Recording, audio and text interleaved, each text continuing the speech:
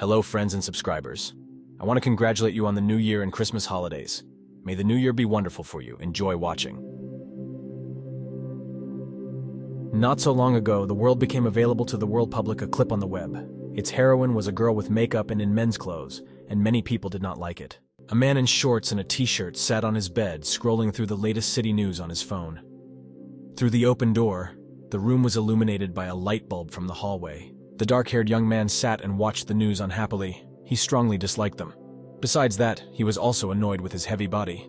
The young man thought he had been divinely reborn. The young man remembered his former greatness.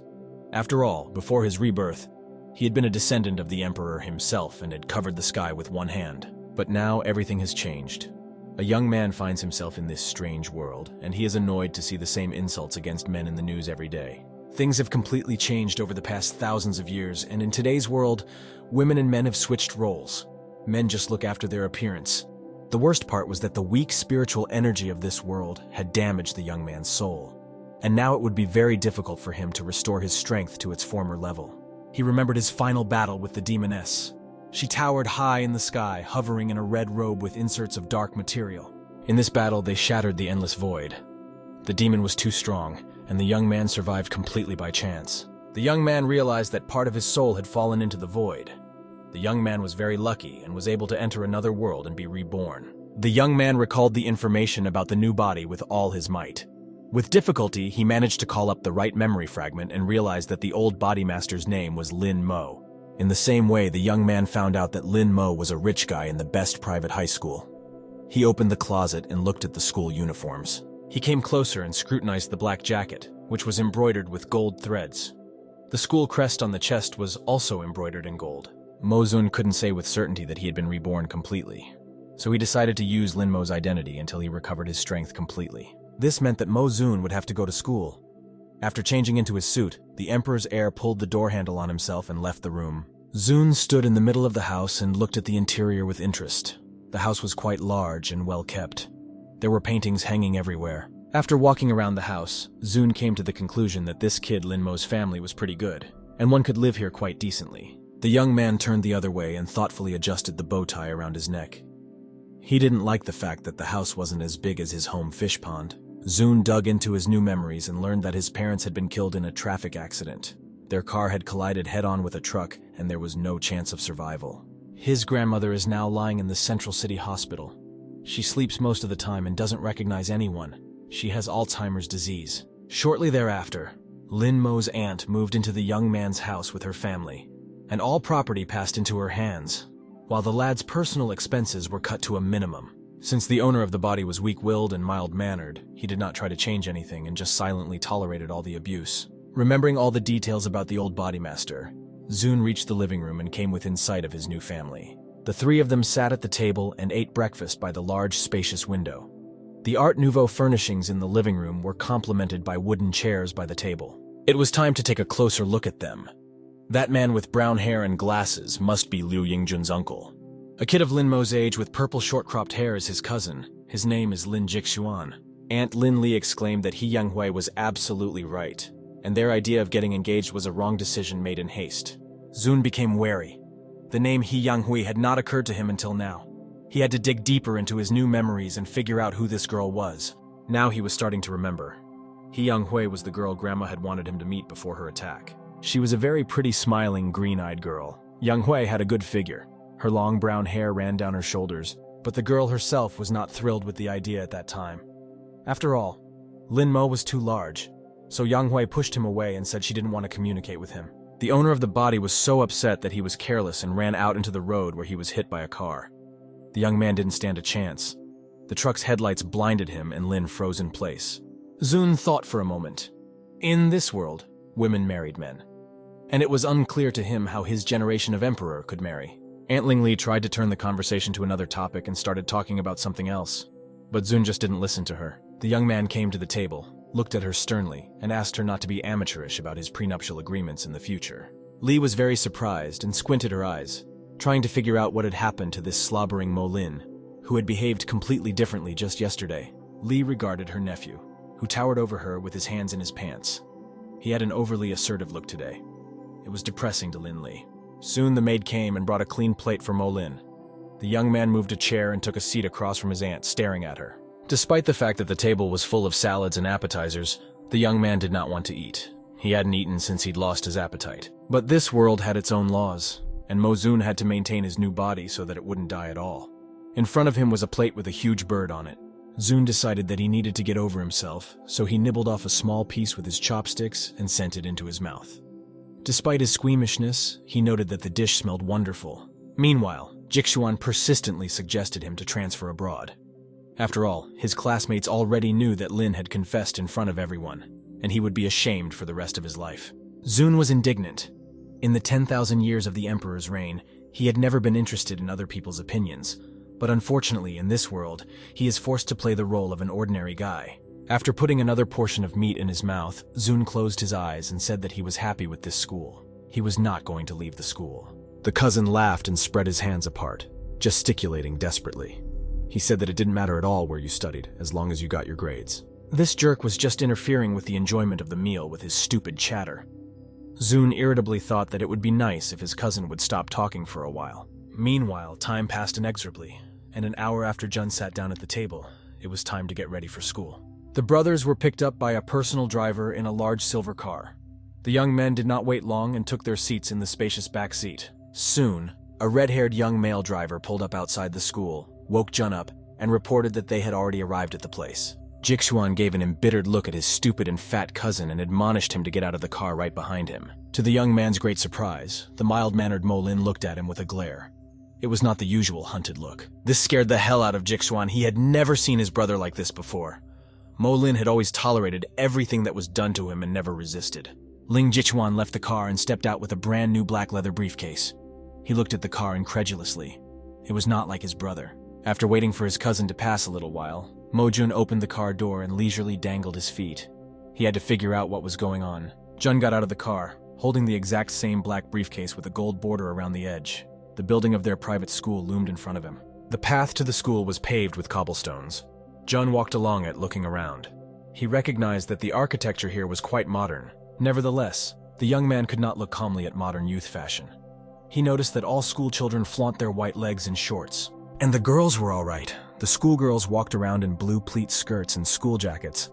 They looked normal. Staring at one of the girls, Jun was too thoughtful, and only came to his senses when the girl beside him asked her girlfriend to look at his cousin's legs. They were laughing merrily, and the first girl's girlfriend said they were gorgeous. The first laughed and asked her girlfriend not to stare so obviously. Jun almost threw up. He put his hands on his head, finding it very obscene. The young man lamented that the whole world had gone mad, and it would be very hard for him in this dimension. However, the problem was not the school at all. Jun was sure that the demon would come to this world for him as soon as he was strong enough. Jun walked leisurely through the schoolyard, looking at all the signs. Almost all the students he saw were without socks, another tribute to modern fashion. When he came to another sign, the young man stopped. He realized it was a sign leading to his class and headed straight ahead. One of the girls greeted him happily and exclaimed that Lin Mo himself was here. She laughed and asked Yang Hui to look at her boyfriend. Mo was uncomfortable. The second girl sat beside Yang Hui and pestered her to ask if Lin had really confessed his love to her. Yang Hui remained silent. She furrowed her eyebrows, folded her arms across her chest in protest, and leaned back against the desk. The last thing she wanted to do was talk about it. Jun silently looked at all three girls and didn't say a word. He lacked the vocabulary to describe how boring these mortals were. With his hands in his pants, he walked proudly past Yang Hui's desk, where the first girl was standing. Yang Hui looked at him with a puzzled look, but he didn't pay her any attention. Jun took his seat at the last desk. He was worried about how to recover his strength. After all, without divine power, even ordinary training was difficult. Suddenly, the young man felt someone clap him on the shoulder. His roommate remembered that she had warned Mo Lin that Yang Hui didn't like him, but he hadn't listened to her. The girl continued to reprimand him and informed him that Mo should have listened to her in time. Then, he wouldn't have made a fool of himself. Jun covered his eyes, concentrated his memory, and realized that this girl was his deskmate. Her name is Song Yunshu. She had beautiful brown eyes and light brown hair. She said confidently that no one could ever fall in love with a fat man like him. Realizing that she had said too much, the girl yanked her hand off Jun's shoulder. She felt awfully bad that she had talked too much. Yunshu smiled and said that even a fatty had a chance. She assured the young man that Yang Hui would definitely pay attention to him if he lost a little weight and dressed up. Mo Lin was tired of listening to all this. He realized that the girl had come to him for a reason. Without opening his eyes, he lazily asked Song Yunshu what she wanted from him. The girl opened her eyes in astonishment and asked Lin how he guessed. The young man calmly replied to Yunshu that she didn't care about all this before. The girl turned aside, hesitated a bit, and said that she wanted to ask Lin for a small favor. The young man immediately said that he couldn't help her. Yunshu explained that she needed Mo Lin for a little while to play, and then she would introduce him to a girl much better than He Young Hui as a sign of favor. The girl told him that they would go to Mount Uchu in the summer and offered to join them. She assured him that the young man would be sorry for the rest of his life if he refused now. Mo Lin remembered that Wuju Mountain was considered the highest and most beautiful place. There must be a large accumulation of energy there. Besides, it's a chance to lose weight. Jun reluctantly agreed, but warned the girl in advance that he was not a very good player. Yunshu was happy and stretched her hands up. She said that he had a pleasant voice. The girl said that she has only a goofy girl in her team who can't play, but the team captain said she would help with the players if they had a guy with them. Yunshu explained that Mo Lin's task was to talk more. As for the game itself, they could use the school equipment after school. After the school day was over, they came to the school computer club. Yunshu told me that she had purposely canceled the entire club session today. The computer room was indeed standing empty. You could take any seat you wanted. The girl said that no one would disturb them, and hastily added that she meant the game itself. Yunshu instantly logged into the network and impatiently asked Mo Ling to connect to it. She clarified whether the young man had an account. Jun replied that he already had an account and punched in a username and password. For greater security, each of them consisted of 12 characters. The system checked the login information and prompted the young man to continue. Mo Lin clicked the mouse and found himself in the game menu. A circle with posts was placed on the mountainous ground. A green glow was beaming from the ground in the center of the circle. This was the place for the hero's rebirth. Jun created a hero to match his own. He was a tall, white-haired young man with a sword in his hands. The menu prompted him to press a button and start the battle. Jun quickly drove his mouse over the computer mat and spelled out the attributes he wanted. He decided to name his character Little Momo. The young woman in the game appeared as a tall, thin girl in white clothes with a staff. She explained that their captain would be ahead and they only needed to follow her. Suddenly, an infectious laughter sounded nearby, and Jun perplexedly turned around. He didn't understand what was so funny. The team captain, with the nickname Homicidal Pussycat, was surprised that Yunshu had actually brought a guy and asked who he was. Lin replied that they were classmates. Upon learning that he was Yunshu's classmate, the team captain seemed to lose all interest in Lin Mo and said that she already knew from his voice that he was a high school student. Yunshu reported that she had started a 3-on-3 battle. Victory would depend on the number of enemies defeated. This pleased Kitty. She was the champion.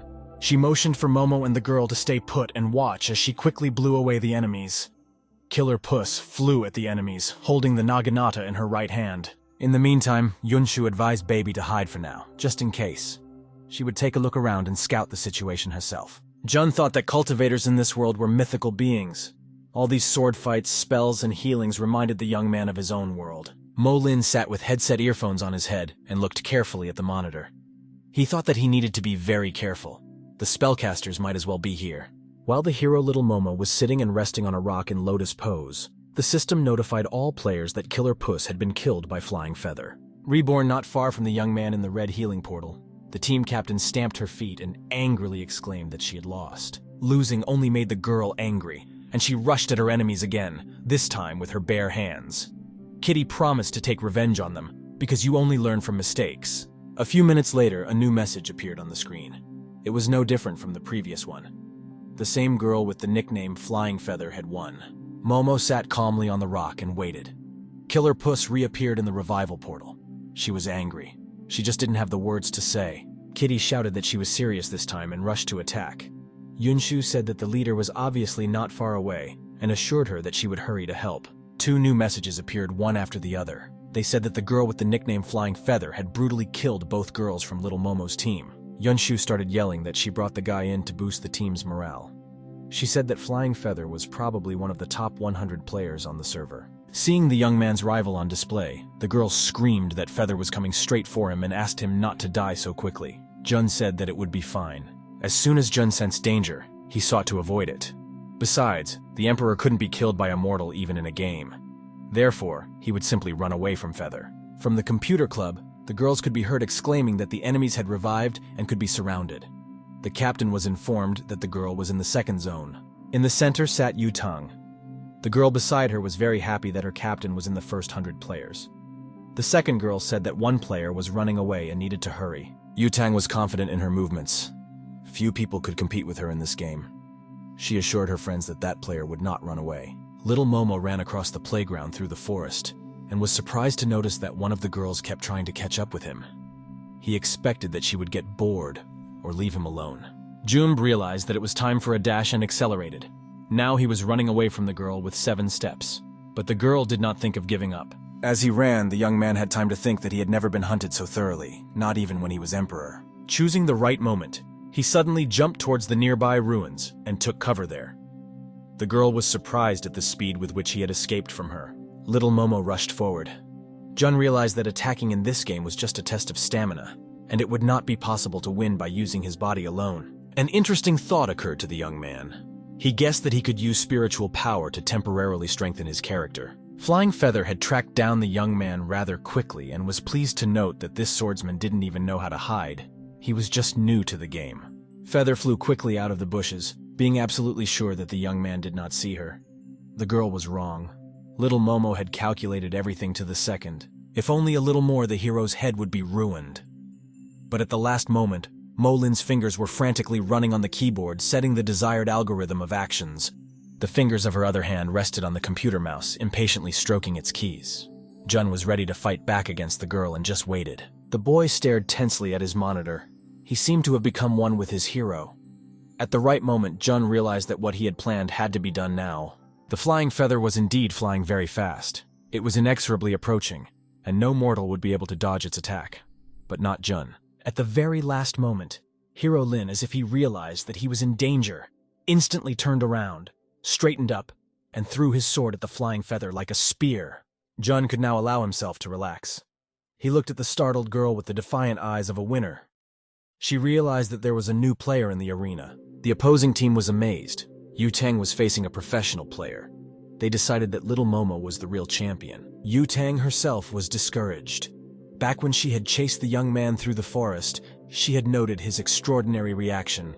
But this character death really surprised her. Yunshu was very satisfied with the fight she saw. She happily exclaimed that Lin Mo just had an extraordinary talent and they could accomplish a lot together. But Jun didn't answer the girl. His face was somehow joyless. He bowed his head on the computer desk as if he was as tired as his character. Only the young man knew that even the slightest use of the powers of a damaged soul could seriously weaken the physical body. The girls shouted to Yutang that they had been defeated by the Pussycat team and asked that she go to them. The team captain sat on a tree branch and snapped that they had very little time. It wasn't long before Flying Feather realized that the ambush was not in vain. Little Momo, happy with himself, did not think about the danger. To her surprise, the young man suddenly rushed to run in the other direction. The girl was surprised to think that they were not playing catch-up. Leaping off the tree branch with all her speed, Featherwing promised herself that this time she would definitely kill him, no matter what it took. Lin Mo ran away from the girl. He ran so fast that he almost dropped his sword on the run. The young man felt like he was running faster than a cheetah. Looking back, Jun was surprised to realize that the persistent girl would not let go of his character and was chasing after him again. The young man realized that a fight was imminent. Little Momo stopped suddenly and threw his sword at Flying Feather almost without aiming. He was counting on his keen eye and the girl's slow reaction. Yutang's character flew after the fugitive as fast as she could, waving her arms and not looking around. If she thought about it for a second, she wouldn't notice the flying danger. Or rather, she saw that sword, but didn't pay much attention. Feather only laughed at Momo that he was going to wound her from such a long distance. The girl said to herself that it was her turn and was about to overtake her opponent and slay him. At the same moment, a terrible pain pierced her knee. The sword hit her just above the kneecap and pierced her leg. Flying Feather fell to the ground with a thud. The girl looked at the sword in her leg in surprise. She decided it was very much like a warning. Little Momo doesn't want to be caught up. As luck would have it, a queue of system messages popped up on the monitor screen, notifying him that Thunderer and Ping Tianxia had been killed by Killer Puss. The girl sitting to Yutang's left shrugged her shoulders and said that this was the end of their play session. Their team was defeated, and Song Yunshu must be laughing at them. The exasperated Yutang was genuinely surprised that her partner knew her rival. She suddenly turned to the girl and grabbed her by the scruff of the neck. Lifting the girl by the scruff of her shirt, Tang told her to bring Yunshu to her. Scared to death, the girl said she would call Song Yunshu right away. Of course, Song Yunshu was not at all bothered by Yutang, the champion of the top 100 players. The faceless Momo, who had first appeared on the server, had struck her imagination. Meanwhile, Song Yunshu was chatting merrily with her rival on the phone.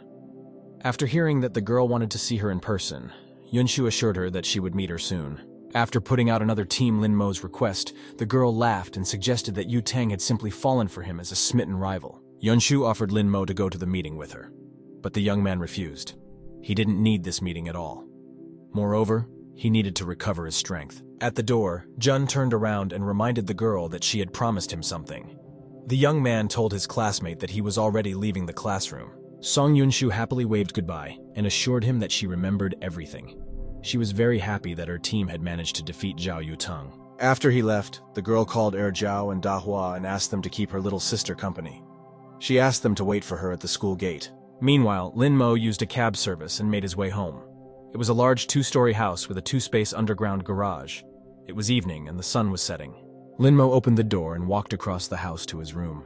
He didn't meet any of his relatives on the way. Apparently, the 3 of them were upstairs. Jun threw his briefcase on the bedside table with a swing. He thought about how strange the modern world was. Without thinking long, Monling lay down on the bed with his clothes on. He was too tired. Jun closed his eyes and concluded that the human body was very weak. The next day, the brothers arrived at school again. This time, Lin was ahead of his cousin and got out of the car first. Jixuan almost ran after him and asked him to wait. It turns out that He Yanhui asks to explain to her classmates that there was no marriage contract. Everyone makes fun of the girl for liking fat people. Without turning around, Lin Mo coldly replied that he wasn't going to explain something that wasn't there in the first place. He continued on his way to his classroom. Jixuan froze on the spot with anger. He shouted at Lin in passing that he thought too highly of himself and was not really appreciated by anyone. As soon as Jun entered the classroom, Song Yunshu immediately impatiently asked him to come closer. It seemed like she had been waiting for the young man for a long time. Embarrassedly covering her eyes, Yunshu asked Lin if he knew who the flying feather was yesterday. Without waiting for an answer, she said that it was Xiao Yutang. Since Jun didn't show any interest, Yunshu happily exclaimed that it was the same Xiao Yutang from their school. The young man sat next to her without showing any emotion. Yunshu asked why he had become so cold since his heart was broken, and said that the headman wanted to see him or little Momo. Suddenly, Lin Mo opened his eyes. He looked at the girl with a squint. It was an inhuman, indifferent gaze. Yunshu felt as if she saw an ocean of misery in his eyes, and it really scared her. The girl moved back a little in surprise.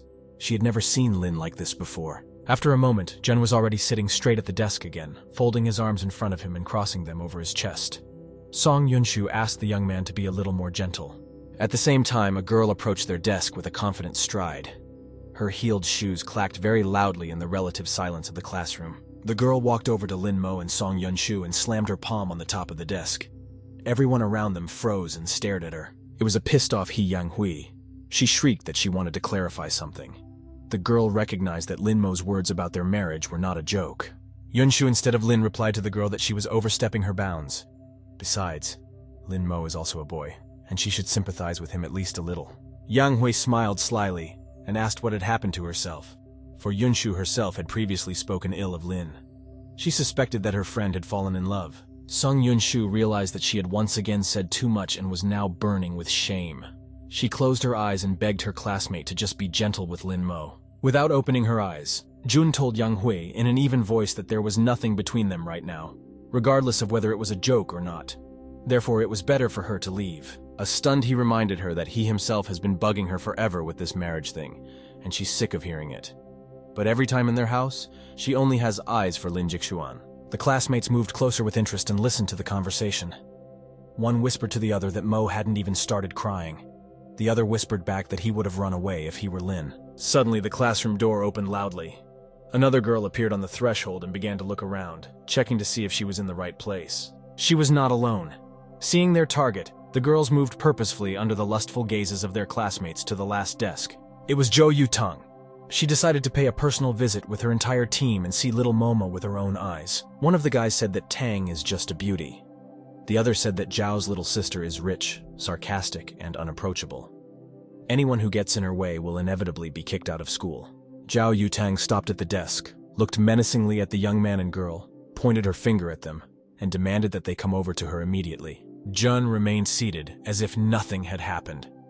The surprised Song Yunshu stood up from her seat and asked, pointing with her index finger, what the headman wanted from her. Yutang was displeased that the couple appeared to be unintelligible and had to be blunt. She demanded that little Momo leave the classroom. Immediately afterward, the girl and her entourage left the classroom. She was used to having her every order obeyed at once. The classmates were surprised. No one knew who little Momo was. The astonished He Yanghui continued to stand by Lin Mo and Song Yunshu's desk. The deskmate tried to reason with the young man. He continued to sit with his eyes closed. He was actually very angry with himself, though he was able to carefully hide his aggression. The Emperor's great heir couldn't be little Momo, and now everyone knew it. The classmates started asking Lin Mo what his dealings with Yutang were and why this girl was calling him little Momo. They both laughed loudly. Yunshu whispered in the guy's ear that Yutang wanted to play a one-on-one game with him. She begged to play with Tang and said that she would then let him do whatever he wanted to Sung Yunshu herself. Jun could barely tolerate all these antics. He couldn't afford to do anything unnecessary. There were too many people in the classroom, and he only had to go outside to Yutang. Xiao Yutang waited impatiently for little Momo at the exit of the classroom and glanced at the young man as he walked closer to her and stopped beside her. The girl was surprised to think that she had been wrong all this time. Yutang was sure that there was a girl hiding under the nickname Little Momo. She didn't expect to see a guy. Jun looked at the girl's school outfit with interest. He knew that in ancient times women wore a skirt to conquer the world. Now it had become an ordinary piece of clothing. Yutang asked if he was really the same guy who ran away from her so briskly yesterday, and asked why he was doing it. Lin replied that he was just scoring points. Zhao was outraged that Jun was just running away from her while scoring points, and warned that they would play a one-on-one format after class. The young man replied to Yutang that he doesn't play games at all, and yesterday he managed to win by chance. When he realized that the conversation was over, he said he was going back to class. Xiao Yutang was very angry. This young man just turned around and left without wanting to talk to her. She furrowed her brows and clenched her teeth. Lin had just pissed her off. The girl was tearing up and throwing up. One of her teammates told her friend that this fatty apparently didn't know what Xiao Yutang was. She turned to the team captain and explained to Zhao that that young man had just been rejected. He was just worried, and that's why he was acting like he wasn't afraid of anyone. Yutang had absolutely no interest in any kind of affair, and she commanded her to bring that guy to the computer room at noon. The girl assured that she would do it without any problem. As soon as Lin Mo returned to class, his classmates started pestering him with questions. One wanted to know what the girl had said to Lin. The other wanted to know what exactly Yutang wanted. When Jun reached his seat, Song Yunshu whispered to the young man that he had already defeated Yutang yesterday, so he might not try hard today, playing the one-on-one format. The girl clapped her palms together and folded them vertically. She assured that Zhou Wei would take him to Wuzhu Mountain with her, and they would pick up a couple of beauties for him. Jun opened his eyes and turned to the girl. He told Song Yunshu that he didn't need to pick up anyone. The girl understood it in her own way. She pictured the two of them alone on a bench in the park, and with fear in her voice, she clarified why he said that. The girl assumed that Lin Mo wanted the two of them to be together. The mere thought of it terrified her. This fatty Lin Mo was not physically attracted to Yunsha at all. Now she was just using him for her own purposes. The girl immediately yelled that she was a real bitch. Song Yunshu warned her that she was actually worse than He Yanghui and advised her not to fall for her. Lessons were over, and it was noon. The sky was almost cloudless, and the weather was perfect for walking. Just then, the very girl who was supposed to deliver little Momo broke into their classroom. She opened the door and happily told Lin that Xiao Yutang was waiting for him. Suddenly, she saw that everyone was sitting in their seats, except for Lin Mo himself. The girl asked Lin's classmates in surprise where that young man had gone. The girls waited in vain for Lin Mo outside the school after the Crocs. He never showed up at the appointed time to meet Yutang. The young man, meanwhile, was walking quietly through the school cafeteria with a large tray. People around him asked each other what class he was from. Without paying much attention to anyone, Jun walked over to the food dispensing table and asked the cook to wrap his food with him, and handed him an empty tray. A few minutes later, the young man left the school canteen and headed towards the school exit. He was holding a bag of food in his hand. Lin Mo intended to eat at home. There was constantly someone running and fussing around. Jun closed his eyes and wrinkled his nose in frustration. He couldn't get used to the mortal world being so noisy. Jun walked leisurely through the schoolyard and thought about today's encounter. He hoped that he wouldn't run into anyone on his way home. Meanwhile, another girl appeared in the schoolyard. The black-haired beauty walked proudly with her head held high. All the students were looking at her. The demoness told Han Xinyi that she was seriously ill and had no more than 3 years to live. The demoness told Han Xinyi that she was seriously ill and had no more than 3 years to live. Han Xinyi had agreed to the body swap, and now the satisfied demoness walked in her guise through the schoolyard, leaving the lustful gazes of the schoolchildren behind her. The demoness inside her assured the girl that she should not doubt. She had really made the right choice, for she had gained a whole life. The demoness informed Han Xinyi that from now on, the 18 years the girl had lived would forever be her personal property. She felt genuinely sorry for Xinyi. The demoness saw that Wang Yang did not pay any attention to the girl. All her joys and sorrows were of no importance. The demoness remembered the last battle and decided that she had done a great job for Fanzai and killed the emperor. She wanted to revive the demon world. That was her goal. At the same time, Han Xinyi realized that she couldn't just kill the emperor, especially since the emperor might also be in this world. Therefore, one must be very careful. Noticing the amusingly dressed schoolgirls and schoolchildren, Xinyi couldn't hold back a smile and noted that this world was indeed quite interesting. In her home world, she failed to get her father's approval despite her best efforts. And that's only because she was born a girl. Han Xinyi remembered the multiple attempts of men to possess her body in that world. All of them looked down on the girl. She was worthless to them. However, it didn't last long. One day, Han Xinyi put on an evil spirit mask and killed them all. From that day on, her name became the personification of terror. After looking around the schoolyard, Xinyi concluded that men have no privileges in this world. The culture was not bad, but the spiritual energy was simply absent. She knew she was too beautiful for this world, and there was no shortage of guys. Xinyi was getting bored with the fat guy who kept following her. She decided she smelled good for him. Han Xinyi decided to end the young man's molestation once and for all. She suddenly stopped on the spot and waited until Lin Mo was on par with her, then quickly turned around to the young man and faced him. Xinyi examined him carefully. An ordinary fat man who would have nothing to gain in this world. Jun was half a head taller than the girl and was now looking at the living obstacle with bewilderment. He didn't understand what this pretty girl was up to. Han Xinyi glared angrily at the fat man. You see, he doesn't get enough food at school, and now he's bringing it home. The girl had no intention of hiding her dislike for the young man. She was even a little embarrassed by Lin looking at her so unceremoniously. The girl folded her arms across her chest and asked her not to follow her. Nothing would happen between them. Instead, Lin Mo simply walked around the girl and went on his way. Han Xinyi was very surprised, as she thought that the fatty had followed her, but that wasn't the end of it. After moving some distance away, Lin muttered to himself that that girl was just crazy. Xinyi blushed even more. She clenched her fists in anger and walked on her way, her face crimson with shame, determined to get the hell out of here as soon as she regained her strength. From further observation, Han Xinyi realized that it was inherent for the guys here to compete with each other. She decided that they just couldn't accept their nature. Han Xinyi stopped in the middle of the school alley, raised her head, and pondered for a while, looking at the clear sky. She decided that this option was fine for her. Jun was very surprised, turning around to see where that strange girl who thought he was purposely following her was. Lin Mo astonishedly noticed that that crazy woman had now turned around and was following him himself. The young man couldn't understand why such a beautiful woman would follow him. As it turned out later, the young man was now deluded in his views. The girl also wanted to get on the roof of the school building. She had struggled so hard to find a private place for herself. She needed to sit and think things over. Now she had to find another place to sit. Suddenly, an interesting thought occurred to Xinyi. She decided that the rooftop was not the best place for students unless they wanted to end their fragile lives by suicide. But the girl didn't care at all if the fat man jumped off the roof of the building. Now she needed to find a private place for herself, and Xinyi turned in the other direction. But something kept her from leaving the roof just like that. Xinyi's heart was pounding very hard. She was worried about this stranger for some unknown reason.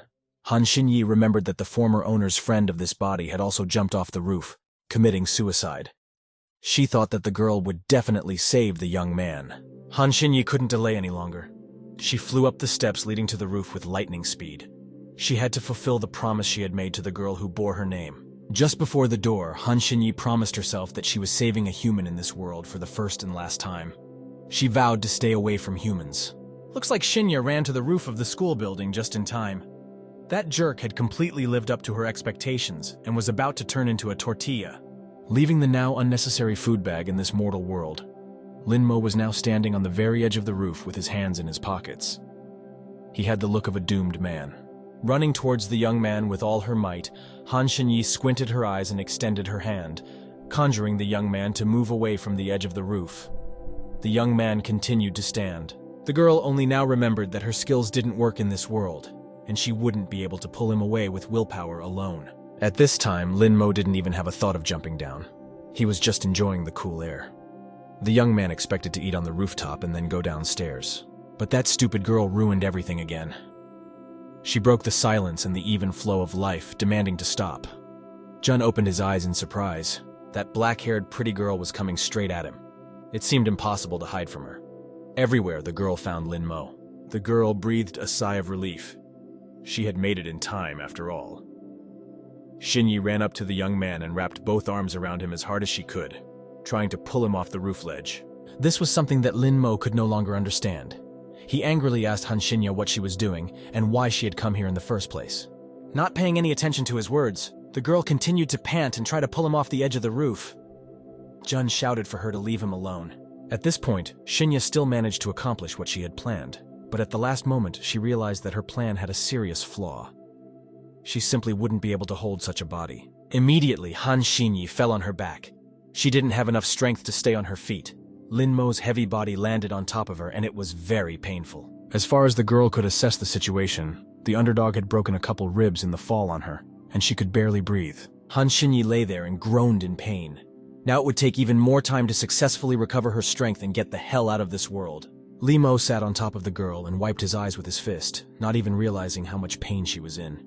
He stated to Shinyi that he was just thinking. Standing up from the girl and shaking herself off, Jun asked exasperatedly what she had even forgotten on the roof and why she had come running to grab him. Han Shinyi shouted back that she just wanted to know his intentions, and if he didn't want to die, he'd better not cause trouble for those around him. Only now did Lin Mo look at the situation through the girl's eyes. Of course, she had just misunderstood him and thought he wanted to jump off the roof. Unfortunately, ordinary mortals are very fragile. This was what caused Shinya to suffer such an injury. The girl couldn't stand up from the pain and only cursed the young man who had gotten in her way. Although Jun desperately shunned people, this time he decided to help the girl and gave her a hand to grasp and stand up. Han Shinyi looked surprised at the hand extended to her. She clearly hadn't counted on such an option and quickly hid her hands in her sleeves. Lin explained to Han that she had a fertile imagination. In fact, he had just gone to the roof to get some clean air and had no intention of jumping. Jun added that Shinyi was also not interested in him at all. The girl instantly turned purple with anger. This mortal is nothing but trouble.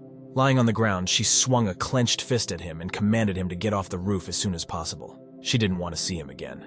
Lin Mo stood pensively and looked at the girl. Her face was serious. It didn't look like she was joking. Jun said as he was leaving and turned around. This was very strange. No one had rejected the Emperor yet, given that girls in this world hugged others, even if they were against such a display of emotion. Finally, Jun reached his classroom as well. With a sigh, he opened the door and stepped inside. For the sake of Wuzhu High Mountain, he could still be patient for a little longer. The classroom was almost empty. Song Yunshu immediately jumped on the young man and asked him where he had been all this time. According to her, Yutang had already looked for him and would not let go of him so easily. An angry Lin Mo told the girl that it was all her own fault. Yunshu was the one who dragged him into this story. He didn't ask to be on their team. Sun squealed that it was late now, and they were going to play with Yutang after school. The girl explained that Zhao had a terrible day yesterday and needed to let her win. Jun flatly refused. The Emperor couldn't let himself be beaten by some girl just because she was in a bad mood and needed to be cheered up. Yunshu tried to reason with him and explained that Yutang could do anything to them. Jun was stubborn and said that Sun Yunshu was the cause of the incident. The girl lost her temper. She didn't know how to handle the situation and was ready to promise anything. She would even agree to a date with Lin Mo now, but he flatly refused.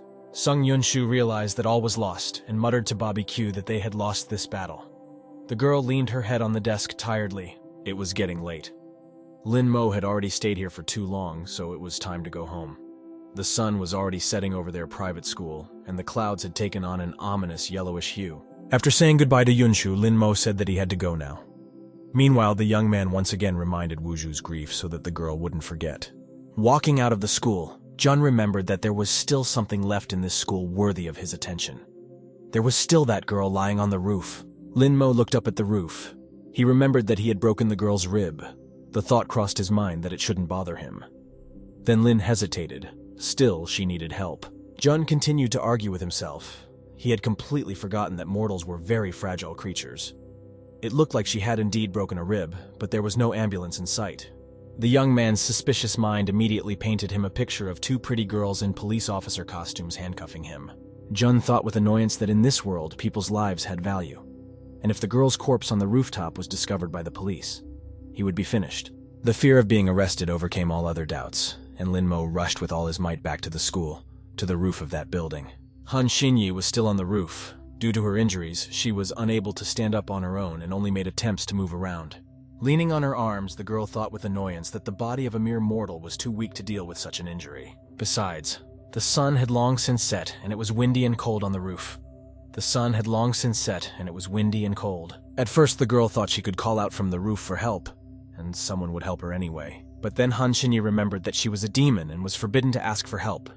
Dying on the rooftop wasn't so shameful. The girl thought disappointedly that she hadn't expected such a thing at all. After all, there was only one emperor in this world who could kill her, but the injury was caused by some fat loser. Suddenly, Han Xinyi saw someone's legs in pants and shoes beside her. She thought she was dreaming at first, but when she raised her head, the vision had not disappeared at all. But when she looked up, the vision didn't disappear at all. As luck would have it, it was the same fat guy who started it all. For a girl lying on the ground, a guy with a briefcase in his hand seemed gigantic in stature. Xinyi wailed angrily that he had no business being here. She asked why Lin Mo had come back to the roof. Jun crouched down beside the girl and she asked fearfully what he was going to do. Xinyi couldn't accept his help. Jun thought that the girl was actually not stupid at all. She didn't even call for help, preferring to suffer the pain alone. Lin Mo gently touched the girl's lower back to assess the extent of her injuries. Xinyi flinched in surprise.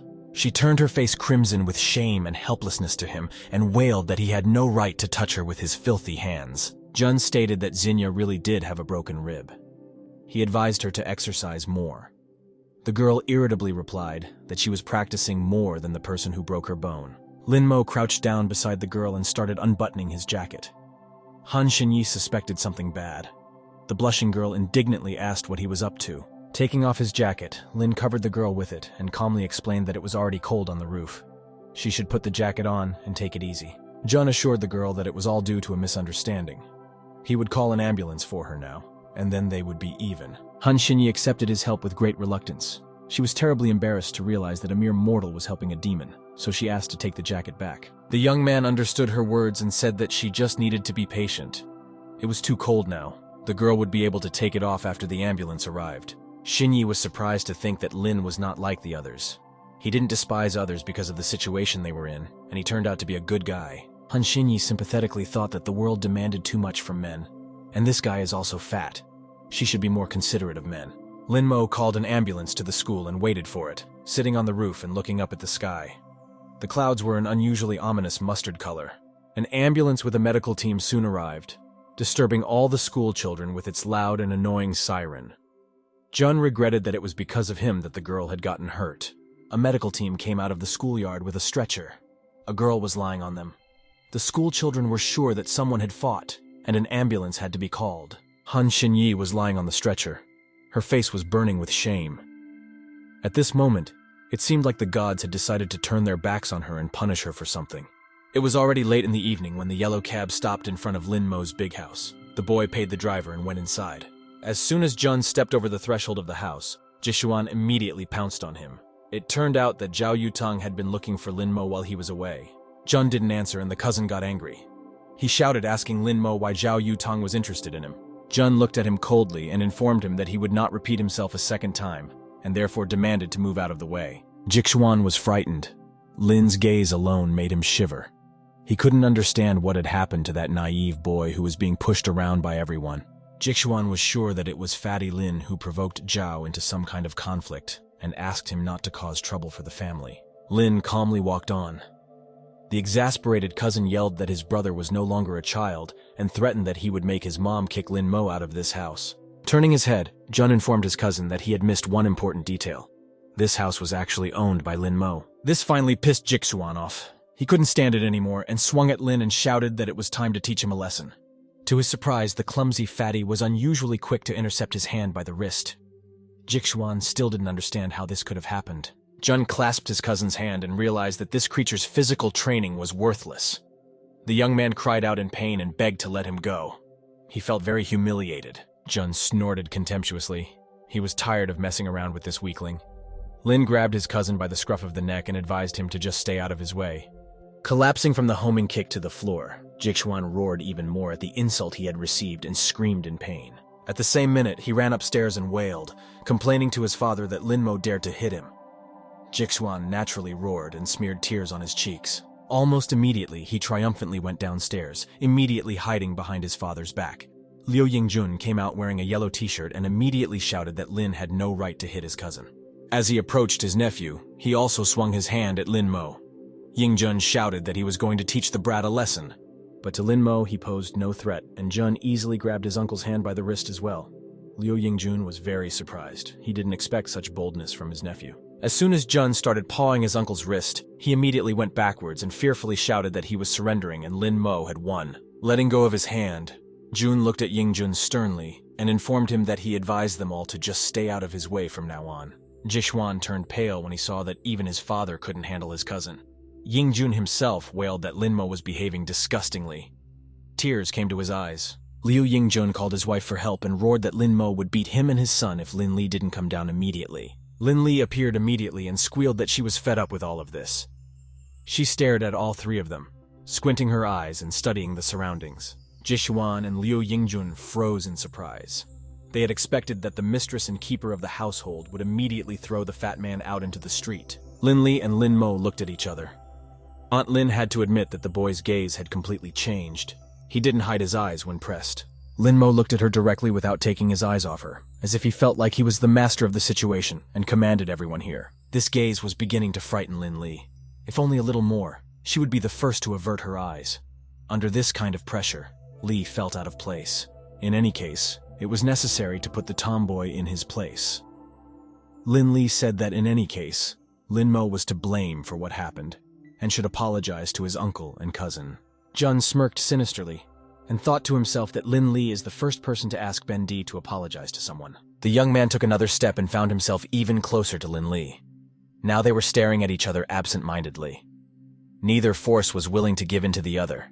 Jun looked at his aunt intently and said with pressure that it was up to the guilty to apologize. And in this situation, he was not guilty of anything.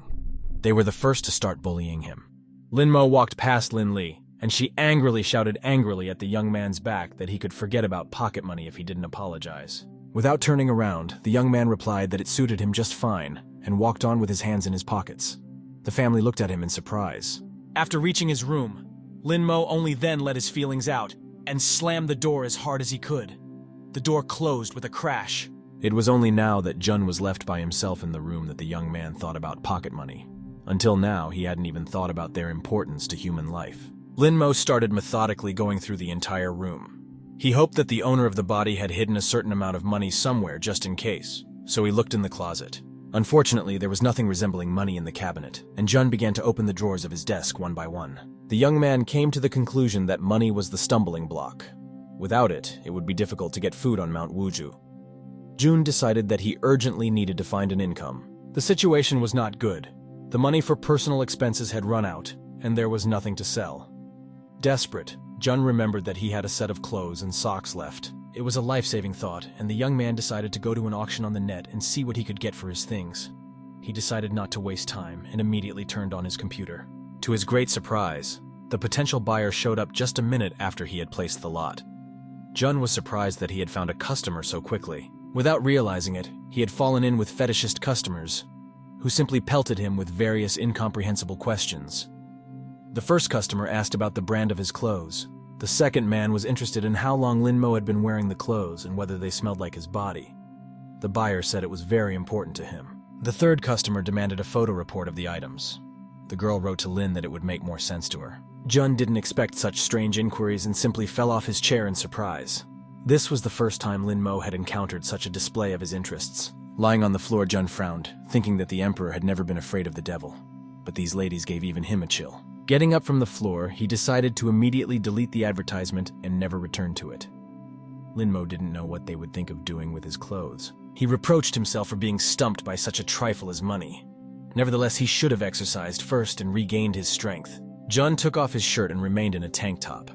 He knew that the first thing he needed to do was to absorb the spiritual energy of this world, so he decided to practice just like in his previous life. Not even 3 minutes later, the exhausted young man collapsed on the bed and decided that he was tired. Without spiritual energy, he would not be able to maintain this body. Suddenly the phone rang. Song Yunshu told the young man that she had written to him, but he never replied. Lying on the bed, Lin Mo listened to the girl carefully and asked what she wanted to tell him. Yunshu was sitting after showering in a towel. She stretched out confusedly that it was actually no big deal. It was just that they were going to Wuzhu Mountain tomorrow. Jun didn't see a problem with that. According to the girl, he, Yunhui, and Jixuan were going to go on the same day. She suggested to go to the mountain on another day. Otherwise, the couple would mock them. Ridicule never bothered the emperor, and Jun declared that he would go tomorrow anyway. Song Yunshu replied that it was his choice and reminded him that the bus would be arriving at his house. It was a new day. The sun had long since hung in the sky and glistened merrily through the lonely clouds that occasionally came his way. Aunt Lin Li's family was quietly enjoying their breakfast until Lin Mo appeared. All three of them stared at him with dislike. Jixuan asked his cousin why he was up so early. He jokingly suggested that he, Yang Hui, had called him for a walk too. Jun looked at his cousin in silence. He didn't feel like talking to him at all and didn't want to participate in these useless conversations. Jixuan stared dumbfoundedly at his cousin. He was annoyed that Lin Mo wasn't answering anything to his questions. He couldn't understand what was going on.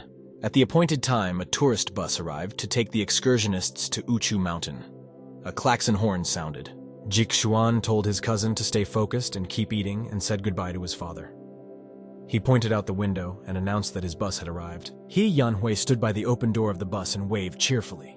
She shouted to Jixuan that she would help him put his things in the luggage compartment. The young man did not look cheerful. He asked the girl to move away from the door and confessed to her that he was scared to death. Yang Hui asked Jixuan confusedly what had happened to him. Already on the bus, the young man confessed that after Yang Hui rejected Lin Mo, he took out his anger on Jixuan and fought with his cousin and his father. Their neighbor said it was horrible. Yang Hui exclaimed that the right thing to do would be to just not take him to Wuzhu Mountain. Their classmates agreed that it was best for everyone. Song Yunshu stepped onto the aisle of the bus and declared that Lin Mo was traveling with them this time. Yang Hui became indignant. Another girl asked how that fatty was going to climb the mountain. Yunshu replied that they were still classmates and there was no need to talk badly about him. One of the girls said that Yunshu was in charge today. Let her be in charge. In fact, Yunshu herself didn't think Lin would go with them. Besides, she didn't want to quarrel with Yang Hui. But there was nothing wrong with Lin Mo just going with them. A moment later, the young man himself appeared. He appeared in the salon in sports clothes. He had comfortable light sneakers with brown inserts on his feet. Jun was wearing black athletic shorts and a spacious blue sweater. A small bag was hanging over his shoulder. His free hand was in his pocket as always. With a proud, unbending gait, Lin Mo strode through the salon, not reacting to his classmates who were not happy to see him. Suddenly, a girl's hand stuck out from the right lane and blocked his path. Jun was forced to stop and looked at the owner of the hand. Yang Hui stood up from her seat and threateningly demanded an answer as to why Lin Mo had pushed Jixuan yesterday. She was so angry that her hand clenched into a fist by itself. Jun stared at his cousin in bewilderment. Under his stern gaze, Jixuan shrank back. He was willing to fall through the ground to avoid seeing this monster. Song Yunshu realized that a big conflict was brewing and put her hand on Yang Hui's shoulder. She assured the girl that it was just a misunderstanding and that Lin Mo wasn't really that terrible. Immediately, Yunshu pushed Lin Mo back to his seat and suggested that he take the window seat. She assured him that the view there was simply amazing. After somehow settling the situation, Song Yunshu immediately rushed to the driver and asked him to go to another place and pick up everyone else. That's all the bus driver wanted. Soon the tourist bus was rolling through the city streets, the yellow stripes of the road markings reflected in its tinted windows. Jun looked in front of him and thought about all these ridiculous human squabbles. If he turned his head to the window, he would have noticed a girl on a bike catching up with the bus. Lin Mo was immersed in his thoughts. He wanted to believe that at least today would be normal, and there would be no adventures. The girl on the motorcycle turned her head towards the bus as if she was looking for someone. Lin Mo was sure that she was looking for him. Immediately, the girl added speed and sped far ahead. Jun thought that he was just imagining it, and that the motorcyclist was just swiveling her head around. At full throttle, a girl on a motorcycle pulled slightly ahead and clipped the bus, flying right in front of it into the lane. The bus driver had to brake suddenly, and all the students bumped their heads into the backs of the seats in front of them. Disgruntled remarks were heard. The girl on the motorcycle had no intention of leaving. Putting the motorcycle on its stem, she leisurely got off her sport bike and headed for the bus. The driver leaned out of his window and shouted angrily that the girl didn't know how to drive at all and should learn the rules of the road. The girl entered the bus and got closer to the driver. She slowly pulled off her motorcycle helmet and mussed her hair. A tall girl with blonde hair and a black biker jacket turned toward the salon and scrutinized those present. Of course, everyone recognized her. The two classmates immediately blushed. This girl was simply out of their reach, just like the others on the bus. The queen of the school herself, Xiao Yutang, stopped their bus. No one dared to argue with her. The girl's family had a huge weight in the city. Sung Yunshu immediately realized what was going on and panicked a little. She refused to believe that some pathetic loss had caused the girl to stop the bus. Yunshu grabbed her head. The girl knew that only Lin Mo was the reason for Yutang's appearance, but still she didn't have it in her head. The classmates shouted happily. They were very happy to be traveling together with Yutang. Yunshu asked no one to worry. She would find out everything herself now. The girl approached Xiao Yutang and asked in astonishment what she was doing here. Xiao replied that she was here because of that fat man. Yutang walked over to Lin Mo and stared at him. She confessed that she would have long ago blanked out if it wasn't for his fat face. He Yanghui and Jishuan immediately started grabbing their stomachs, pointing their fingers at Lin and laughing. Yanghui said that her stomach was about to burst from laughing. Zhao asked Lin Mo not to go to the mountain. She offered to go to a cafe with her. Yutang assured that she would let his ex-girlfriend come back to him later. Yanghui immediately stopped laughing. To the surprise of everyone present, Jun behaved completely disrespectful. He leaned towards the window and didn't even look at Zhao. The young man asked not to pester him. This unexpected bus stop was getting more and more interesting. All the classmates were trying to look out into the aisle and see everything with their own eyes. Zhao started to get angry and shrieked that she wasn't bothering him at all. She thought she wouldn't have said a word to the fatty if he hadn't beaten her in the game. Yutang leaned closer to Lin Mo and menacingly asked if he wanted to compete with her or not. She demanded that he answer her clearly, but the young man didn't care about that. His eyes were fixed on the blue pendant hanging on the girl's chest, and Jun paid special attention to it. Lin thought that that amulet contained a great deal of aura. It was most likely very weak, but it clearly belonged to one of the cultivators. Jun examined it carefully and realized that it was made rather crudely. It didn't look like it had been created by a demon lord. Nevertheless, it was difficult to get it in this world. The green-eyed Yutang was losing her patience. She asked the young man to think a little faster and asked if he would fight her or not. Jun finally raised his eyes higher and looked at the girl. He said that he would go with her, but he needed to get to Mount Wuju first. Lin intended to find a cultivator with her help. Yunshu realized the problem and offered to go with them. She told Yutang that they would climb to the top of the mountain. The classmates supported her suggestion. Xiao Yutang looked at Lin Mo in surprise and asked if he could really climb to the top of Mount Wuju. From his appearance, the young man didn't look like a rock climber. One of the girls laughed loudly and offered Yutang to witness the miracle with them. No one believed that Jun could climb to the top of the mountain. Zhao had told Lin Mo that he was a very popular fatty. Now she was just curious. Yutang wanted to see Jun climb to the top of Wuju. One of Lin Mo's classmates said that there was an empty seat next to him and offered to sit next to her. He put his index fingers together as a sign of his affection for the girl. Yutang snorted disdainfully at the young man, and he immediately ran away to the other end of the salon. Zhao took out her phone and called Wang to take her bike home. To avoid wasting time, she sat down with Lin Mo and asked if he had any games on his phone. Yutang offered to play something with her. Jun looked at the girl carefully and said that he could play a game with her. But in case she lost, Yutang would have to promise him something. Lin Mo stared meaningfully at the girl's large chest, on which hung the blue amulet he so desperately needed, which could be used to acquire strength. Yutang said that it was very brave of him, and the young man had better prepare himself to lose and do her bidding. One of his classmates decided he could try his luck too, and suggested that Yutang play on the phone with him. The girl reluctantly turned in his direction and advised him to run far away. The little guy immediately disappeared. He obviously didn't want to anger Xiao Yutang. One of the young men turned to Jixuan and asked why Yutang was playing specifically with his cousin. The young man asked not to ask him about Lin Mo. In fact, Jixuan himself wouldn't mind finding out why Zhao was so interested in his cousin. It pissed him off terribly. Meanwhile, Lin Mo and Yutang had entered the game. Jun decided to run away from her in the same way so that he could attack stealthily afterward.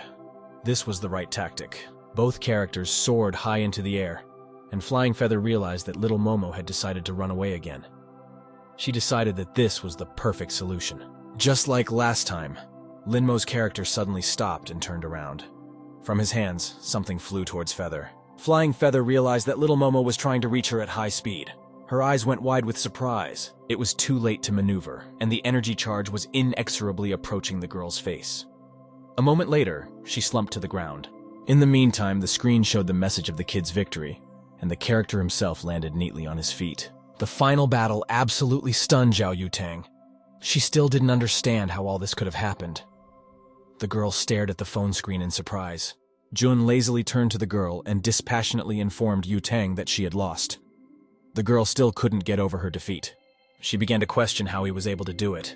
To her understanding, no other person in the world could control a character as quickly as she could. Jun explained that he thinks through every move in the game. With the right calculation, one can reach the goal and win even with a little luck. Yutang didn't understand what Lin meant. She decided that Lin Mo was just playing games better than her. Jun thought that the hardest part was channeling spiritual energy into the brain and adding some luck. Nevertheless, a deal is a deal, and Yutang remembered that. She said that Lin Mo had won and could now ask her for anything. After thinking for a while, Jun became sad and asked for 10,000 yuan to be transferred to his credit card. Right now, money was the most important thing to him. Yutang was surprised that he needed so little. She was willing to provide Lin with such an amount every month. Besides, it was in her power to force Yang Hui to return to the young man. Jun refused all the benefits provided and said that he only needed money. He thought that he needed this money for physical training. Jun tossed the phone into the girl's hands, and she deftly caught it with her right hand. She glanced at the young man unhappily. Frowning her eyebrows, Xiao Yutang started the transaction, looking tensely at both phones. The girl didn't like the fact that the fat man had beaten her again. Yutang tossed the phone to the owner and said that she had transferred the amount due to him and wrote down her number. The girl advised not to drop the call when she called. After thinking for a bit, Yutang added that she also forbids Lin Mo himself from calling her or giving that number to anyone else. She really surprised the young man. Jun thought that even he was not as arrogant as this girl, even though he was in the status of emperor. Suddenly, Yutang stood up from her seat and said that it was very cramped for her to be there. Jun looked at the girl in surprise. Meanwhile, Zhao walked over to He Yanghui and demanded her to move to another seat immediately. Yanghui pretended not to understand Yutang. Jixuan was surprised. Yanghui was very unhappy that she was finally able to sit next to Jixuan, and he just lets her sit next to her cousin. To her, it was disgusting. He Yanghui, who had turned purple with anger, stood up from her seat and pointed her fist meaningfully at Yutang, threatening her. Zhao arrogantly looked down at her. Yutang recommended to make room for her as soon as possible. She wasn't used to waiting, and the people who opposed her didn't like Yutang either. He Yanghui really disliked the fact that Xiao Yutang humiliated her in front of everyone. But, unfortunately for her, Yanghui couldn't do anything to Yutang. The family was too strong. Jixuan also nudged her and said that Lin Mo had something to say to her. This offended the girl even more. Even Jixuan didn't stand up for her. Justifying her act, Yanghui reluctantly went to Lin Mo and said that she had to clear something up with him. That marriage contract was actually a joke among the adults. Jixuan himself, however, was very pleased.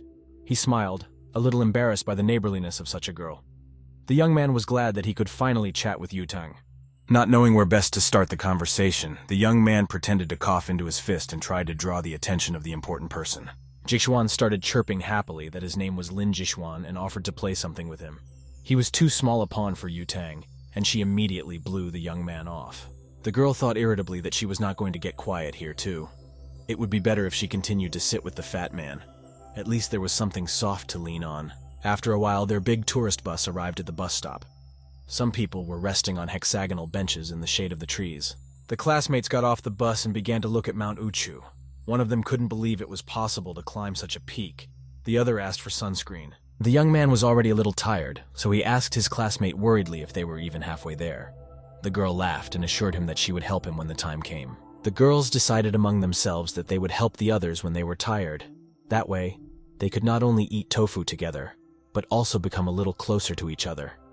They laughed. Song Yunshu stopped at the foot of the stairs that led to the top of the mountain and raised her hand high up. She asked everyone to follow her and keep up. Half an hour later, the classmates climbed a little higher. The birds, frightened by the noise, immediately flew away in search of a quieter place. One of the classmates began to whine that his legs were very sore and he couldn't climb anymore. The other one told him that everyone was tired. Jun realized that they were weaker than him. Jun was very angry at the demons. If he had enough strength, he would suppress them for ages.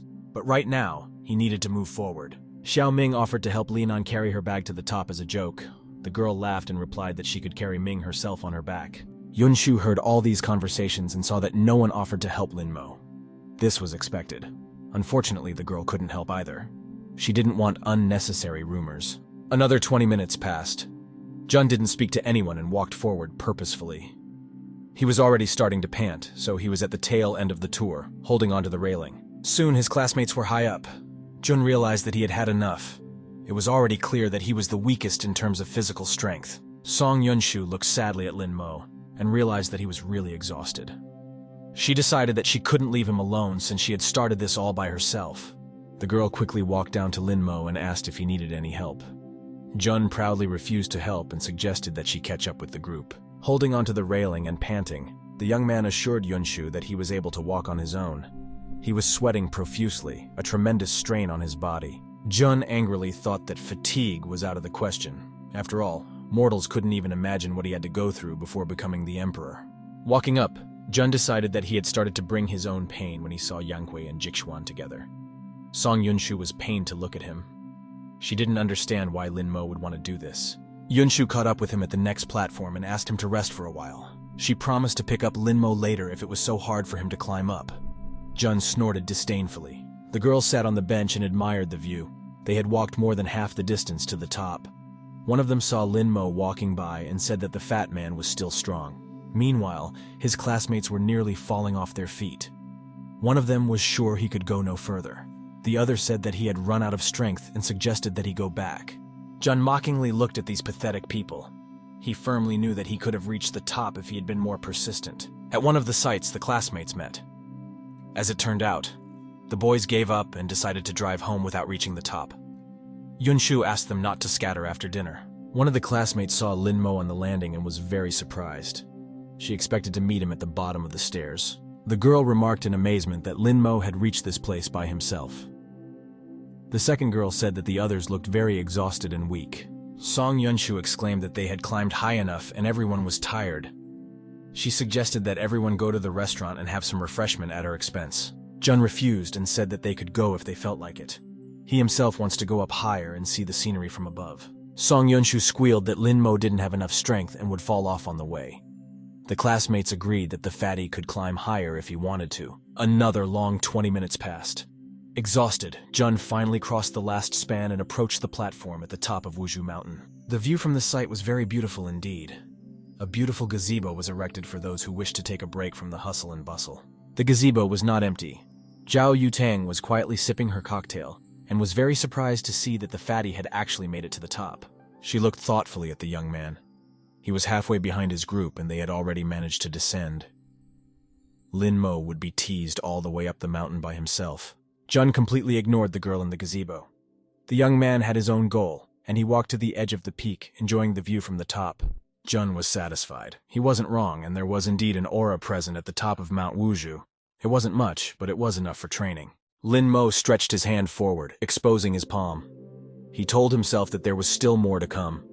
He would still be able to defeat his enemy in this world. Feeling a surge of strength, the young man promised himself to come to this mountain and practice as long as he could, no matter how long it took. Yutang was tired of just watching the young man. She finished her drink, walked over to Lin Mo and put her hand on his shoulder. The girl asked the young man in surprise what he was doing on the edge of the peak. Jun knew that it was useless to explain, and there was no need to explain. So he said that he was admiring the local views. Xiao Yutang frowned her eyebrows. This fatty was unbearably boring. In addition, she was depressed by that stern face and his constant silence. About the same thing crossed the young man's mind. In his life, he had seen quite a few cultivators as boring as this girl. All of them had been killed. Immediately, Yutang exclaimed that this seat was occupied by her and demanded the fatty to immediately descend the mountain. She was starting to annoy Lin Mo. He explained to Yutang in an even voice that he was already too tired and couldn't go. Jun asked the girl why she was chasing him away from the top of the mountain. Zhao got angry. She carelessly tossed some sort of roll towards Lin Mo and disdainfully said that she would let him stay today as an exception. A surprised Jun caught the roll up. The girl had already turned the other way and asked to compete with her tomorrow.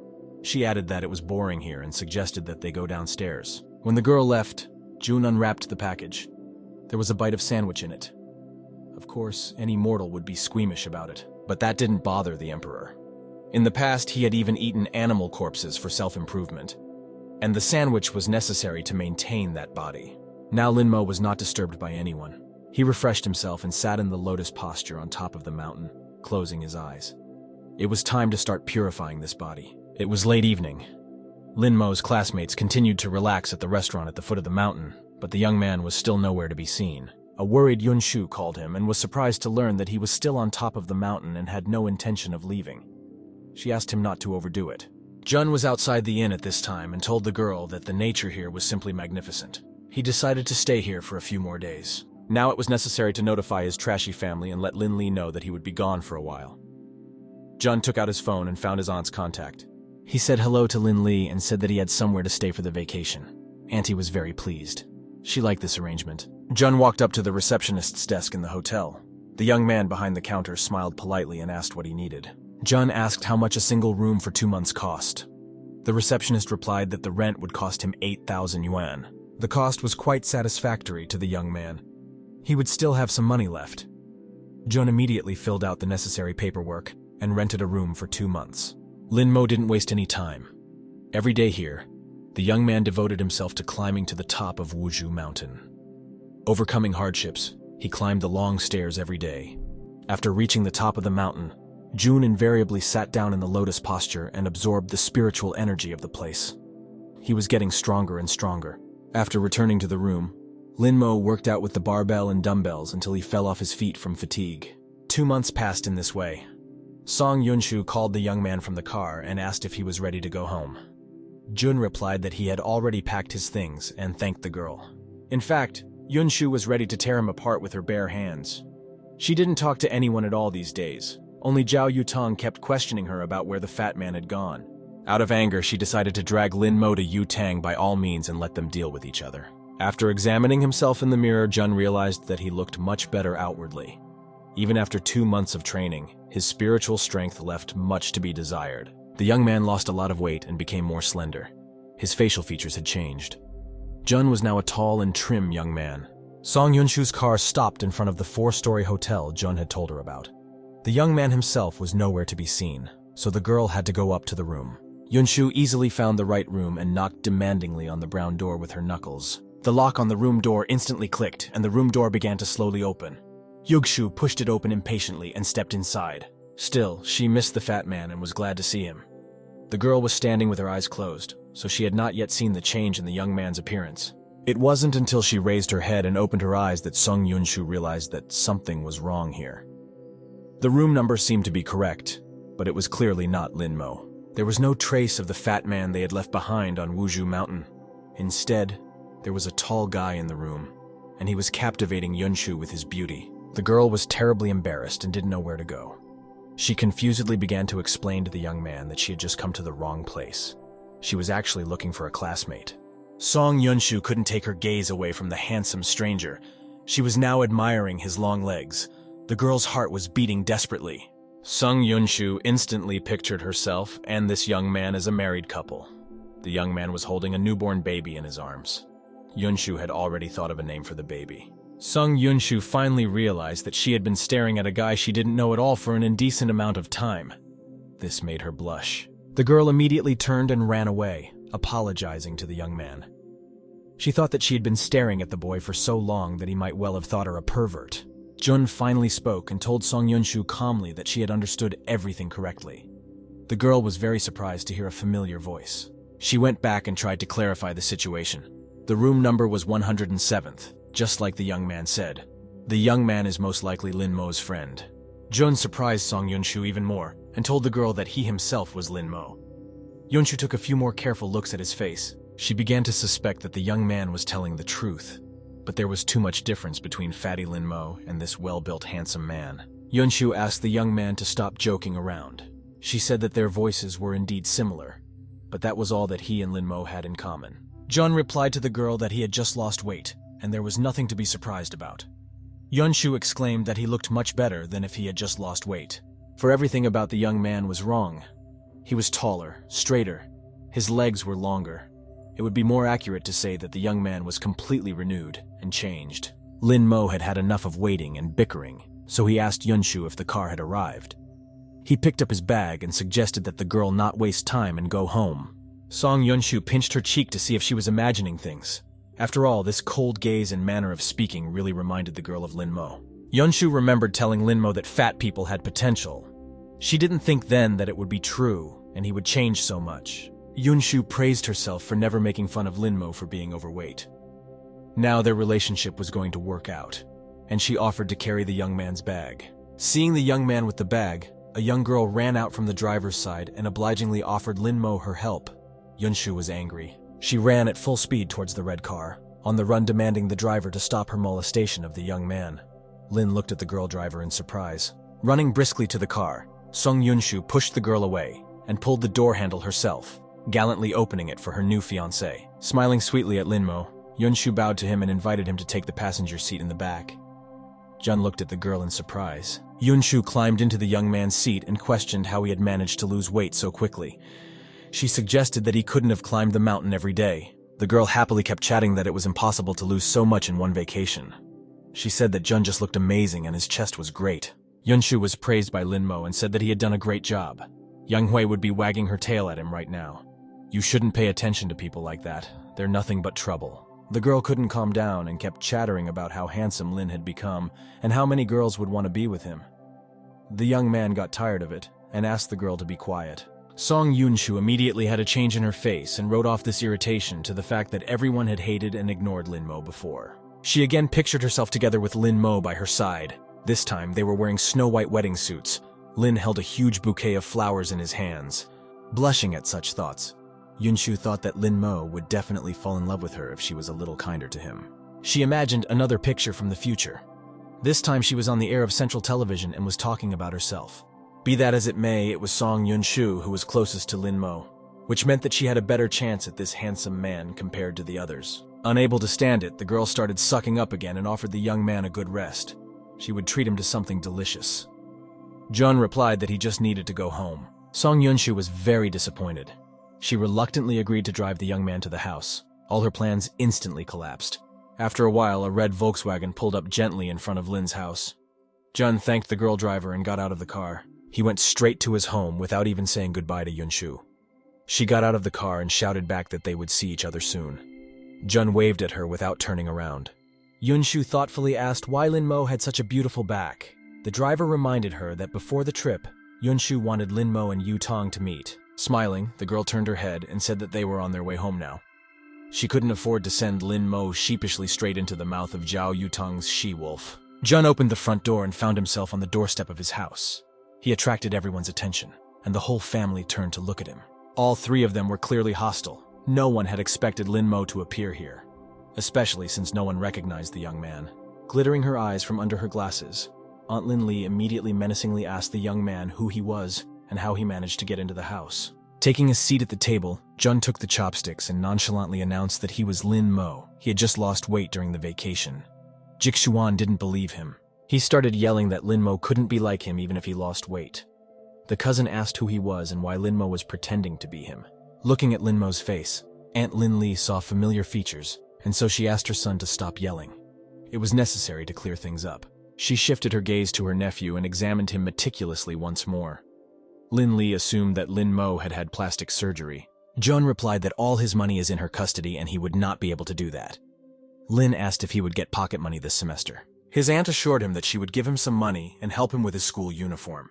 But if he did something bad, Lin Li would take all the money away. After finishing his conversation, Jun got up from the table. He said that he was already full and went to his room. Lin Li thought that it was really Lin Mo. The next day, as if nothing had happened, the cousins drove to school in a big gray car. The girl driver was in no hurry. Jixuan couldn't stand it and rebuked the girl for driving too slowly today. The driver reluctantly replied that she would go faster. She wanted to take a closer look at the young man. She couldn't tear herself away from the rearview mirror and kept looking at the back seat. The girl couldn't believe that young Mr. Lin Mo was so handsome. Even though the girl was driving and needed to keep her eyes on the road, her eyes turned to the mirror on their own and looked at the young man. After a while, a gray car pulled up in front of a private school. The girl smiled happily at Lin Mo and reported that they had arrived. Jun got out of the car and straightened up. He now seemed very tall to everyone. Jixuan froze on the other side of the car. Lin Mo instilled fear in him. Lin Mo was walking in the schoolyard, and all of the school children's gazes were fixed only on him. No one had seen this young man before. All the girls who met him on the way were astonished by his dazzling beauty. Schoolgirls blushed at the sight of his sweet face. Jun was approaching a couple of girls, and they were animatedly discussing his long legs. One of the girls asked the other if she knew the young man. Now no one simply didn't notice Jixuan. His cousin simply outshone everyone with his beauty. The young man was angry at the whole world and thought that they were all just having an abnormal reaction to Lin Mo.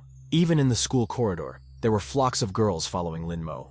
One of them admired the young man's back and told the others that she would take a picture of it. Jun walked into his classroom. He was clearly unrecognizable, and everyone looked at him indifferently, as if he had wandered in by accident. As Lin Mo walked between the rows to his desk, a classmate turned her head towards him. She also thought he was very handsome. The girl thought that the young man had transferred to them. Jun took his seat at the last desk. He didn't have as good an opinion of himself as the people around him. It seemed to Lin that after losing weight, he looked a little better than the others. The young man frowned and looked straight in front of him. Contrary to everything Lin Mo had seen around him, he didn't think he was so handsome anymore. The schoolgirls crowded around the classroom window. They swarmed around him like flies, taking turns looking at the divine beauty sitting alone on the last desk. Jun decided that it was all due to a lack of spiritual energy. He opened his palm. A blue aura was barely flowing from the bowels of his body. Suddenly, he heard Xiao Yutang's angry voice. The girl shouted that from now on, he should listen to her and no one dared to deceive her. Yutang dragged Song Yunshu by the scruff of her neck and exclaimed that she only had 3 minutes to bring the fat man to her. Yunshu, in tears, tried to say that Lin Mo was no longer fat. Yutang was very unhappy that Song Yunshu was lying to her and cried that she would only stop crying when she saw the coffin lid in front of her. Yunshu wanted to tell her the truth. She saw a tall young man in the back of the desk and immediately pointed her finger at him, shouting that this was Lin Mo. He had just lost weight. Xiao Yutang stopped tormenting the girl for a while and let her calm down. Taking a closer look at the young man, Yutang didn't see much resemblance to Lin Mo. He was taller and slimmer, and his face looked completely different. No, this young man definitely didn't look like the fat guy she wanted. Song Yunshu kept trying to prove that this young man was Lin Mo. The classmates listened to her with interest. They couldn't believe that he was the fatty one either. Yutang angrily grabbed the girl by the scruff of her neck and started shaking her. She shouted that she shouldn't play with her. Yunshu mumbled that she was telling the truth. The young man called out to Xiao Yutang and said that Song Yunshu did not lie to her. He is actually Lin Mo. The boy's voice was even. He assured Yutang that he would come to see her after class since she was so eager to put up a fight. His eyes were the same blue as Lin Mo's. Zhao irritatedly asked the young man how dare he tell her untruths. Song Yunshu was already starting to choke. Yutang held her tightly by the scruff of her neck. Out of her last strength, Yunshu squealed that it was really Lin Mo.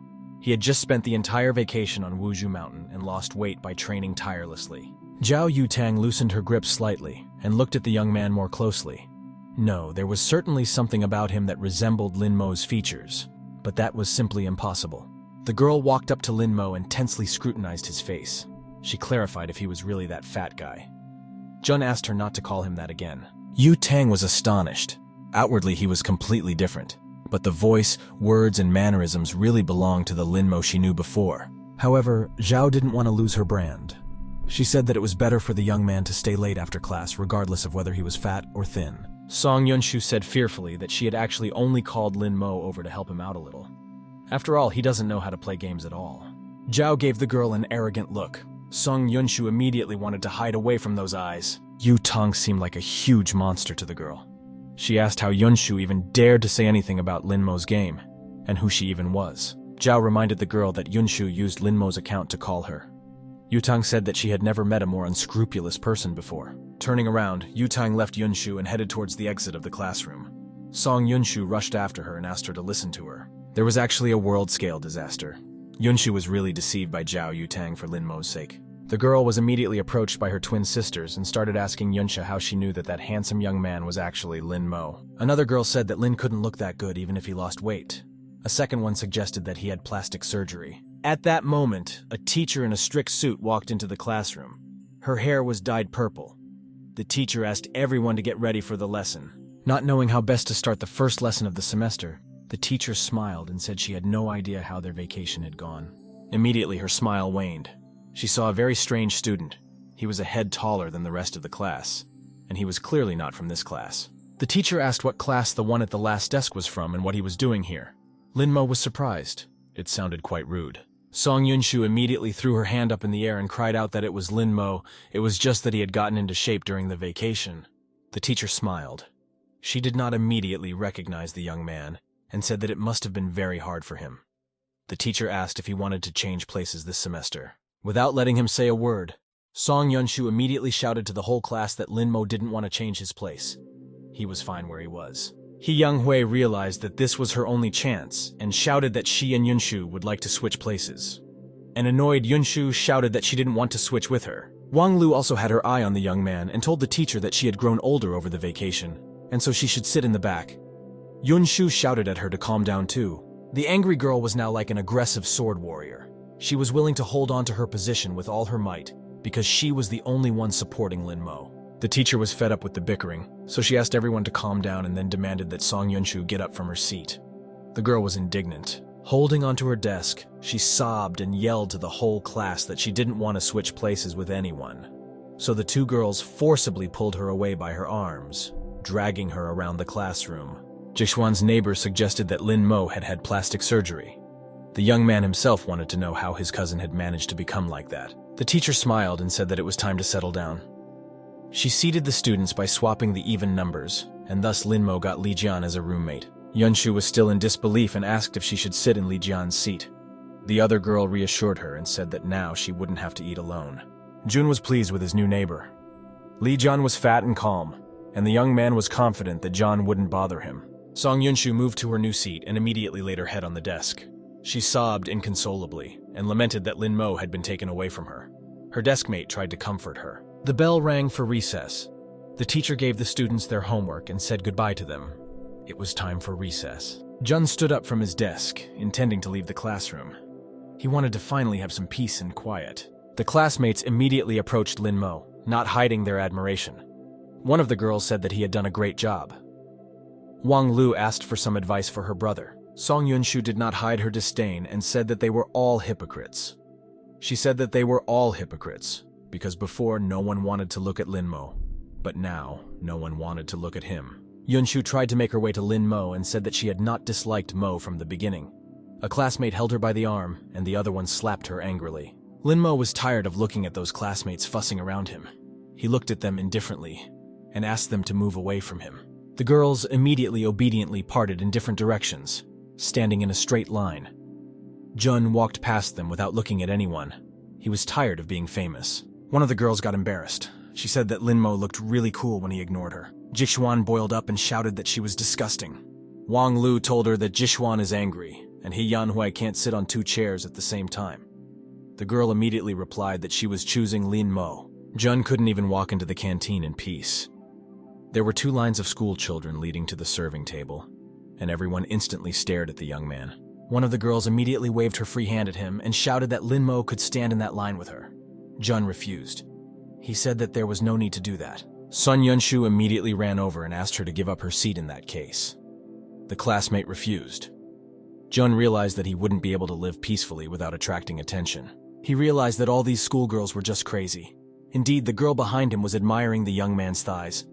The schoolgirl in front of Lin Mo was sneakily looking at his legs. Jun stood quietly in line and didn't strike up conversations with anyone. He just moved forward purposefully without any distractions. Jixuan and Yang Hui stood together in line. Yang Hui looked at the young man thoughtfully and incredulously asked if that guy could be Lin Mo. Jixuan became angry. He rebuked the girl for regretting her choice after Lin changed. Yang Hui laughed and said that she had absolutely no interest in Lin Mo's appearance. Song Yunshu stated that in that case, she wanted to hit on Lin Mo and asked Yang Hui to help. Jixuan was certain that the cousin had just had plastic surgery. Yunshu remarked that it wasn't about how he did it. It's only the impression he makes that plays a role. She said that she liked Lin Mo's character. Yang Hui accused her of hypocrisy. Yunshu didn't care. She wished her legs were as long as Lin Mo's. The girl was even willing to have artificial legs. Yang Hui stood and stared at her opponent expectantly with her hands at her sides. Song Yunshu turned around and exclaimed her determination. Meanwhile, Lin Mo himself decidedly didn't care about any of this. He had waited his turn, took the food with him, and was now leaving the dining hall. Suddenly, he was forced to stop. A girl appeared and stood in his path. Jun looked at her carefully. It was his recent date, Yang Hui, who had contemptuously rejected him in front of everyone and made a fool of him. Jun asked what she wanted. The girl was embarrassed and said she wanted to apologize to him for all the things she had done. She tried to justify that she was very busy with her studies. Lin Mo snorted disdainfully and simply walked past the girl. Yang Hui clearly didn't expect this. She wanted to start a new relationship with a clean slate. When she saw Lin Mo leaving, Yang Hui immediately turned around and called out to the young man, trying to delay him for a while. The young man turned around unhappily and asked what else she wanted. Yang Hui made another attempt and asked to simply apologize. The girl admitted that all the things she had said back then were too hasty. Jun hummed. He wasn't interested at all. He turned around and headed for the exit. The girl said his name quietly in his wake. She couldn't understand why he was so cold to her. Yang Hui was angry with herself. She took it to mean that Lin Mo had changed because of her, so he wouldn't change his mind. The girl came to the conclusion that Lin Mo had not forgiven her. Jun walked out to the deserted schoolyard. He hoped that at least there would be no one on the roof of the school, and he would be alone for a while. Suddenly, he saw a suspiciously familiar silhouette and recognized the girl he had broken a rib to and then called an ambulance. Jun realized that the girl was also heading to the roof of the building. It looked childish, but it turned out that she was once again outsmarting the Emperor. The young man added a step, waving his arms. The bag of food dangled in different directions and rustled. The girl noticed that a man was following her. Turning around, Han Xinyi immediately remembered that fatty on the rooftop, who had prevented her from having so much privacy on the rooftop, and had also hurt her on top of that. But this guy looked so much better than him. He was so handsome that he made the girl blush. Meanwhile, Jun swiftly overtook the girl, waving his arms so violently that the bag almost flew out of his hand. The embarrassed Shinya's heart was relieved. She was glad that the guy hadn't meant to do anything wrong and had just overtaken her. Seeing that he was heading to the same building as Han Xinyi, the girl suspected that he had the same intentions and was going to go to the roof of the building. Han Xinyi immediately ran after the young man. It looked like she was not mistaken. The young man was indeed climbing higher and higher, climbing up and up. Now it was her time to act, and the girl overtook Lin Mo on one of the flights, waving her arms vigorously. Jun looked at her with a puzzled expression. The young man understood. The reason that girl had accelerated so much was that she wanted to squeeze his rightful place on the roof. Therefore, it was necessary to regain balance. Jun added a step and calmly overtook Han Xinyi on the next span. She looked at him angrily. The girl was just angry that this boy was preventing her from going up to the roof. Lin Mo frowned. He wasn't going to give up and give this girl his place on the roof. The guy and the girl understood the situation perfectly correctly, and so they simultaneously broke away from their seats and ran up the stairs. They ran virtually in step, neither of them able to give way to the other, otherwise it threatened to lose the deserted roof space. Lin Mo was starting to piss the girl off. Han Xinyi thought that guys should be more reserved. This one just looked like a crazy young man. Xinyi couldn't understand why Lin Mo was running so fast. She couldn't give in to him. If she lost, it would be an embarrassment to all the girls. The boy and the girl continued to rush down the stairs, going up and down one flight at a time. They squinted at each other with distaste. At one of the playgrounds, they met some girl, but they ran so fast that the girl, instead of the schoolchildren, saw only a column of dust which they raised. Han Xinyi angrily asked the young man what was the matter and why he was running away.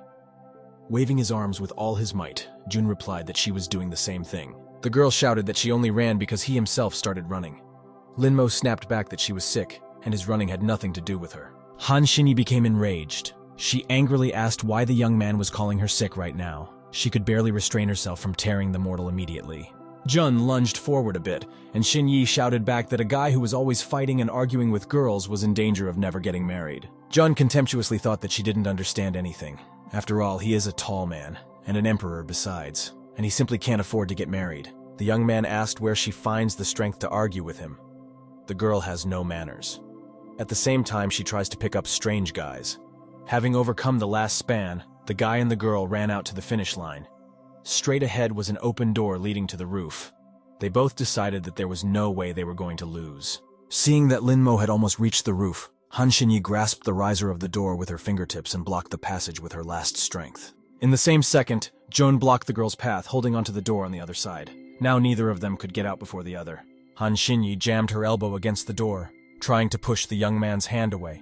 She demanded to give way to her. Lin Mo replied that it was his place, so she should step aside. There was no other way out. Jun decided that he would have to use brute force. He dodged and pushed the girl away, touching her chest with his elbow. Xinyi blushed and backed away. Making his way to the roof exit, the young man once again casually touched his hand, as the door to the roof was too narrow for two people. Han Xinyi indignantly wailed that Lin Mo was just a pervert.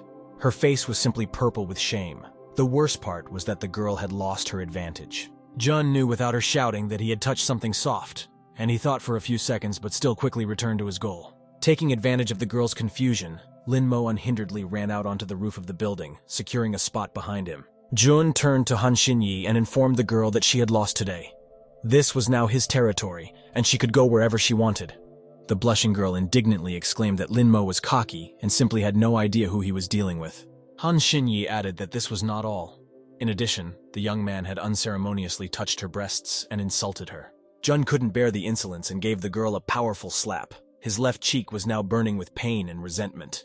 The enraged Lin Mo also shouted that Xinyi herself had pressed her breasts against his arm and she was just a terrible liar.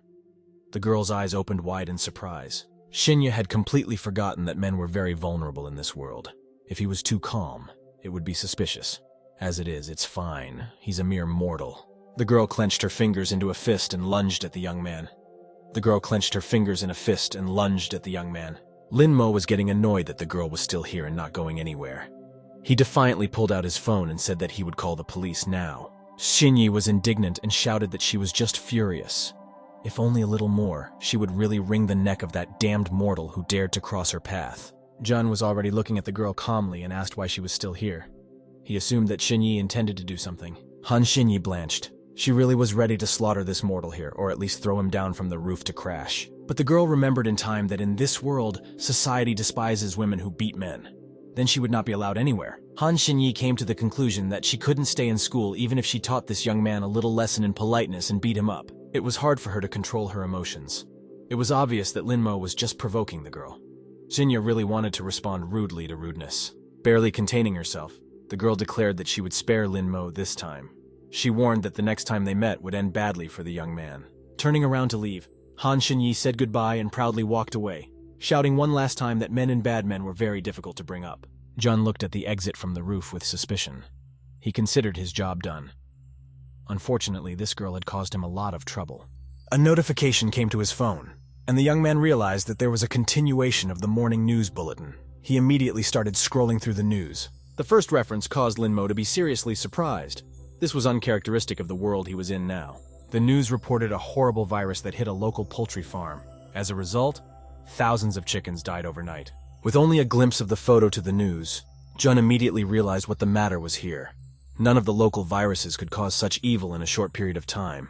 The young man suspected that the Demon Lord's sturdy sword was to blame. Anyone who touched it would instantly dry up their bones.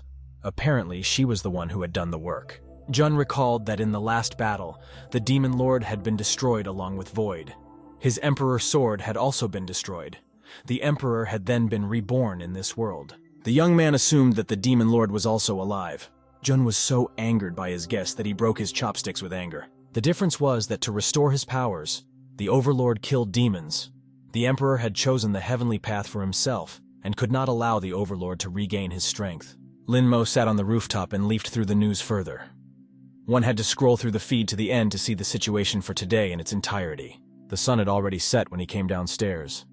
The windows of the school had darkened, and the light was no longer shining through them. The schoolyard was empty. Jun went back to the classroom to get his things. Some girl said that he was very handsome and she liked him a lot. Junshu asked her to calm down and not to attract attention. Song Yunshu happily asked Lin Mo if he would play with Sis Zhao today and said that she would gladly give him a ride home. The young man coldly told the girl that it was not worth it. Without giving up hope, Yunshu quickly caught up with Lin Mo and started walking beside him, telling him that it was better to go together. She asked him not to pay attention to Zhao because she was a predator. The girl told a story about a guy who was cheated by his classmates. He jumped off the roof the next day out of resentment. Mo Lin confessed to Song Yunshu that he didn't really intend to play with Yutang. The girl snuggled closer to him with joy. Jun asked her not to do that again. Yunshu became embarrassed and pretended to cough. She tried to explain to the young man that he had actually misunderstood her. Song Yunshu remembered that there was another very important matter, and her eyes went to her forehead. She asked the young man to stay a little longer and discuss it. Yunshu shouted out if he was still going to play with Xiao Yutang. This time the young man didn't even turn towards her. He said that he was in a big hurry. Song Yunshu indignantly squealed that Yutang had been after him all vacation, and so was unlikely to just let go. Jun said that they could talk later. Realizing that she couldn't hold the young man back, Song Yunshu said that he could safely go about his business. She would explain everything to Sis Yutang herself. Suddenly, an interesting thought occurred to the girl. If she helped Lin Mo, he would definitely thank Yunshu and his affection for her would grow. Song Yunshu immediately imagined a cute, shy young man thanking her fervently after all she had done for him. The girl instantly smiled. After leaving school, the young man decided not to postpone the important matter for long and immediately called a cab. The yellow car arrived a few minutes later. Jun knew that the chicken farm was not far from the outskirts of the city. He hoped to find the demon lord there and kill her without letting her soul recover. When the cab arrived at its destination, the sun had already almost set, casting long shadows. Lin Mo got out of the cab and looked around. He realized that he had not fully recovered his imperial power. At least it was possible to use at least what he had. Jun chose a spot and stopped, applying concentric circle magic. This was to help in locating the demon. Suddenly, the young man found what he needed, and without any magic. The demon lord didn't even try to hide. Her violet aura blazed over the entire bird farm, and only a lazy person would not pay attention to it, not counting mere mortals. Feeling this cold demonic energy, Jun realized that Han Xinyi had actually managed to survive that battle. The young man turned around when he caught sight of a fast-approaching vehicle. A black sports bike was speeding down the road. Jun looked at the driver perplexedly. He didn't understand who else would think of coming here at such a late hour. A black motorcycle pulled off the road and gently slowed down at the young man's feet. Only now did Lin Mo realize that this bike looked like Yutang's motorcycle. It was indeed her. The girl took off her motorcycle helmet and said that she had seen the young man from a distance, and that was why she was going so fast. Her patience was breaking. Unable to hold back, Yutang shouted that grown-up guys like him had no business coming here. Jun didn't understand what she meant. Moreover, he was interested in their meeting. It was hardly accidental. Most likely, Zhao had been following him, and had even come to the outskirts of the city to talk to him. The young man explained that he called a cab home, and halfway there realized that the driver was trying to drive him out of town. Immediately thereafter, he jumped out of the vehicle. An angry Yutang explained that he wasn't the same fat guy anymore, and he needed to be careful of women who were only after him. There were even news reports about teenagers being kidnapped and taken out of town and left in basements. She asked the young man not to get into trouble. Yutang asked him to remember it better, and asked if he remembered the license plate number. She would be able to call the police. Jun replied that he didn't look at the license plate number. The girl said it was nothing. She just had some things to do and then she'd pick him up. Holding the helmet in his hands, Jun thought that the girl appeared because of the magic here most likely. This world was starting to get more and more interesting. At this moment, the young man saw Xiao Yutang returning to him. Apparently she was a little nervous because she was rubbing the sleeves of her jacket. The girl said it was very hard to lose weight and asked me to give her the motorcycle helmet. She looked directly at the young man as if she wanted to tell him something. Jun immediately handed the girl her futuristic motorcycle helmet that looked like an astronaut helmet from a sci-fi movie. Yutang asked the young man not to move. The girl explained that he might cause her some trouble, so she had to do so. The girl's motorcycle helmet surprisingly harmonized with Lin Mo's black suit, and it really surprised the motorcyclist. For a few seconds, all her rudeness evaporated somewhere, and Yutang looked at the young man with loving eyes. She even managed to look a little embarrassed. Lin Mo was standing by her bike, and the girl thought at that moment that this guy looked way cooler than all those bikers on the internet. Meanwhile, the young man decided to try out his headgear. He gently tapped the top of the motorcycle helmet with his index finger. To the touch, the helmet seemed very fragile, and Lin Mo doubted that this helmet could save someone's life in case something happened. Xiao Yutang continued to admire the young man and kept her eyes on him. She liked the fat man a lot more now. Suddenly, she caught herself thinking the wrong thing at all. The girl's eyebrows furrowed momentarily, and she was angry with herself. Yutang decided to take out her anger on the young man and wailed for him to stop banging on his helmet. If Lin Mo broke it, the girl would just throw the young man away somewhere along the road. She was still angry, so she shouted one last time that Lin Mo was a jerk. The young man couldn't understand the reason for this behavior and just pondered. After observing the girl, Lin Mo realized that she was heading straight towards the source of energy. And it wasn't like an ordinary coincidence. The young man threw off the helmet that the girl treasured so dearly and rushed after her. He suspected that something strange was going on there, and he needed to check it out. Meanwhile, Xiao Yutang had reached the Poultry Farm area, which was fenced with black and yellow tape around the perimeter. She realized that this was the place. The girl ducked down and walked inside, lifting the fence tape slightly. She looked around intently. An elderly woman with a broom came into view, cleaning up the area. The woman looked at the girl suspiciously. She asked what the girl here needed. Xiao Yutang silently gave her a cold stare and looked at the woman closely. Zhao had a gun in his hands. The girl pulled it out just in case. There was no telling what was really going on here. Yutang immediately took aim at the woman and said that it was very brave for the woman to see Xiao Yutang and not run away while doing so. The woman started to back up and fell on her heel. She said fearfully that the girl had better not mess around with the gun because it was against the law. Yutang smirked and said that she, a cultivator, had nothing to say about the law. After all, she was the one who violated them all the time. The woman explained that she did not do it at all, but just worked on a poultry farm. The girl simply mistook her for someone else. At that moment, the woman's crooked knife treacherously popped out of her sleeve before she could stealthily catch it and hide it back. Xiao Yutang reacted immediately and immediately shot towards the woman. A deafening shot rang out and the bullet flew straight into the target. The woman clasped her injured hand with her palm and frightenedly begged for mercy. Yutang reached her goal.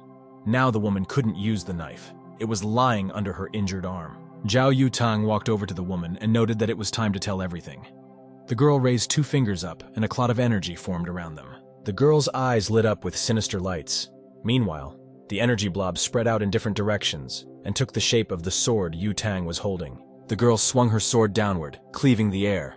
The sword was now a tangible object instead of a ghostly weapon. At the sight of the sword, the woman shrieked that she wasn't hurting anyone.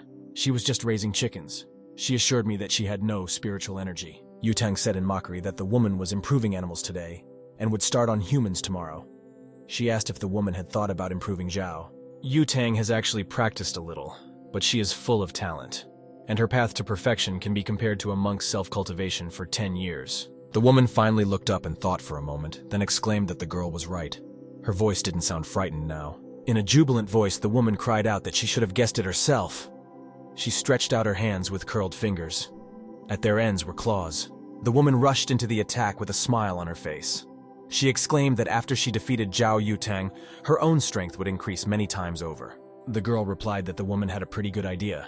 She intercepted her sword and positioned it horizontally, preparing to attack. A yellow glow spilled over her weapon. Yutang decided to attack first and promptly ran from the spot. Now the girl was sure that this woman was the one she was looking for.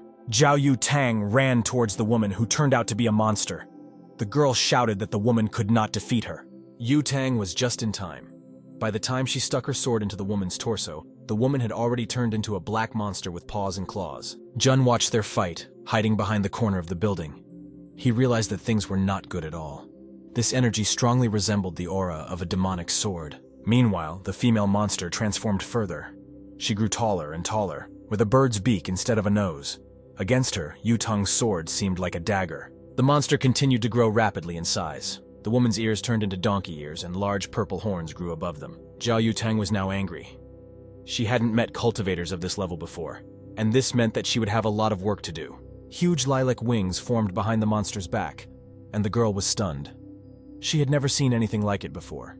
The monster resembled a huge horned rooster. The monster loomed menacingly over the girl, treading heavily on the ground. The ground shook with each step, as if in an earthquake. Xiao Yutang noticed in time that the monster was preparing to attack her. Frowning her eyebrows, she stared at the monster with all her eyes, watching its movements carefully. During the attack, the girl dodged to the side in time, and it saved her life. Something barely perceptible to the human eye whizzed past. It was a powerful energy wave that could quietly demolish half of the building. Yutang watched the monster in surprise. She realized that a single blow of that strength would be enough for her. This made the girl very angry. She realized that she had only one option left. The monster had no time to think. He was advancing inexorably on the girl and had already swung his powerful paw into a huge fist. Xiao Yutang extended 2 fingers forward and materialized a spiritual sword talisman between them. No bigger than a business card, it shone dazzlingly like the sun. The girl made a lightning lunge towards the monster and ordered the spirit sword talisman to immediately attack the enemy. The monster obviously did not expect such a repulse, and so the talisman reached its goal, hitting it on the head. The demon roared in surprise and fell to the ground. Xiao Yutang cheered. Her maneuver had succeeded. She had defeated the monster, and now she could celebrate her victory. The girl was pleased with herself. Suddenly, she noticed that the defeated demon's eyelid began to twitch, and he opened his eye. Yutang was surprised. It shouldn't be like this. The enraged monster swung at the girl with redoubled force. The demon now had to avenge his humiliation. The monster approached too quickly, and Xiao Yutang had no time to do anything. In one leap, the demon reached its target and hit the girl with all its might. The impact was so powerful that Yutang flew into the brick wall of the building. The wall immediately cracked in different directions. The girl moaned in terrible pain. Her mouth was bleeding. Yutang couldn't believe that this could happen to her. Her eyes were slowly going out. Xiao Yutang could barely stay on her feet. To her regret, the girl had to admit that she was defeated on this groove. The demon was happy and continued to step on Yutang. Now he could afford to tread leisurely. The girl would no longer escape. Suddenly, Lin Mo was between the opponents. The girl was very surprised at his appearance, for it was akin to suicide. Jun looked confidently in front of him and was ready to fight the demon. Xiao Yutang easily recognized that mortal fatty in the young man, and this surprised her greatly. After all, even she was unable to do anything to this demon. The girl wailed exasperatedly that Lin Mo had absolutely nothing to do here, and needed to get the hell out of here as soon as possible if he wanted to live. Jun turned slightly in her direction and said that the girl should just trust him. Yutang shouted that he shouldn't look back. Lin Mo concentrated and summoned a yellow-colored magical glow around him. With each passing second, it grew brighter and brighter. Soon it was impossible to look at him without covering his eyes. The young man's aura was brighter than 1,000 suns. This picture made the powerful demon tremble with terror. His eyes reflected genuine fear. The monster realized who he was dealing with. Recognizing the great and terrible emperor as his opponent, the demon immediately stopped his attack and tried to slow down as quickly as possible. His eyes stared at the enemy with a hunted look. Xiao Yutang was even more surprised and asked the young man why the monster had stopped. It would never have occurred to her that Lin Mo was not here by chance. Jun continued to dazzle the demon with his sun-like aura and watched him very carefully, so he didn't answer the girl immediately. The young man shifted his gaze to the demon's clawed paw. It was tapping its claws on the ground impatiently and nervously. Its entire body was trembling. That was the way it was supposed to be. Lin Mo replied that the demon had stopped because of his presence. This was the truth. To the demon, the emperor now seemed like a mere giant compared to him. There was no way to escape. The young man's powerful golden aura was destroying the monster from within and made it suffer unbearably. He couldn't stand it and fell to the ground in agony. The last thing the dying demon saw was the emperor towering over him in his snow-white robes with gold inlays. That was the end of the demon's life. The strength left his body, and he closed his eyes forever. The enemy was too strong. The energy emanating from Lin Mo was so strong that even Xiao Yutang could barely cope. It was hard for her to breathe near the dazzling aura. The girl furrowed her eyebrows and stared at the young man. It was clear to her now that this fat man was not an ordinary young man. The demon simply melted before their eyes under the influence of the powerful imperial force. He turned into that woman and indignantly thought that the opponent was not easy. At the same time, in the Giyuan Temple in Laobei City, behind closed doors, monks were diligently comprehending spiritual science. The female devotees sat on special cushions in lotus posture. Their silhouettes were reflected in the mirrored marble of the floor. With her eyes closed, the mentor talked about the Taoists. She reminded us that within the temple walls, the top 3 most important things include promoting morality, correcting discipline, and attaining immortal karma. Suddenly, the Mother Superior's eyes opened wide. She heard a resounding sound, as if a bell were ringing nearby. All the novices stood up as well. One of them asked the master why the Yuandao bell was ringing. The other said that the bell only rings when something important happens. The massive bronze bell on the roof of the pagoda rang louder and louder. Now the master realized that the sound was coming from there, and there was no mistake. The prioress immediately knelt down and stood like that for a while, much to the surprise of her novices. She continued to mutter something to herself. The novices were frightened and immediately ran up to the abbess of the convent.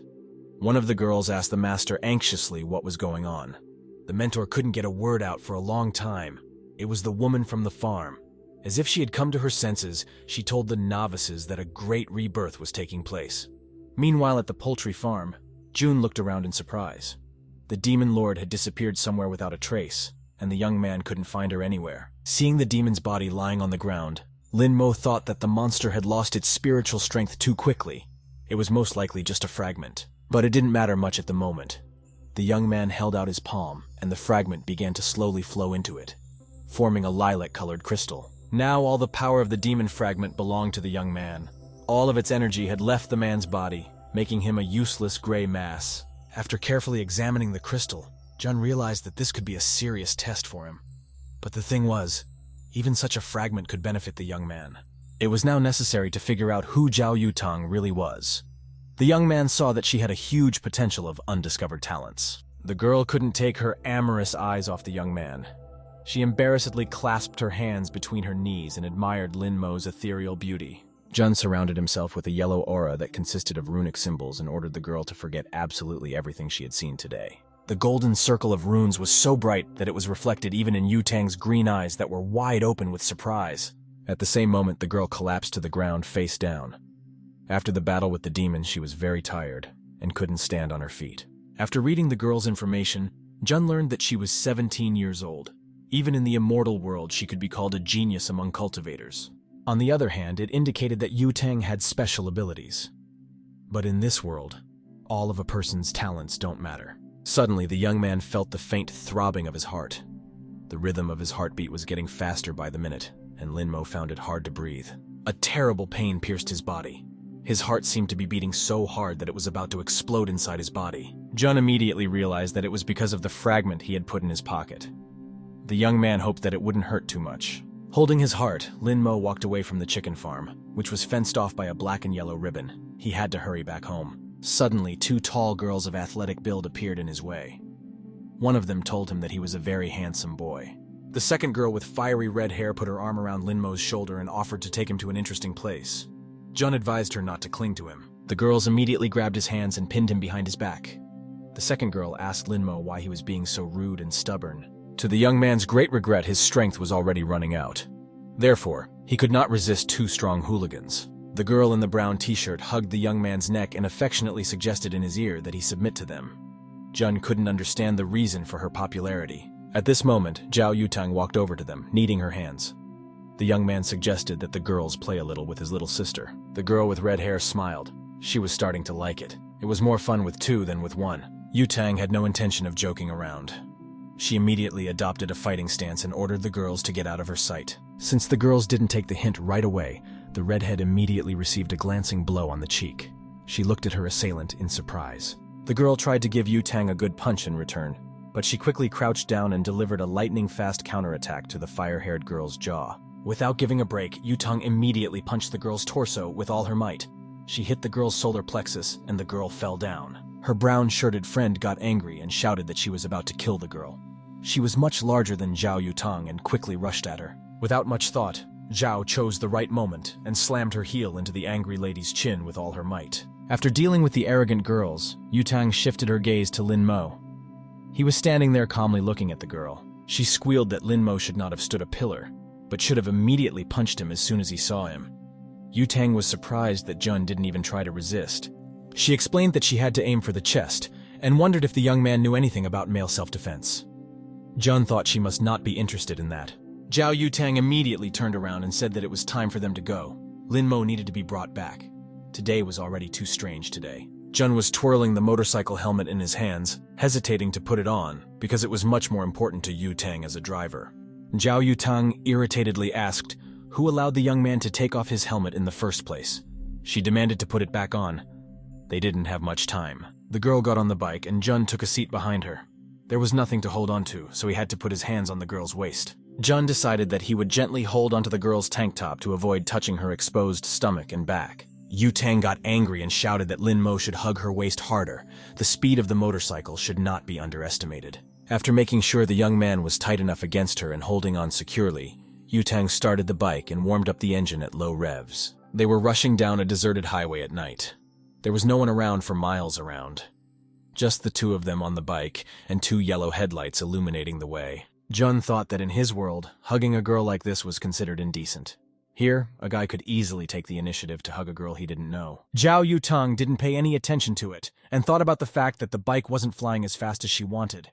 But after refining the sword, she would be able to fly even faster. No one was sleeping in the Lin family's house. It was already dark and all the windows in the house were lit.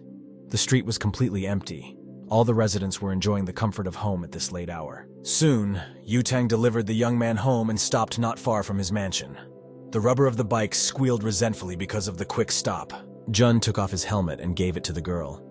He thanked Yutang for giving him a ride and offered to pay the fare. The girl got angry and asked who Lin Mo thought she was. Carelessly taking her helmet and twirling it around her finger, Zhao asked if the fatty was sweating in her helmet. Jun got angry and exclaimed that he had already asked her not to call him that. Xiao Yutang looked at the young man thoughtfully and replied that she couldn't even remember how fat he was before. Suddenly she remembered something. Her eyes widened with surprise. Zhao looked at Lin Mo angrily. She indignantly said that the cunning Lin Mo had managed to trick her around again. The young man couldn't help but cluck his tongue in surprise. It was just like that. Xiao Yutang recalled that she had asked him to wait for her after class. Instead, he ran away, and at the poultry farm, they met it all by chance. This took the young man by surprise. He was not prepared for such questions, and he had to think of something plausible. Jun replied that his family forced him to go home right after school because you can't stay alone on the street for long. Especially Yutang wouldn't let him go afterwards anyway. He added that as a girl it wasn't very difficult for Yutang to stand up to guys. Zhao hesitated and finally blurted out that it was just a big deal. At that moment, a cell phone ringtone played in her pocket. She immediately pulled it out and took a quick look to see who was calling. Xiao Yutang moved slightly away from the young man and informed the caller that it was over. The voice on the other end of the wire began to express its doubts. The girl listened to the caller and said that her target today appeared to be a very strong creature. Zhao said that she couldn't give details right now. Yutang quickly put on her black helmet and saddled the bike. The girl cheerfully said goodbye to the young man and said that she had a lot of things to do, but she remembered everything. Yutang started the engine and rushed on. She really had a lot of things to do today, and everything had to be done today. After traveling for some distance, Xiao Yutang decided to stop. She couldn't just keep going, something was bothering her. The girl took off her motorcycle helmet and looked at it suspiciously. It was all about him. The helmet continued to hold the scent of Lin Mo's shampoo, and this for some unknown reason caused the girl to be confused. The confused Yutang had not experienced such feelings before. Jun stood outside his house for a while with his eyes closed. Needing to go home and recover his breath, he was a little tired. Suddenly, someone called out to him, and the young man reluctantly opened his eyes. It was his cousin, Jixuan. He was always dissatisfied with something. Jixuan strolled down the street with He Yang-hui, and assumed that young master Lin Mo was looking for a girlfriend again. Jun remained silent. Yang Hui was a little concerned. She noted that Jixuan's expression wasn't quite right, but Xiao Yutang was actually an interesting girl. Jun turned the other way, saying that it was boring. Jixuan immediately wanted to jump into the fray, but Yang Hui put both hands around his arm and stopped him. Jun walked into the house. He could finally afford to relax a little. The demon wouldn't track him down so quickly. From exhaustion, the young man sat down simply on the bare floor and rested against the riser of the door. He heaved a sigh of relief. The strange day was drawing to its close. Jun tiredly thought that he could no longer afford to use his soul power. In that case, it could seriously harm his body. The young man took out a purple demon fragment from his pocket and thought that not all was lost. He could practice with the sword fragment. Suddenly, someone knocked on the door. Jun reluctantly pulled himself away from his thoughts and got up from the floor. The knocking continued at the door. Without the slightest idea who it could be, the young man went to the door and after some thought opened it. Strangely enough, it was He Yang-hui. She looked at Lin Mo warmly and confessed that she had actually come here just for him. Jun was simply puzzled. After all, the girl is dating Jixuan. There is no reason for her to come to Lin Mo's place. The young man wondered if this was how many teenagers in this world could act. Yang Hui started to justify that she had always liked Lin Mo. It was just that she was only starting to realize it now because of the contrast in the cousins' characters. The girl smiled and asked to go with her. She promised that they would get engaged next year and get married right after graduation. Jun immediately slammed the door in front of Yang Hui's nose with force. With a current of air, the girl's hair was thrown back. From the surprise, Yang Hui was a bit confused. She shouted through the closed door that this time she, Yan Hui, was speaking completely sincerely and could even swear to it if necessary. Jun kept pondering over the girl's words. He thought that Yang Hui wanted to marry him in order to embarrass him in front of the entire imperial family. Jun used to think that the improvement of his mental state had reached its limit. But today, the most ordinary words were able to hook his heart. The young man sat on his bed in the lotus position, closing his eyes. With willpower, he held the crystal in the air. Jun tuned himself to only think about improving himself. The next day came. The first half of the day flew by very quickly and it was time for refreshment. As soon as the bell rang for the big break, Jun stood up from his desk heading to the cafeteria. His classmates blocked his way and offered to eat with him. The young man did not seem to see or hear the girls. He shoved his hands in his pockets and walked on by. One of the girls said that he was just a pretty ice cube. The first girl noticed with embarrassment that Lin Mo was getting prettier every day. The third girl noted glumly that she still had friends. There were already quite a few students gathered in the school cafeteria. Most of them had already taken their food and occupied the tables. There were 2 girls and 3 young men sitting at one of them. Jixuan was also at this table. The young man was sitting against the wall, and he had a good view of the hall. He Yang Hui watched the object of her passion. Some girl she didn't know was proposing to Lin Mo to meet her. Yang Hui warily watched the developments. The girl with pigtailed and ashy hair kept trying to persuade the young man to go with her and offered to eat together. Jun flatly refused. Jixuan told a classmate that a girl shouldn't eat alone, even if she is beautiful. The latter told him that he had asked Lin Mo about his miraculous weight loss. and went unanswered. He Younghui couldn't calmly hear the mention of her lover. For a while she endured and sat at the table, struggling with her feelings. Still she couldn't stand it and stood up from the table. He Younghui couldn't let that stranger take Lin Mo away from her. The girl smiled and told everyone that she was about to invite him to their table, especially since they were in the same class. Jixuan became furious and grabbed the girl's arm. He shouted that she knew their feud perfectly well, yet He Younghui still called the young man to their table. The girl snatched her hand away and ran away from Jixuan. She was very worried that Lin Mo would see this scene and understand everything completely wrong. The exasperated young man shouted back to Younghui that she may not return to their table now that she was going after that guy. He Younghui didn't pay attention to all the shouting and screaming. She could already see herself in Lin Mo's arms. She was willing to sacrifice anything for this. He Younghui had walked over to Lin Mo and was now standing next to that stranger.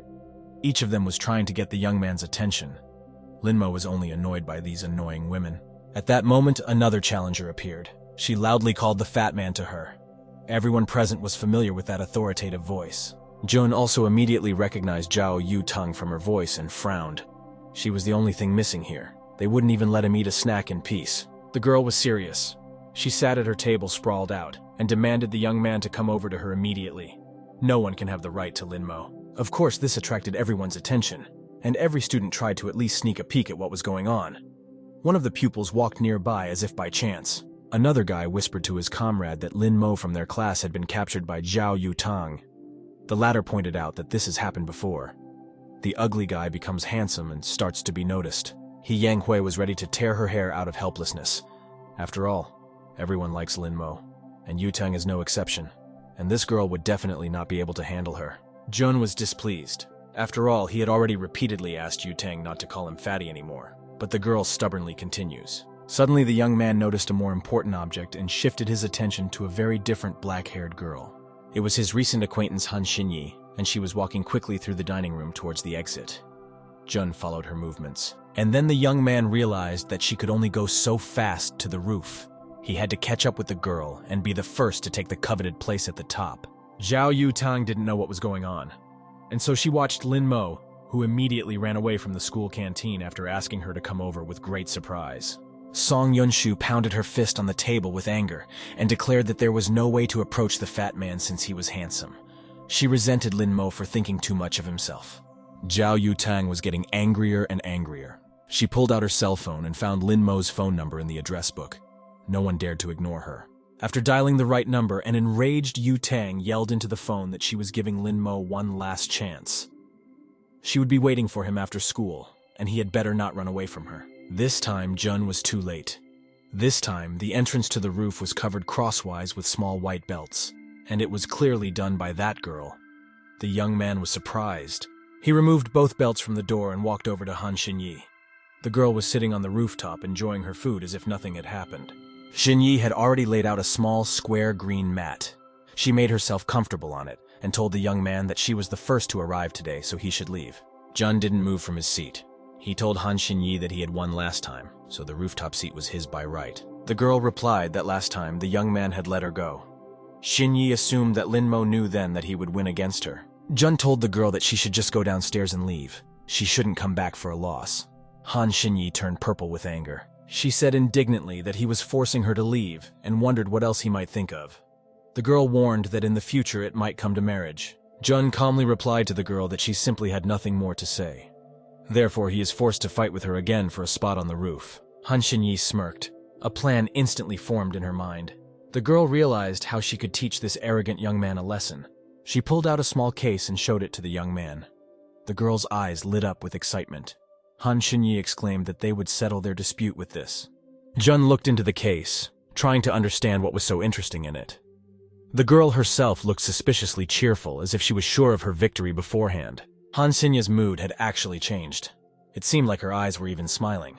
The girl looked at her opponent thoughtfully. Sitting down on her mat, Xinyi immediately unfolded a large paper game board. It was divided into many squares, with some places marked with knot points. Just then, the girl pressed her case of playthings to the ground, motioning for the young man to join her. Han Xinyi asked Lin Mo if he would play. The girl promised that if he won, she would leave the rooftop. In addition, Xinyi would fulfill one wish of his. Jun leisurely sat down opposite and placed his food next to him. He told the girl that she was simply unable to satisfy his desire. Han Xinyi laughed. Of course, this boy couldn't even imagine her skills, acquired over tens of thousands of years of playing Go with her clone. Jun was thinking roughly the same thing. He arrogantly pondered the fact that the Emperor simply could not have any opponents. The girl didn't even realize who she was facing. Both opponents were confident of their victory and predicted a short game for their opponent. In fact, at the same time, they thought it was time to start the game. After placing the white and black chips on the playing field, Han Xinyi and Lin Mo started the battle. The girl held the white chip with her index finger and moved it with her other finger. Jun took a closer look at the playing field, assessing the direction of his opponent. He thought for a moment and moved one of his black chips by one division. After a while, the playing field was densely covered with black and white chips. The power was roughly equal, with Han Xinyi winning 1 point. Jun's first thought was that the girl was not an easy opponent. He assumed that the girl used to be a master of Go. Han Xinyi herself had not expected that the boy could be such a strong Go player. It was just awful that he had resisted her for so long. A little more time passed. The sun was beginning to set and was getting lower. The young man's cell phone rang in his pocket. The girl looked at the playing field and couldn't find a way out. She needed to gain a clear advantage over her opponent. Xinyi thought about it and began to chew her nails nervously. After examining her position, the girl concluded that she just needed to be a little more careful, or she might lose. She was angry that the young man was not inferior in strength. As it happened, the boy was also teasing her. He suggested the girl admit defeat since she couldn't handle it. Xinyi snapped back that he could give up himself. The girl decided to go tricky and said that the class has been over for a long time. He was too proud to admit defeat and would sit for a long time, but it would soon get dark. The tune of the phone in the young man's pocket played again. He didn't even flinch and continued to do battle with the girl. There was too much at stake. Jun frowned his eyebrows and decided that there was no way the girl would be able to make him admit defeat. Even if it was a draw, he still had to win. It occurred to Han Xinyi that in this world, guys shouldn't go home late at night, or else they might get into big trouble. She immediately took out her phone and pointed the camera at the playing field, selecting the desired shooting mode. The young man looked at the girl in surprise. Han Xinyi explained that she wanted to take a picture of the location of their chips so that they could continue the game tomorrow. Jun agreed. He needed to rest as well. The girl started to get up from her green mat and told the young man that he could leave the roof now. They were done for the day. Suddenly, Han Xinyi realized that she couldn't stand on her feet. She had been sitting in the same position all day, and her legs were very stiff. The girl's helplessness almost made her cry. It was not enough to fall here in front of that arrogant boy, and he would mock her again. At that very moment, her knees failed. Her legs gave out, and she began to fall right on top of the surprised young man. Han Xinyi jabbed her breasts right into the young man's nose. Lin Mo's eyes widened in amazement. It was too tempting. The touch was pleasant, but it didn't last long. Jun didn't even know what to compare it to. It occurred to the young man that it was most like a juicy, lush cake. Xiao Yutang tried unsuccessfully to call the young man. She sat on the mat and drank tea, patiently listening to the operator who asked her to stay on the line. Han Xinyi instantly jumped away from the young man. The numbness in her legs went away from her anger, and she embarrassedly covered her chest with her hands. Lin Mo held his head. He was also uncomfortable. As it turned out, the young man had misunderstood her. Jun put his thumb and middle finger together, about to slap Xinyi. The girl realized this and frowned. At the same moment, Lin Mo straightened his fingers and flicked Han Xinyi's forehead hard. The girl was ready to cry with pain and resentment. Jun turned around to leave and demanded to never attack him again. He said that he could sue Xinyi anyway. The girl was enraged. This was crossing all boundaries. She rubbed the bruised spot and thought with annoyance that this was the second time she had lost her seat. Han Xinyi promised herself that she would take revenge as soon as her strength was fully restored. Evening had come. The girl was still sitting on the rooftop, pondering game tactics that would help her gain a quick advantage and humiliate the mortal boy. When Jun walked out of the school building, his phone rang once again. The young man already knew who was calling him. But now he wasn't busy, he could talk. Lin Mo took out his cell phone. Of course it was her, Xiao Yutang. She was the only one who could pester him with endless calls. The young man guessed that he could hear the caller as it was, so he took his hand away from his ear. Yutang squealed that the fat man had no right not to answer her and asked where he was now. Jun calmly replied to the girl that he was still in the school. Xiao Yutang commanded him to immediately go to the school gate. A short beep sounded, and the girl hung up the phone. Jun thought about the fact that Yutang plays video games and her improvement level is very high. He should go with the girl today and learn more about her secrets. An angry Xiao Yutang was already standing at the school gate, leaning on her bike. The girl shouted that Lin Mo was too slow. She was tired of waiting. Yutang recalled that Lin Mo wasn't in the last class. The girl wondered why he had been at school until then. Jun found nothing better than to say that he had suddenly fallen asleep. Yutang shouted that he was lying and really just wanted to skip class. The girl's voice softened a little, and she said that he was just a fool. She needed to get even with Lin Mo. Immediately, Yutang said that it didn't mean anything. Let him forget about it. She quickly tossed Lin Mo her black helmet and demanded to climb onto the bike immediately. Jun barely caught it in time from surprise. The guy and the girl moved on their way. A few minutes later, Xiao Yutang pulled into the parking lot of a high-rise building. The girl invited Lin Mo into her apartment and gave him some slippers. The young man quickly put on his slippers and went into the living room. Jun looked around with interest. The girl had a rather spacious apartment, and there was a lot to see. Yutang turned around and asked what he was doing. She asked me not to touch her things. The large room had all sorts of slot machines all around. It was simply breathtaking from all of it. All the equipment here was very expensive. In the corner was a computer panel with 5 monitors arranged vertically and combined into one large one. The shelves of the cabinet held a variety of equipment, from a game console and digital projector to a huge collection of game discs. Jun thought of something else entirely. From his point of view, games and a powerful computer had nothing to do with cultivation. There must be something else. Xiao Yutang turned to the young man in a friendly manner, winked at him, and slyly asked if he was too defenseless. Jun didn't understand what she meant. Yutang explained that the girl had called him to her house, and he just came without asking anything. Jun didn't expect such a question, and asked in turn if the girl wanted to fight him for supremacy, or had already changed her mind. Xiao moved closer and agreed. Lin Mo now looked much more attractive than before. The girl promised that she wouldn't charge him if he lost. She stretched out her hand and touched his chin gently, letting him know that she had some feelings for him. At the same second, the girl's eyes bulged. Her face looked very surprised at this moment. Yutang didn't realize what had happened. As it turned out, Jun couldn't allow his body to be encroached upon, and so he instantly landed a strong kick to Xiao Yutang's body. As in the case of Han Xinyi, the young man thought he was absolutely right, and warned the girl menacingly not to dare touch him from now on. Laying the girl down on the couch, Jun thought commendably he had incredible strength, was able to knock out even a cultivator with a single blow. Soon, Yutang woke up and indignantly squealed that she was just joking, and the young man had actually hit her. Jun asked her not to do that in the future. He couldn't stand it. The offended Yutang offered him a battle and assured him that she would win in a few rounds. Out of anger, the girl continued to clench her fists. Xiao Yutang was seething with resentment. After all, she wanted what was best for her, and the cute young man had rejected her signs of attention. Well, now she would find a revenge game and torture him to death. It wasn't long before the character Flying Feather was lying on the ground with a sword in his stomach.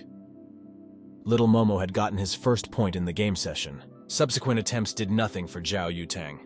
The next 2 times, her game character died the same way and in the same place. Little Momo had a 3-point lead. After a while, 44 more revived Flying Feathers found their final resting place at the same spot. Little Momo was just yawning with boredom. Xiao Yutang stated that it was simply unbelievable. She had lost 47 times while never once defeating a young man. Jun pulled out a carved silhouette from his pocket and declared that he had had enough. It was time to go back home. The young man stuck the silhouette on the bottom of the computer panel. He hoped that it would help him find out all of Xiao Yutang's secrets. The girl jumped up from her seat and offered to play again. She said that she had figured out his tactics. Jun refused, saying that it was too late. Xiao Yutang offered him a ride home. Lin Mo started to resist and said he would call a cab for himself. At this time, the girl's silhouette, trailed by the young man, stopped clinging to the bottom of the computer panel's countertop. He immediately took off his seat and ran across the room after his master, as if he didn't want to stay here. It was late evening. The windows in He Yanghui's big 5-story house began to light up one by one. The girl herself sat pensively in a lilac dress at the table and kept thinking that Lin Mo had missed a lesson at school in the afternoon. He Yanghui couldn't figure out where he'd gotten to. Suddenly, the phone on the table rang. The girl grabbed it, hoping in her heart that it was Lin Mo, and he wanted to meet her. Unfortunately, it turned out to be only Sun Yunshu. She suggested the girl look at the group chat room. There was an interesting post posted there. Some classmates managed to capture Lin Mo and Yutang outside her house. The caption of the photo said that they were returning home. Yang Hui just freaked out. The girl slammed her fist into the wall with anger. She can't let that weasel Xiao Yutang bypass herself and take away the young man. Yang Hui almost roared with resentment. She swore to the invisible Zhao that she would definitely kill her if the girl didn't give up on Lin Mo. Yang Hui became furious and began to turn the room upside down. She scattered the discs on the mobile table nearby. Yang Hui still couldn't get over the thought that Xiao Yutang dared to take her Lin Mo to her home. She was so angry that she wished her rival would crash in an accident. Suddenly, a quiet voice sounded in the room. He told the girl that throwing words into the wind was completely pointless.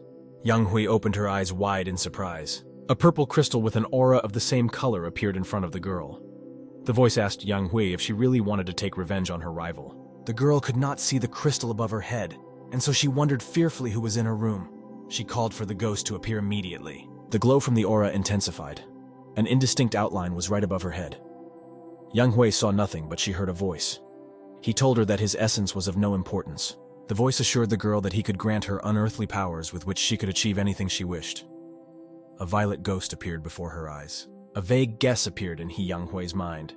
She unhesitatingly assumed that the voice was granting wishes, like a fairy godmother from a famous fairy tale. The ghost was beginning to lose patience. His sinister smile faded. He realized that this shallow little man was incapable of realizing the magnitude of his plan. The purple sword began to tell its story. The strongest magic sword in the world is called Ju Yu. It was broken into small fragments after a fierce battle with the Emperor. Ju Yu wanted to regain his former strength, and in exchange for this favor he offered Yang Hui to make her immortal and elevate her above this world. The girl didn't have to beg long. If the ghost wasn't lying, this was an opportunity to take revenge on everyone. She immediately swore to Ju Yu to do whatever she had to do. Sword Fragment was very pleased that the girl had agreed to his proposal so quickly. He seemed to have come to the right place. Yang Hui's entire room was illuminated with a violet glow. It became extremely bright, and a powerful beam of light hit the girl's forehead. The crystal ended up at Yang Hui's forehead in the middle of his forehead, brightly illuminating his face. She spoke the necessary words, conjuring the god's heart to merge with her own body. At the same second, Yang Hui sank exhaustedly to the floor and admitted that she felt as if she had lost all her strength. Ju Yu asked what kind of strength she would like to have. Yang Hui blurted out that she would like to learn how to master hypnosis and asked Ju if he would teach the skill. The ghost laughed and said that it wasn't a bad idea. The girl immediately imagined a hypnotized Lin Mo in her arms. Hypnosis would definitely help her if the young man rejected her in everyday life. Ju Yu was looking at this obsessed maiden with pleasure. Yang Hui, who was blushing and overcome with emotion, was already completely at his mercy without realizing it. At the same time, the yellow cab that Jun had ordered arrived at the destination. Jun made himself comfortable in the back seat and gave the address. He wanted to believe that his efforts were not wasted. Jun summoned his strength and said that he wanted to see all the skeletons in Xiao Yutang's closets. The young man threw out the thumb and middle finger of his right hand, setting it in sync with the silhouette of Xiao Yutang that he had left in her room. The small gray figure responded obediently. It was ready to fulfill any of its master's wishes and immediately produced a picture. Xiao Yutang was still sitting at her computer and muttering to herself. She couldn't get it out of her head that Lin Mo had beaten her 40 times in a row. The small silhouette was surprised that the girl was still playing. It wasn't necessary at all, as she could recover even before the last stage of chi refining. Yutang reproached herself aloud that she had just embarrassed herself. She was setting herself up to learn how to play better so that she wouldn't lose to that jerk. The gray spy resented being called a jerk. He decided that he would definitely not let Yutang win now, even without a physical body. Xiao Yutang excitedly shrieked and clapped her hands. The girl had completely forgotten that she still had a lot of things to do today. Getting up from the computer, she stretched and walked to her room, muttering on the way that she had a lot to do every day. The gray spy hid behind the slot machine and watched from there. Once in the room, the girl began to undress and took off her white school shirt, leaving her in a tank top and blue pleated skirt. Xiao Yutang slammed the door and pulled the curtains to prevent anyone from peeking, and put on a dark shirt more suitable for such an occasion. This time, she was dressed in a gray business lady outfit, which consisted of a gray jacket and skirt. On top of the black shirt, she tied a big red tie to her waist. Xiao Yutang critically examined her outfit in the mirror and couldn't find anything to fault. Smiling, she told herself that it was a great choice. The preparations did not end there. The girl walked over to the ivory corner cabinet and opened its large doors. There was an arsenal of firearms and ammunition. In addition, there were 2 swords and a dagger on the rack, as well as many grenades. The gray spy got closer to the armoire. His attention was drawn to a disc of yin and yang trigrams made of solid gold. Underneath the weapon was a warehouse of medicines. The gray spy contemptuously thought that these talismans were far from the best quality, but still rare. Staring at the vials and pills, the spy almost missed the girl who was about to leave and rushed after her. The gray spy had to rush very fast. Zhao almost closed the door behind him. After accelerating, the spy pushed off the ground and flew upward. At the last moment, he managed to fly into the opening of the closing door and grab Xiao Yutang's skirt from behind with all his might. The gray spy was sure that the girl was keeping many secrets. Following her, he was sure to find out something. Soon, Xiao Yutang arrived at a large 4-story building. The sign on it said that it was a marriage palace. The girl took off her motorcycle helmet. The smell of Lin Mo's shampoo still lingered, and Yutang wondered with interest what kind of shampoo could smell so good. When she caught herself at that thought, the girl instantly boiled over. She was angry at herself for being nice to the boy, and for liking the smell. The palace was flooded with light, but there was almost no one in the foyer, only lonely people hanging around waiting for the ceremony to end. The girl strode resolutely toward the doors. Xiao Yutang slowly opened the right door leaf and peeked inside, peering into the hall. That's right. This was exactly the person she needed. The toastmaster with glasses smiled and exclaimed into the microphone that she was offering to raise her glasses and bless the new couple on this beautiful day. The toastmaster pointed to the young couple who stood in the center of the carpet. The girl solemnly proclaimed that the speech was given to the bride. The bride, wearing a black dress and gold crown, thanked all the friends and family who were able to attend her wedding to Changshu Shu despite her busy schedule. She added that she would like to thank her parents first of all. Xiao Yutang found a vacant chair nearby and sat on it, watching with interest. She was determined not to upset anyone before the time, and to do so, she had to wait until after the wedding ceremony. After a while, the toastmaster declared the wedding ceremony of Zhou Lingyu and Changshu Shu officially completed. There was a round of applause and everyone began to sit down at the table. The guests were making a merry noise. The toastmaster exclaimed that the celebration was starting. Only Xiao Yutang sat indifferently with her arms crossed over her chest. She was patiently waiting for her time. Finally, the girl had had enough. She straightened up and stood up from the chair. There was no sign of the gray spy on her skirt. The newlyweds were standing in the street. The bride asked if her hubby was tired. Changshu Shu replied that he felt a little lighter after making toasts. The front door creaked open. The husband and wife clearly heard the clomping of heels and turned to the sound at the same time. Changshu Shu perfectly understood what was about to happen and immediately turned pale with fear. But his newfound wife didn't know or suspect anything. They stood opposite each other like two rivals. At least that was how it seemed at that moment to Zhou Lingyu. Yutang looked at her with defiance. Changshu Shu couldn't move from fear. His eyes widened from the imminent reprisal. Xiao Yutang had seen all of this. It seemed like she was just playing with her future victim. Ling Yue was the first to not endure this oppressive silence and headed towards the girl, sternly asking who she was and what she wanted here. It was as if Xiao Yutang didn't see or hear the girl. She told Changshu Shu that she had granted his wish and it was time for them to go. In the same second, the groom began to transform. The costume began to burst at the seams, and his body grew larger and larger. Big animal ears appeared on his head instead of the usual human ears. When he turned to the girl, his face had already completely turned into a wolf's face. The werewolf asked how human desires could be satisfied so easily. The transformation into a werewolf continued. The man's fingers had animal claws and his hands were turning into paws and fur. The monster's eyes lit up with unkind purple lights and it lunged at the girl. Xiao Yutang was ready for it and pulled out the spiritual sword talisman. In a split second, it transformed into a golden burning sword, and Yutang chopped off a piece of the werewolf's paw. The monster whimpered pitifully. He couldn't resist anymore and just delayed the inevitable. Xiao Yutang stood over him. The girl swung her sword from the back. Yutang delivered a chopping blow to the werewolf's muzzle. If it didn't close its eye, it would instantly lose it. The golden sword returned to its original position, making a full circle. The werewolf's blood slowly dripped from the blade. The monster could no longer get up and only waited for its end, praying for it to end quickly. Xiao Yutang delivered a slashing blow to the neck from behind. The werewolf felt his new wound incredulously with a clawed paw. He considered the result satisfactory and thanked the girl for putting him out of his misery. Yutang turned around thoughtfully. The werewolf would be dead any minute now, but it was time to end this matter. The girl walked over and slashed the werewolf's throat once more, just to be sure. The monster was still standing, but the wound was pouring out of his throat like a fountain. It was as if Zhou Yuling had only now realized what had happened. With tears in her eyes, she rushed towards what had recently been her husband and screamed that this couldn't be happening. With fading eyes, the werewolf looked at his wife and mentally apologized to her. After all, if they took him away, the werewolf would never see Zhou Yuling. The life was leaving the werewolf. As it did, human features returned to him. The claws on his paws disappeared, and the fur began to fade, revealing human fingers. The werewolf looked at his hand, which was almost human in appearance. He was ashamed to die like that in front of his beloved. Yuling leaned over to her naked husband and shouted that Shu Shu just couldn't die like this. At the shout, a man ran out and shouted that there was a murder here. Zhou Yuling was choking back tears. She couldn't believe that one could just come to a wedding and kill a man like that. The man shouted for an ambulance and the police to be called. Xiao Yutang turned around and left. Her mission had been accomplished. Zhou Yuling shouted angrily without turning around that she would definitely find and kill the girl. Yutang replied that Yuling just doesn't know her husband. In fact, he absorbs women's energy, and so he seems like a good husband. Xiao Yutang added that Yuling might hate her. It was actually Yutang's fault, but soon the girl would forget everything and remember nothing. She held something between her fingers. Reaching her hand up with a small rectangular piece of paper, Yutang created a magical blue circle and commanded the girl to forget everything she had seen today. Zhou Yuling immediately felt that something was happening to her.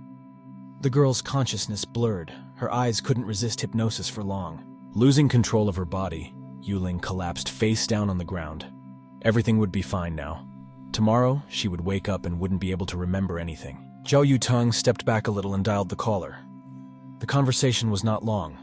The girl informed that the work was done. "We need to come over and clean up a bit." Xiao Yutang left the place. Her heels clattered resoundingly on the hall. The gray spy decided to finally unhook himself from the girl's skirt. He had seen enough already. The spy jogged toward the bodies of the recent husband and wife. It was necessary to thoroughly investigate the connection between the girl and the werewolf. The spy ran up to the werewolf. He came to the conclusion that Cheng Shushu could be of use to him. It would help him understand what Xiao Yutang was living. Jun tuned himself into maximum synchronization with the gray spy and redirected his powers and abilities to it. The spy turned golden. He concentrated and extended his hands towards the werewolf, sucking Shushu's breathless body of his spiritual energy. The entire space around Cheng Shushu's body was surrounded by a bright yellow glow. Lin Mo's spy began to extract the monster's spiritual power from the young man's body. The entire energy essence of the werewolf's endless stream of light poured directly towards Agent Lin Mo, who greedily absorbed it into himself. When the process of transmitting information was complete, the spy turned into a doll with plaid clothes and gray hair down to the floor. Triangular ears poked through the hair. Barely waiting for his transformation, the agent immediately rushed to run, waving his arms vigorously. He wanted to get back to his master as quickly as possible. 20 minutes later, the agent deftly jumped onto his master's outstretched hand. He had a lot to tell Lin Mo. Jun stood outside the marriage palace with his eyes closed. He pondered how best to utilize the information he had received. Cheng Shushu's body was leaping into the depths of the sea at this moment. He regretfully thought that he had succeeded in taking revenge. But now he wouldn't be able to be with Zhou Ling Yue. Suddenly, the young man heard a voice from afar. Someone called his name and asked him if he wished to be reborn or if he preferred to die. The young man's eyes immediately opened. Of course, Shushu did not intend to die. His life was just beginning, and there was so much left untold by Zhou Lin Yu. The young man immediately reached for the light, for the voice that beckoned him. He was ready to give anything he was told, just to live again. Jun appeared in the guise of the emperor, dressed in snow-white clothes. He said that the young man was required to serve the emperor for 10 years in exchange for a new life. The young man squinted incredulously. The terms of the deal seemed a little suspicious to him. 10 whole years of service to the emperor. Suddenly, Shushu remembered that he would gain a new life in exchange and looked at it in a completely different way. His face immediately brightened up. There was hope of meeting his beloved. Jun was sitting on the floor, cross-legged in a lotus posture. In front of him on the mat was an avatar of Shushu with a large tail and wolf ears. Shushu was surprised to ask what exactly Jun meant. No matter how hard he tried, he couldn't recall hearing of such a spell. He looked faithfully at the emperor.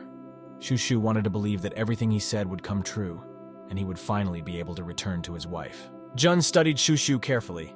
He paid attention to the young man's potential and realized that this was the most powerful young man he had seen until this day. Shushu opened the hem of his robe and knelt down, bowing to the emperor. The young man began to shower his gratitude. The avatar stated that Shushu's servant bows before the master.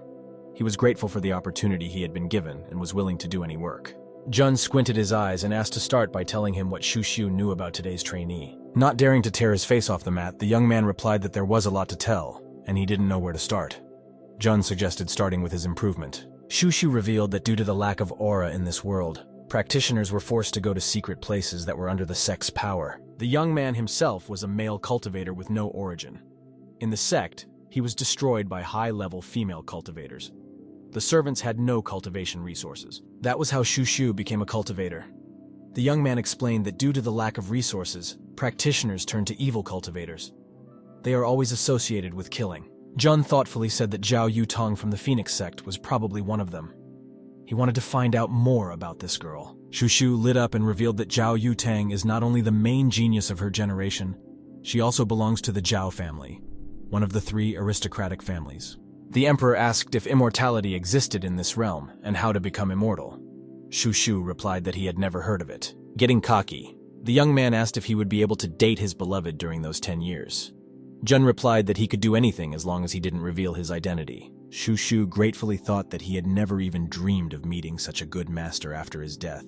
He was pleased that he had reached an agreement with the emperor so easily. The next day, Shushu woke up to the fact that he was being swung around.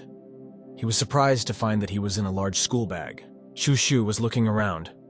Jun had thoughtfully placed him in the briefcase so that the trainee's head remained outside. Shushu could not believe that his master was a high school student. He decided that there was no such thing, and Jun had just taken over the place. Seeing the girl's enthusiastic gazes, Shushu realized that his master was much more popular than he had imagined. All of them only had eyes for the emperor. The general mood was transmitted to Shushu.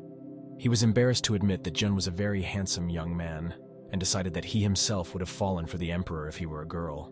Jun resented Shushu's thoughts. The ideal world he saw was one that was gender neutral and did not depend on the gender of the person to communicate with. Jun walked into the empty classroom and made his way to his seat on the last desk. New images appeared on the blackboard that was attached to the back of the classroom. The young man came closer and began to look at the artistically drawn textbooks and alarm clock with interest, then shifted his gaze to his desk. He was surprised to find that the entire space inside his desk was filled with colorful packages. Apparently, it was all food. At first, Jun thought that it was his classmate Song Yunshu who had done this for him. He remembered the overly annoying girl and frowned. At that moment, He Younghui walked up to the young man.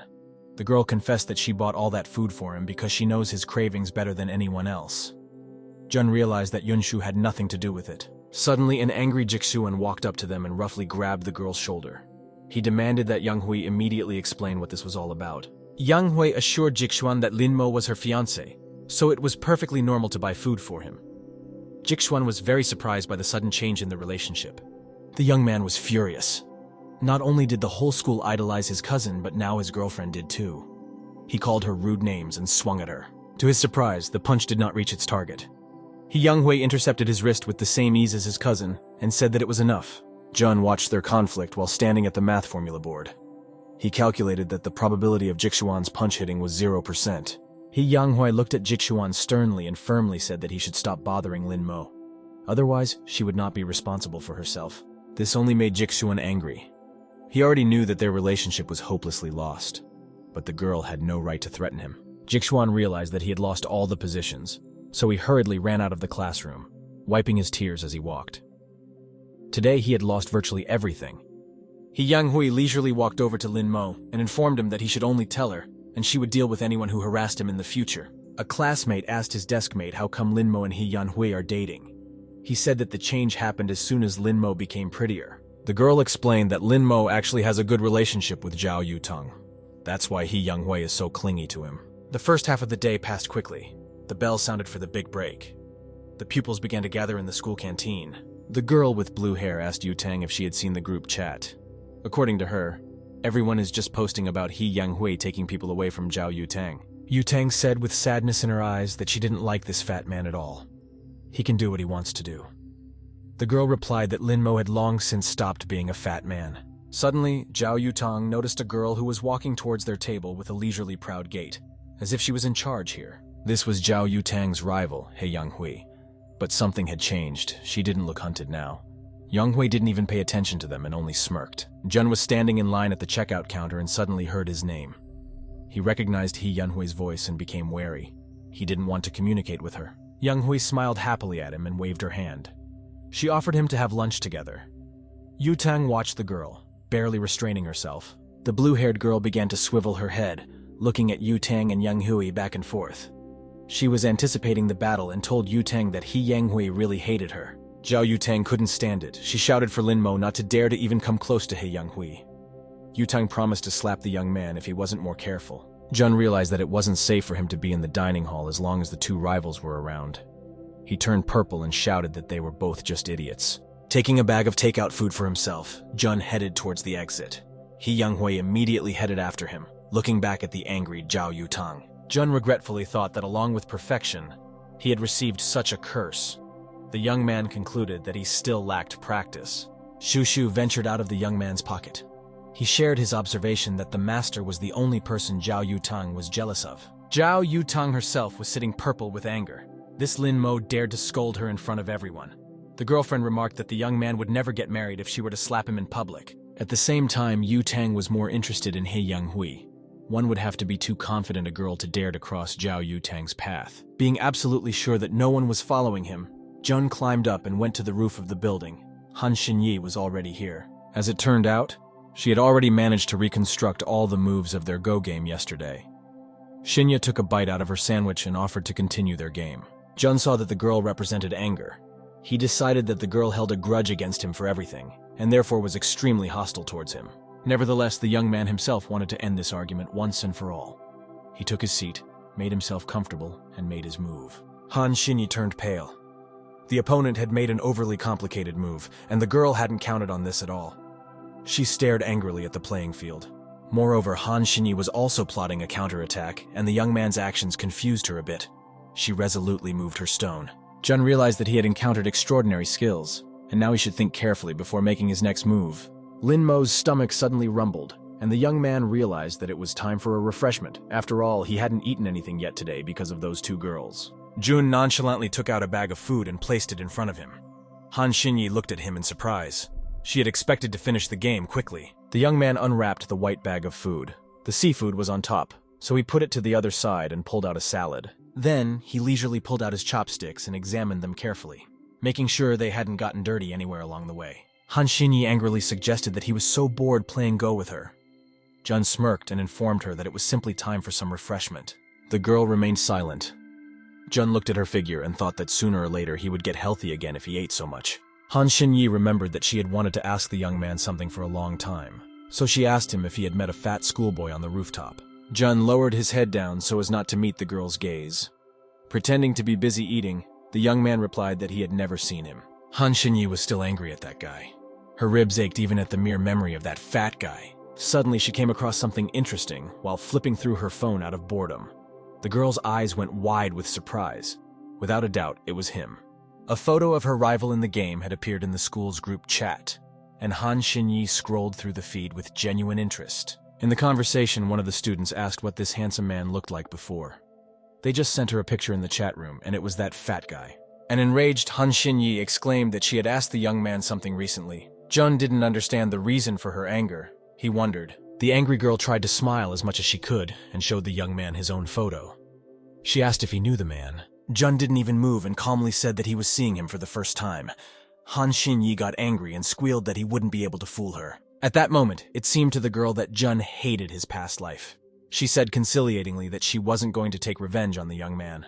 Han Xinyi pulled her white bag closer to her and ran her hands into it. The girl pulled out the young man's jacket, which he had used to cover the girl on the rooftop. Han Xinyi assured him that she had washed his jacket. Looking at the young man, the girl said that the jacket would hardly fit him now. Shocked by the girl's speech and the sight of his clothes, Jun sat there unable to even say a word. He was clearly surprised that the girl wasn't even angry with him. The girl tossed the young man a neatly folded jacket. The young man was pleased that the stranger had taken care of his jacket. Now he didn't know what to do next. He didn't feel much like playing Go anymore. The girl stood there and just watched him without anger in her eyes. Han Xinyi was the first to defuse the situation. She said that they had a draw at the end of the game and praised the young man for being a terrific opponent. Jun covered his eyes and returned the girl's compliment. He said that there were actually few people who could match him, and she was a very strong competitor. The girl gathered all her belongings and turned to leave. She informed the young man that from today the war between them was over. Jun hesitated and called out to the girl. After all, they hadn't completely sorted out their superiority yet, and it was necessary to clarify. Without turning around, Jun asked the girl if their pact was still in effect. After all, they had decided to play to 2 wins out of 3 as far as he could remember. The girl turned around embarrassed and said she did. 2 victories out of 3. And on top of that, she dared to finally tell the young man that her name was Han Xinyi. Jun repeated the girl's name to himself several times. He liked it more and more. The name wasn't bad, and the girl was pretty. Shu realized that the master was infatuated with the new girl, and it was as if he was furious. He felt resentful that he had not been so popular with women in his time. Shu jumped out of his pocket and began to envy that Jun was a very strong young man and all the beautiful girls were falling for him. Jun was completely unwilling to talk about it and turned the conversation to another topic. The young man asked where the evil cultivators got their resources from. Shu explained that there had been a network of secret doors in his world for tens of thousands of years, allowing him to obtain anything he wanted. He told us that cultivation resources are controlled by families. As long as people control them, sinful desires will be engendered. The secret door network has absolutely everything, and not only evil cultivators but others can buy resources until the money runs out. Jun continued to ask his trainee how he usually earned money for himself. He felt that he had come to the right path. Shu revealed that he usually dealt with contract killings. He happily added, blushing, that the fastest way was to find an older woman. He told me passionately that the Lord didn't need to sell his body at all. The Emperor just needs to casually mention that he is short of money, and he will get it right away. Shu didn't have time to finish his sentence. Jun frowned and grabbed his trainee, slowly clenching it in his fist. Shu cried out in pain and admitted that he was wrong. Jun slipped it into his pocket. He needed to get home quickly and see if he had any materials to make talismans. The sun was already beginning to set over the horizon. The upper windows of the school darkened in an instant. The sun's rays had already fallen below and did not reflect off the school windows. Jun leisurely walked out of the school. To his surprise, Xiao Yutang was already waiting for him near the school gate, steadying herself on her bike.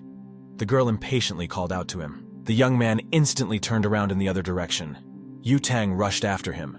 The girl angrily shouted that he might not be pretending. She knows that Lin Mo has seen her. Yutang angrily said that Lin Mo's ex had openly mocked her and called her an idiot. Jun immediately protested that Yang Hui was not his ex. However, the girl had little interest in that. She explained that Jun had to go with her today. Yutang promised to give him a ride home afterwards. Jun didn't say a word. He was still hoping that Xiao Yutang would change his mind, and he could just take a cab and go home. The girl saw his confusion and smirked. She asked Lin Mo if he would get on the bike by himself, or if she would have to carry him in her arms. Jun realized that Xiao Yutang would not let go of him, so he obediently walked towards the motorcycle. The girl smiled and said that it was the right decision. They were not alone here. Yang Hui was hiding behind the corner of a building nearby, watching her rival. As it turned out, it was not for nothing. Yang Hui had an interesting thought in her head. After all, she could just hypnotize Lin Mo, and then all the problems would go away by themselves. Directing all her new strength towards the bike, an angry Yang Hui frowned and said loudly that she wanted Lin Mo to obey her completely. But it was too late. Xiao Yutang and Lin Mo had already left on the bike, and the young man was holding the girl's waist. Yang Hui couldn't bear to watch this. After a while, Jun asked the girl through her helmet if she was even going to let him go as promised. Yutang couldn't help but smile. She laughed at the young man's naivety that he still believed in the words of women. Suddenly, Yutang felt the young man hugging her chest and blushed thickly. Jun said that she better not even think about it. The girl immediately stopped her bike right in the middle of the road, kicking up a column of dust. Immediately, there was a smell of burnt rubber. Xiao Yutang didn't care about her tires. The indignant girl turned to Lin Mo and said that she wasn't going to chase him. Jun took off his helmet and replied that he actually was. Yutang shouted that it wasn't like that at all. Jun said that in that case, she should just remember that they were just classmates. There was no need to look for a meeting with him. Yutang shouted after the young man that many men wanted to be with her. If it wasn't for the games, she wouldn't have spoken to Lin Mo at all. Shu looked out of his pocket. He figured that his master must be very powerful. The Emperor behaves really powerful towards everyone. The enraged girl walked away, cursing Lin Mo in his temper. Another paper spy in the form of a little man was clinging on her back, and Shu noticed it. Soon, Jun reached home. It was already late in the evening. He had already wasted too much time on Xiao Yutang. Lin Mo went into his room and closed the door tightly. Jun remembered that Shu had told him about the secret door network, which could be used to obtain absolutely everything. The young man walked over to the computer desk and called out to Chung Shu. It seemed like the latter was only waiting for this. He instantly jumped out of his pocket onto the desk. The young man assured me that he would arrange everything immediately if it was necessary to use the secret door network. He started typing lightning-fast combinations of keys on the keyboard. Not even a moment later, Shu pressed the last key and turned to the Emperor. He invited him to see the new features for himself. Jun pulled his chair up to the table and began to study the page that opened with interest. The secret door network did indeed offer a wide range of possibilities. The first illustration offered the services of the best long-legged beauty who was 82 years old. The second product had an image of a miracle drug attached to it. The seller guaranteed its quality and assured that it was a unique secret system. Jun turned to Shushu and clarified if this was definitely the magic site he was talking about. The young man said that Master just needed to go to the treasure page. The next page was densely dotted with amulets. The young man was surprised to realize that the lowest level weapons in the magical world were positioned here as first class. Jun looked at the prices and was surprised to tell his servant that the cheapest stone in ginseng cost 1 million. Shushu smiled and reminded him that he could always find rich families and go tricky if he was short of money. Jun turned purple and angrily said that he didn't care about money. Shushu hastily said that he was wrong. Of course, the master has great strength and will find another way. Jun demanded to give him all the money he had. Shushu indignantly said that he had no more than 30,000 left, and all of it was needed for Zhou Ling Yu. Jun irritably said that he could manage without him, and immediately went back to the secret door network. There was something to see. Seeing that the Emperor had stopped at the page with the various constituent magical elements, Shushu assumed that Master wanted to make the talisman himself. The young man warned that the price of the talisman is high, and it is difficult to make. The young man warned that the price of the talisman was high and difficult to make. Jun assured his trainee that he didn't have to worry about it. He would be fine with a low-quality talisman. He turned his back to Shushu. The latter was surprised to think that more materials were actually needed to make the talisman. The next morning, Jun came to meet a courier from the delivery service. So that no one would recognize him, the guy pulled on a hood, goggles, and a dust mask. After a while, a small gray van came toward him. After a few meters, the passenger rolled down his window and asked the young man if he was waiting for a delivery. The courier came out of the van with a large cube-shaped package. He thanked me for the purchase and asked me to give him the maximum 5-star rating on the service website. This was all new to the young man. He was amazed to tell his trainee that the process itself was simple. Shushu poked his head out of his pocket and reported that his observation was correct. The network of secret doors had spread everywhere in this world, just like the aristocrats. After a while, everything was ready for the creation of the talisman. On the table in front of the Emperor were 2 rectangular sheets of yellow color. He took the brush in his hand and channeled spiritual power into it. The brush lit up with a yellow glow. Shushu assumed that the master had started painting. He thought about it and remembered that he had seen masters of magical talismans working with paper and ink many times before. The chance of success is no more than 30%. Jun didn't pay attention to his thoughts and memories. The Emperor was passionately waving his brush and creating his masterpiece. He knew what he was doing. On the yellow sheet of paper, symbols that only the initiates could understand appeared one after another. All of them belonged to the Emperor's world. Shushu sat here on the table and patiently watched. He was very surprised when he saw the sheet of paper light up and the image of a golden dragon appeared above it. Shushu began to turn his head in all directions. He noticed that before he could blink, the master had already created a second talisman. He himself began to think that he could feel the aura of the dragon. Ju softly asked Shushu not to make any noise or distract him from his work. He explained that he had been doing this sort of thing for thousands of years, and there was nothing unusual about it. Unfortunately, the Emperor's own strength was only enough to create 2 talismans. Therefore, he had to think about buying magic stones. He decided to sell his homemade talisman for at least $500,000. The money from the 2 amulets would be enough to buy 1 stone. Jun put the talisman up for auction, and after a few minutes, he was very surprised. He himself had not expected such a great success. Literally a minute after the lot was put up at the auction, a fight for it broke out. The buyer agreed to take the amulet for $560,000. Shushu explained to the startled young man that magical talismans were not only popular among cultivators, but also among ordinary people who believed in their magical power. Jun listened to the depths of his mind. His paper spy stirred. This meant that something interesting was happening in Xiao Yutang's location. Jun saw Xiao Yutang on the same website through the eyes of the paperman and was surprised. He realized that the girl was also using the secret door network. Yutang chewed chocolate as she walked. The case of that boy's disappearance was pinned on her. She indignantly said that she wouldn't have bothered if he wasn't related to the previous monster. The girl was scrolling through the website. She needed to buy something better for the upcoming hunt. Suddenly, she noticed a nice talisman. The talisman created by the Emperor was ready to be bought for almost 900,000. Yutang decided that this was a good thing. Now she would be able to prepare properly. Jun thought about the magic stone. It might turn out that Xiao Yutang would still be of use to him. It occurred to him that the case of the missing boy was related to the Demon Lord. The next day, Jun went to school. The first half of the day flew by, and it was time to visit the canteen and have some refreshment. After buying takeout food as usual, Jun started to go upstairs.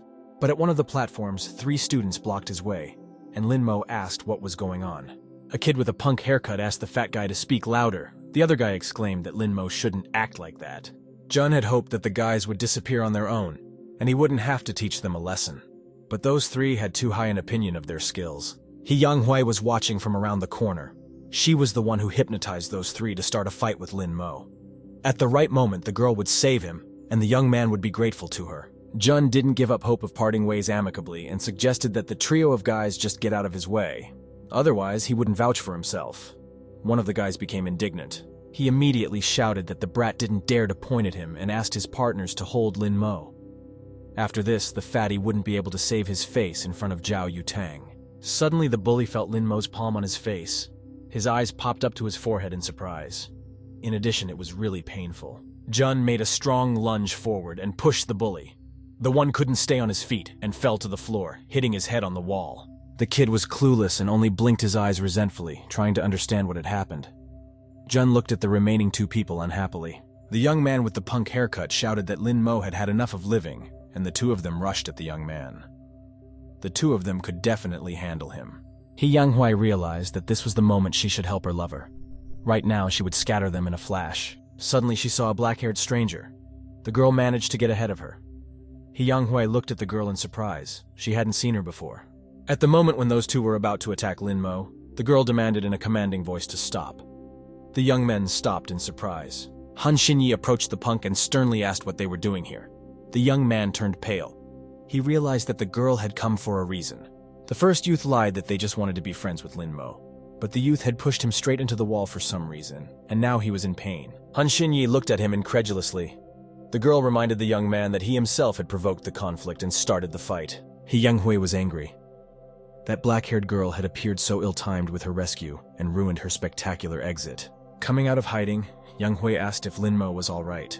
She assured him that she came running as soon as she heard that he was in trouble. Looking at her rival, Yang thanked the girl for arriving in time to save the young man. Han Xinyi stood silently. Yang smiled at the girl and promised that she would definitely treat her to dinner next time. She was very grateful to her. Yang immediately walked over to Lin Mo and grabbed his hand, dragging him downstairs with her. She said that it was time for them to go and have some food. Jun didn't realize what was going on. Han Xinyi reacted instantly. She grabbed Yang arm and pulled her towards her, letting the girl know that she had not appeared here by chance. Han Xinyi asked how a girl like her allows herself to walk up and grab the boy's hand. Yang hand loosened. Xinyi's grip was very strong. The rivals turned to face each other. Each embodied hatred for the other. Yang warned Han Xinyi that she had better mind her own business. Jun realized that it was time to intervene. He wedged himself between the girls and told Yang that they should go. No need to pay attention to it. Yang got even more angry and mentally asked Ju Yu's magic sword to hypnotize Lin Mo and return to her. To her greatest surprise, the spell didn't help at all. Jun didn't stop for a moment. He continued down the stairs, leaving the two rivals alone. A ghost appeared from the depths of his subconscious and informed Yang that she had better not use spells. He had a very bad feeling about it. Han Xinyi approached her and told her that she knew very well about how Yang had once rejected Lin Mo's advances. The girl was surprised that the stranger knew about it. As if to spite her rival, Han Xinyi continued to harass her and said that it was very rash of her. Yang was finally angry. She turned the other way and looked down at the steps. Yang could barely contain herself. She had so much strength in her that she could break this girl in half. Yang frowned and angrily cursed this foolish girl who got in her way. That shameless guy is good too. Clearly they have their own relationship. After school, Jun hailed a cab and drove home. It was evening. His relatives were not seen in the garden. Lin Mo realized that they were having dinner at the house tonight. Jun walked to his room and closed the door tightly. He was interested in the secret door network, and the young man immediately turned on the computer without undressing. Shu whistled in surprise. He drew his master's attention to the fact that someone had given 2 magic stones and 300,000 yuan for the talisman, as if he knew what Lin Mo needed. Jun hesitated for a moment. He knew that Xiao Yutang was one of the contenders for his talisman. One had to find out what kind of phoenix group she was a member of. Jun reminded Shu of his words that Xiao Yutang was a member of the phoenix sect that kept the country stable. Therefore, the girl has a lot of money. Shu objected that phoenixes had nothing to do with this. It wasn't their style. They had already cleared the secret doors several times. If the phoenixes want something, they do it directly. At that moment, a beep sounded, notifying about the successful completion of the transaction. The young man looked at the monitor with interest. One was asked to provide his mailing address to confirm the transaction. Jun was surprised that in this world, transactions were finalized so easily and quickly. It didn't matter, though. The main thing was that he was fine with it. Jun put on his hood, goggles, and dust mask again. No one was supposed to recognize him. Shu watched the Emperor's transformation in amazement, and was very surprised when he saw his master walk outside like this. The next day after school, Jun immediately rushed home. He had an incentive to return early. He needed to recover his strength quickly. The young man sat thoughtfully at his desk. He had managed to sell the talisman, and with the commission deducted, he was left with 70,000 yuan and 2 magic stones. Jun was twirling an insufficiently well-polished green-colored stone in his hands. He didn't think that the quality of the stones in this world was so bad, even though their value was high. The young man lifted the magic stones into the air by force of will. A faint turquoise-colored glow formed around him. Sighing, Jun thought that it was still better than nothing, and these stones would help him restore the Emperor's spiritual power to some extent. With all his strength, he threw his hand forward. 2 golden talismans, similar to the ones he had sold yesterday, appeared in the air out of nowhere. Both talismans spun in the air and fell on the table. A golden dragon emerged from them. The young man took a closer look and found the result quite satisfactory. Jun took the talismans and handed them to his trainee, asking him to put them up for sale right away. Shu was happy to take up the task. Literally immediately at the auction, a heated discussion of the amulets broke out. One user assured another that these talismans were the best he had ever seen. Jun smirked and thought that cultivators in this world are quite backward since the most ordinary talismans make them excited. Suddenly, Shu roared in surprise. He couldn't believe his eyes. The young man shouted that the talisman was worth 3 million. Jun turned to look at him. Indeed, the last price for each of the talismans had reached the 3 million mark. This was quite good. Suddenly, the price jumped another million. Jun and Shu looked at each other in surprise. Even the simplest of stones could make a good profit. There were several monitors behind a large sector-shaped table. Behind the center monitor was a man wearing headphones. He resented the seller's price. In his opinion, the first category mascot was worth much more than 3 million. It was he who raised the bid to 4 million. The man knew that the amulet the guy was selling earlier was unusual, and if the man could get his hands on it, he would have more advantages. Xiao Yutang was also actively watching the bidders and their bids for the amulet. The girl knew that her price was unlikely to be outbid by anyone. Therefore, with the appearance of the price of 4 million, Xiao Yutang frowned her eyebrows. There were very few people in this city who knew the price of such things, and there were even fewer people with financial means. The girl made the next bet with one click. The price for the amulet had reached the 5 million yuan mark. It could be that the battle for the possession of the amulet was just beginning. Therefore, Jun sat at the monitor and calmly waited for the bidding to end. He wondered who could lay out a fabulous sum of money for an amulet of poor quality. Shu could not calm down. He was running around the room, happy that his master was able to create a high-quality product that was in unprecedented demand. Meanwhile, a new price for the goods appeared on the screen. An unknown buyer was willing to buy one of the amulets for 15 million yuan. The auction attendees were chatting in a general chat room, and 2 of them arranged to meet. They were both interested in the identity of the seller. Jun realized that he would have to carefully avoid contact. Otherwise, the entire cultivator world would begin to seek him out for their own purposes. The young man was satisfied. Now it was possible to relax a little. Jun stretched and decided to see how Xiao Yutang was doing. It was late evening. The bike was parked near the house where the girl lived, and Jun realized that she was still busy. With the help of the paperman, the young man found out that Xiao Yutang was still investigating the case of the missing boy. She was still sitting at the computer. In addition, there were 2 puffy folders of dossiers on the girl's desk. Yutang knew that all of these people were related to Yuanyang's body and had something to do with the demon in one way or another. The girl started following one of the suspects in real time. The girl with purple hair was fidgeting and taking selfies. Xiao Yutang didn't know that the girl had such a habit.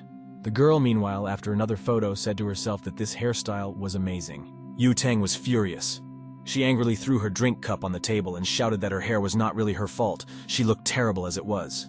Finished with capturing herself on camera, the girl calmed down and sat down at her computer looking for photo tips. Xiao Yutang calmly and patiently waited while the girl learned basic photography skills. It would do her good. After a while, the girl started to just annoy her. She was looking for ways to make the photo prettier and how to apply photo filters better. The requests came in faster and faster. Now the girl was interested in cosmetologist's tips and how to make eyes of a different color in a photo. She also wanted to know how to make a thin face, Zhao turned purple with each new request. That girl was interested in the effects of a thin waist, long legs, and skinny neck. Xiao Yutang was simply sickened by the whole thing. She decidedly didn't understand why she had to make herself look better in a photo than she did in real life. She was also worried about that fat guy. She decided she wouldn't do it in private now. She had to find a completely different approach to him. The next day, he had to go to school again. At lunchtime, Jun had a hasty snack and immediately rushed to the roof of the school so that he wouldn't have to fight with anyone. The young man sat on the rooftop and thought intently about yesterday's surveillance. He couldn't understand what Xiao Yutang meant. Han Xinyi saw that Jun was distracted from the game and was thinking about something of his own. The girl called out to him loudly. Jun raised his head and looked at her. Han Xinyi offered to reschedule the game for next time if he wasn't in the mood. With nothing to do, she stretched out her hand and held the black stone on her finger. The forces remained equal. Neither opponent had a clear advantage. Jun was indeed very much immersed in himself and couldn't play. The young man opened his eyes, looked at Han Xinyi and replied that he was fine. However, the girl could see that Jun was worried about something. The young man slowly got to his feet. Han Xinyi realized that he wasn't going to admit defeat. At the same time, she did not feel any danger. Jun walked slowly for a bit and stopped at the roof barrier, shoving his hands into his pockets. Han Xinyi turned around with interest. Jun climbed onto the edge of the roof. He needed to create a formation to absorb Yuan Yang's power. Such a formation would only manifest in places with heavy yin energy. The young man spread his arms. He said it would be very nice to have some tea in there. It might help him. Han Xinyi also stood up from her mat and asked him not to fall down this time. Jun smirked. He remembered well the time he went out to get some fresh air on the roof. The young man immediately turned around to face the girl, as if teasing her. Han Xinyi was standing at the exit to the rooftop. She looked at Lin Mo patiently. He Yanghui cautiously peeked out from behind the door. She wasn't going to give up so easily and give Lin Mo to this girl. Suddenly, she saw the young man standing on the very edge of the roof with a very sad face. Yang Hui immediately realized that there was only one reason. She immediately ran up to Lin Mo and angrily demanded that she stop and not do something stupid for her sake at least. Lin Mo didn't understand what He Yang Hui needed and why the girl had stopped him so suddenly. He Yang Hui was very angry. She gritted her teeth and didn't even know what to reply. At this time, Han Xinyi came out from behind Lin Mo and told him not to meddle with Lin Mo anymore. He Yang Hui was very angry. She didn't understand how this girl dared to touch her boyfriend. He Yang Hui angrily turned around and told Han Xinyi to wait for her. Lin Mo didn't realize when he became her boyfriend. At this time, the girl left the stairs. Meanwhile, in He Yan Hui's house, the lights were on. It was night, however. The girl was awake. She was sitting in a hot bath. The girl felt that she had really underestimated Lin Mo. He Yang Hui felt that they should have taken and locked up Lin Mo from the beginning, so that no one would get him. The girl climbed out of the bathtub. She believed she could do well now, with the help of her new powers. He Yan Hui was going to hypnotize Lin Mo today and he would become her submissive dog. The girl laughed. He Yan Hui's hypnosis power was approaching Lin Mo's house. The girl wanted to put her plan into action. Lin Mo was sleeping peacefully in his bed at this time. The magical powers were getting closer and closer to him. At this moment, a protective barrier activated around Lin Mo, which stopped the hypnotic powers. Cheng Shu woke up from these unusual powers he thought to wake up Lin Mo. The guy woke up. He didn't realize what it was, or what strange feeling was hovering around him. Lin Mo quickly realized that it was hypnosis. He didn't expect that someone would dare to try to hypnotize an emperor. The next day came. Lin Mo school studies were in full swing. The guy was walking down the corridor. Suddenly, He Yang Hui stopped him and blocked the guy's passage. She approached Lin Mo and invited him to come to her house tonight. The girl thought her plan should come to fruition. She laughed slyly. He Yan Hui had used hypnosis last night. She believed that Lin Mo should now obey her. Lin Mo didn't answer her anything and continued to walk further down the corridor. The guy realized that it seemed like it was He Yang Hui who had used hypnosis on him last night. He was glad that he understood everything. Lin Mo realized that it was the girl who had disturbed his dream last night. The guy knew what to do next. Lin Mo introduced a paper man to He Yang Hui. He grabbed the girl's hair. Lessons at school were in full swing. The school day was in full swing. Lin Mo was sitting in the study as he suddenly felt something strange at some point. The guy was very surprised. Lin Mo felt that the paper man on He Yang Hui had disappeared. He didn't understand how this was possible. He Yang Hui actually grabbed Lin Mo's paper man and glared at him angrily.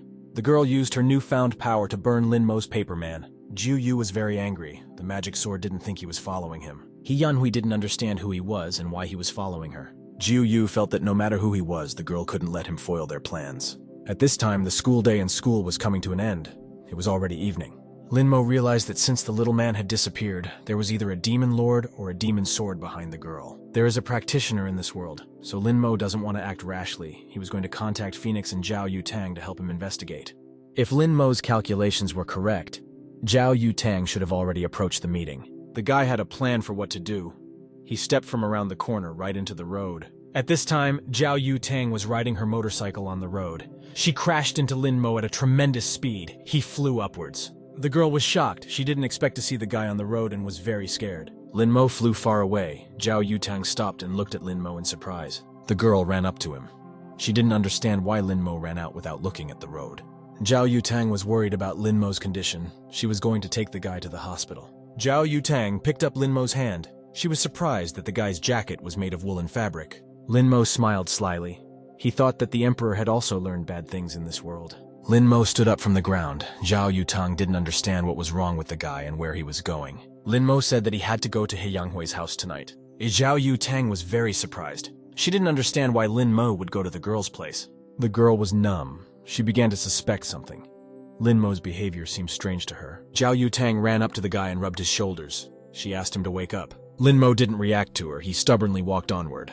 Xiao Yutang realized that Lin Mo might be under hypnosis. Something had to be done immediately. The girl decided that the best option would be to use her abilities and try to wake up Lin Mo. Xiao Yutang started to conjure. She made several sweeps with her hands. The girl was very concentrated. In the next instant, she touched Lin Mo's forehead, trying to bring the guy to his senses. Lin Mo's eyes were still hazy as well. She was unable to rouse him. The girl noticed that there was no effect. She didn't understand how this happened, and if this caster was really that strong.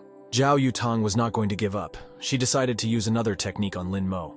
The girl gathered all her energy. Xiao Yutang used her abilities. She once again struck the guy's bow using magic powers. At this moment, Lin Mo's eyes changed. He seemed to have come to his senses from the power of hypnosis. The guy grabbed his head. He didn't understand how he had refused to be here and what was going on. Xiao Yutang was also curious about this, and why the guy was walking towards He Yanghui. Lin Mo shook it off. Lin Mo asked what Xiao Yutang had to do with his fiancée. The girl blushed. Xiao Yutang shouted that Lin Mo suddenly jumped out on the road and the girl hit him. He needed to go to the doctor quickly. The guy replied that he was fine. Xiao Yutang didn't understand how he could be normal since he had just been hit by a motorcycle. Lin Mo replied that he didn't want to go anywhere. If the girl was so sorry, she could wire the money for the medical expenses. Xiao Yutang wasn't going to let go of Lin Mo so easily. She pulled him by the scruff of his neck, almost choking the guy. The girl quickly wrote a check to Lin Mo for the medical expenses. She believed that the guy was just afraid that she would pursue him. Xiao Yutang said that Lin Mo should pay for his own treatment and dare not remind the girl about it or she will nail him. Lin Mo looked at the check. There were several hundred million. It could be exchanged for 100 stones and spirits. Xiao Yutang got on her motorcycle and quickly rushed somewhere. She had urgent matters to attend to. The girl called someone. She wanted information about He Yanhui, a middle school student. The girl thought she was related to the missing person case. Xiao Yutang drove up to He Yanghui's house. She was going to search it thoroughly. Xiao Yutang took off her helmet. The girl was determined. She had to find out the truth. The girl decided that the best way to get into the house would be to use her magical powers. Xiao Yutang quickly conjured up a magic sword for herself. It should help her plan. The girl embedded the sword into the door of He Yanhui's apartment. The sound of metal was heard. Xiao Yutang still managed to open the door. She was determined and slowly walked into the apartment. Xiao Yutang walked down the corridor of He Yanghui's apartment. Her things were all around her. On the nightstand in the hallway was a picture of He Yanhui's family. It showed the girl's mother and father. The girl walked into He Yanhui's room. There were books and magazines scattered on the floor. The girl was very surprised. On the wall in He Yanghui's room, there were portraits of Lin Mo hanging on the wall. It looked kind of creepy. On the table was Lin Mo's user manual. Xiao Yutang was curious what it was. She was going to take a look at it. The girl opened the book and began to study it carefully. The further Xiao Yutang read the book, the more embarrassed she became. The girl blushed. There were written obscenities related to Lin Mo. Xiao Yutang became even more embarrassed. At this moment, the girl received a call from someone. She answered into the earpiece. Xiao Yutang was informed that something new had appeared. He Yanhua disappeared. Xiao Yutang thought it was strange. The girl was wary. Judging from He Yanghui's actions, she really has something to do with the disappearance. Xiao Yutang told the alert team to announce the arrest and search. They must find her no matter what. The girl thought that the fact that He Yanghui was able to escape now only proved her involvement. It seemed like she was indeed capable of doing this. Meanwhile, night had fallen. Lin Mo was still awake. He was thinking about something at his home. Lin Mo realized that He Yang-hui had contacted Mo Jing, judging from the incident with the little man. The girl might just be one of the Demon Lord's pawns. Lin Mo would have to try to find her as soon as possible. At this moment, someone knocked on Lin Mo's room. The guy looked in that direction in surprise. It was Lin Zixuan. He asked if Lin Mo had read the news. Lin Mo went to his door and opened it. The guy didn't pick up on what news his cousin was talking about. Lin Zixuan didn't understand who would want He Chunhuan. Lin Mo replied that he didn't know her very well. Lin Mo had other things to do. He abruptly closed the door right in front of Lin Zixuan's nose. Lin Zixuan ran to complain to his dad. He was displeased with Lin Mo's behavior. Lin Mo realized that He Yanhui was a suspect in a case of abuse and murder a few years ago. The whereabouts of this person is unknown and is still being searched for. Lin Mo thought that this team was effective, however. There was still no news about He Yanhui. Cheng Shushu was angry that such a cruel, ruthless woman wanted to defame the Lord's name. Lin Mo understood that if the Demon Lord absorbed Yuanyang's power, he would inevitably create a pharmacy, and it would manifest its evil in a place with a high concentration of yin energy. Lin Mo ran over to a huge box of stuff and started throwing his stuff out of there. Cheng Shushu didn't understand what his master was looking for, or why he was throwing things around the room. Lin Mo seemed to have found what he was looking for. The guy was holding 2 wooden planks in his hands. Lin Mo had a plan. He was going to solve the current situation. The guy used his magical abilities and channeled all the energy into the boards. The 2 boards began to transform using Lin Mo's magical power. Lin Mo conjured up a prototype of a modern compass. It looked like a wooden plate with a spoon in the center. It was Shannon. Cheng Shushu was amazed by his master's abilities. Lin Mo said that with the Demon Lord's skill, the phoenixes couldn't find He Yanhui. Lin Mo thought that there were magical powers involved. He was going to use the purifying sonin. Lin Mo took the sonin and the magic stone in his hands. He began to conjure. The guy's energy was very strong.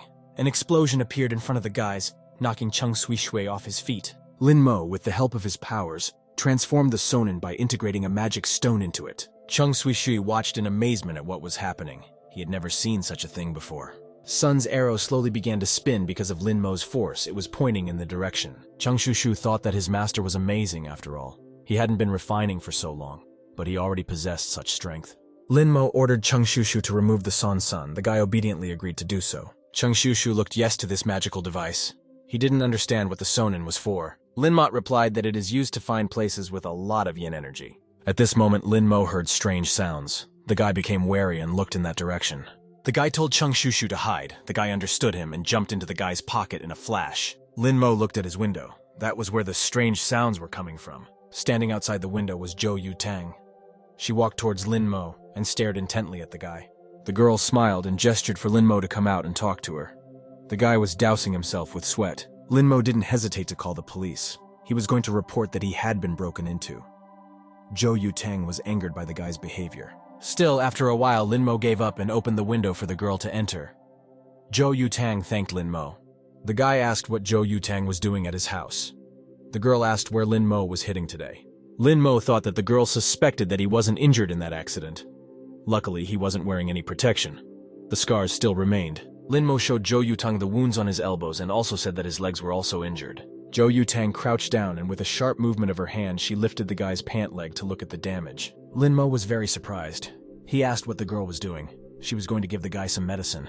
Otherwise, Xiao Yutang would be responsible for the scars. The girl began to treat Lin Mo's wounds. Xiao Yutang was embarrassed. She thought that the guy had very beautiful legs. She couldn't look at them. Cheng Shushu understood everything. He realized that the girl's intentions were not pure, and she was using Lin Mo for her own purposes. The wound treatment was finished. Lin Mo realized that the girl had not just come to give him medicine. Indeed, that was the case. Xiao Yutang reported that He Yanhui was wanted and asked if Lin Mo remembered what she had done. Lin Mo didn't and couldn't remember what happened after meeting her. He couldn't help it. Xiao Yutang thought Lin Mo was boring. She was about to leave, and again through the guy's window. Lin Mo stopped her. He was going to suggest something to help the situation. If need be, Lin Mo was willing to act as a decoy and help find He Yanhui. Xiao Yutang stared down intently. She got all embarrassed and blushed. The girl stared at Lin Mo's chest that was visible from this angle. His shirt was slightly unbuttoned. Xiao Yutang thought that she should hurry up and leave. She jumped down from the window and agreed with the guy's idea. Lin Mo was even surprised that she agreed so easily. The next day came. It was morning. The students were slowly coming to school to begin their studies. Lin Mo was no exception. He walked into his office holding his briefcase. 2 girls immediately ran up to him. They asked if Lin Mo was all right. After all, Yang Hui was wanted, and they had no idea what could happen. Lin Mo was fine. He asked them to let him pass. He needed to get to his seat. At this moment, One of Lin Mo's classmates walked into the office and announced that there was a handsome boy in the class. The girls immediately scurried away from Lin Mo and rushed over to see who had transferred to them. The girls immediately surrounded the newcomer. They began to ask him what his name was. He had green hair and wore glasses. The newcomer's name was Shenlaxian. The girls could just call her Lale. At this moment, Xiao Yutang walked past the guy. Shenlaxian was astonished to see the girl. The girls called Shenlaxian to go to the study. They were going to show him the way. The guy transferred to this school to investigate the disappearance of He Yanhui.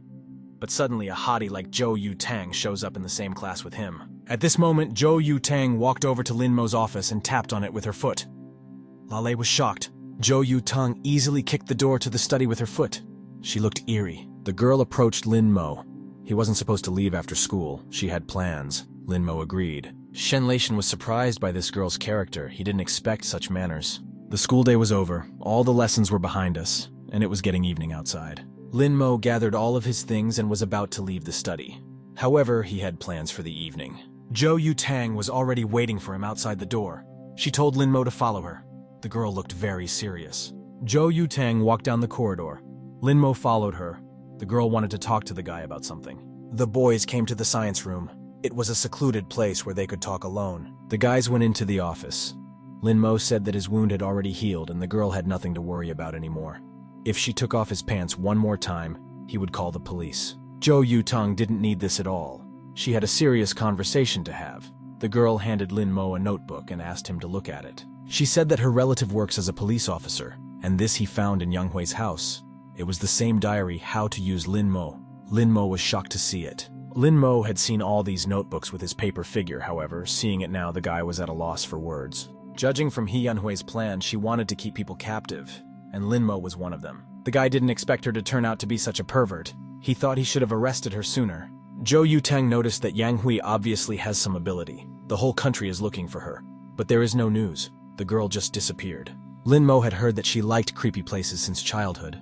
Perhaps she was hiding in some abandoned house or over a cemetery where there were few people. Lin Mo took out his glasses and put them on pathetically. He thought that no one found her because she hid her face with makeup. Xiao Yutang shouted that the guy was not doing a movie. However, the girl thought that what Lin Mo said made sense. Yang Hui must have used a disguise technique. Since He Yanhui likes gloomy places, it was likely that she had captured so many guys to practice in a place with a lot of yin energy. It was already time for Xiao Yutang to leave. She had a plan. She was going to take matters into her own hands. Lin Mo also had his own plan. Everything was going according to plan. The guy smiled slyly. Lin Mo returned to his home.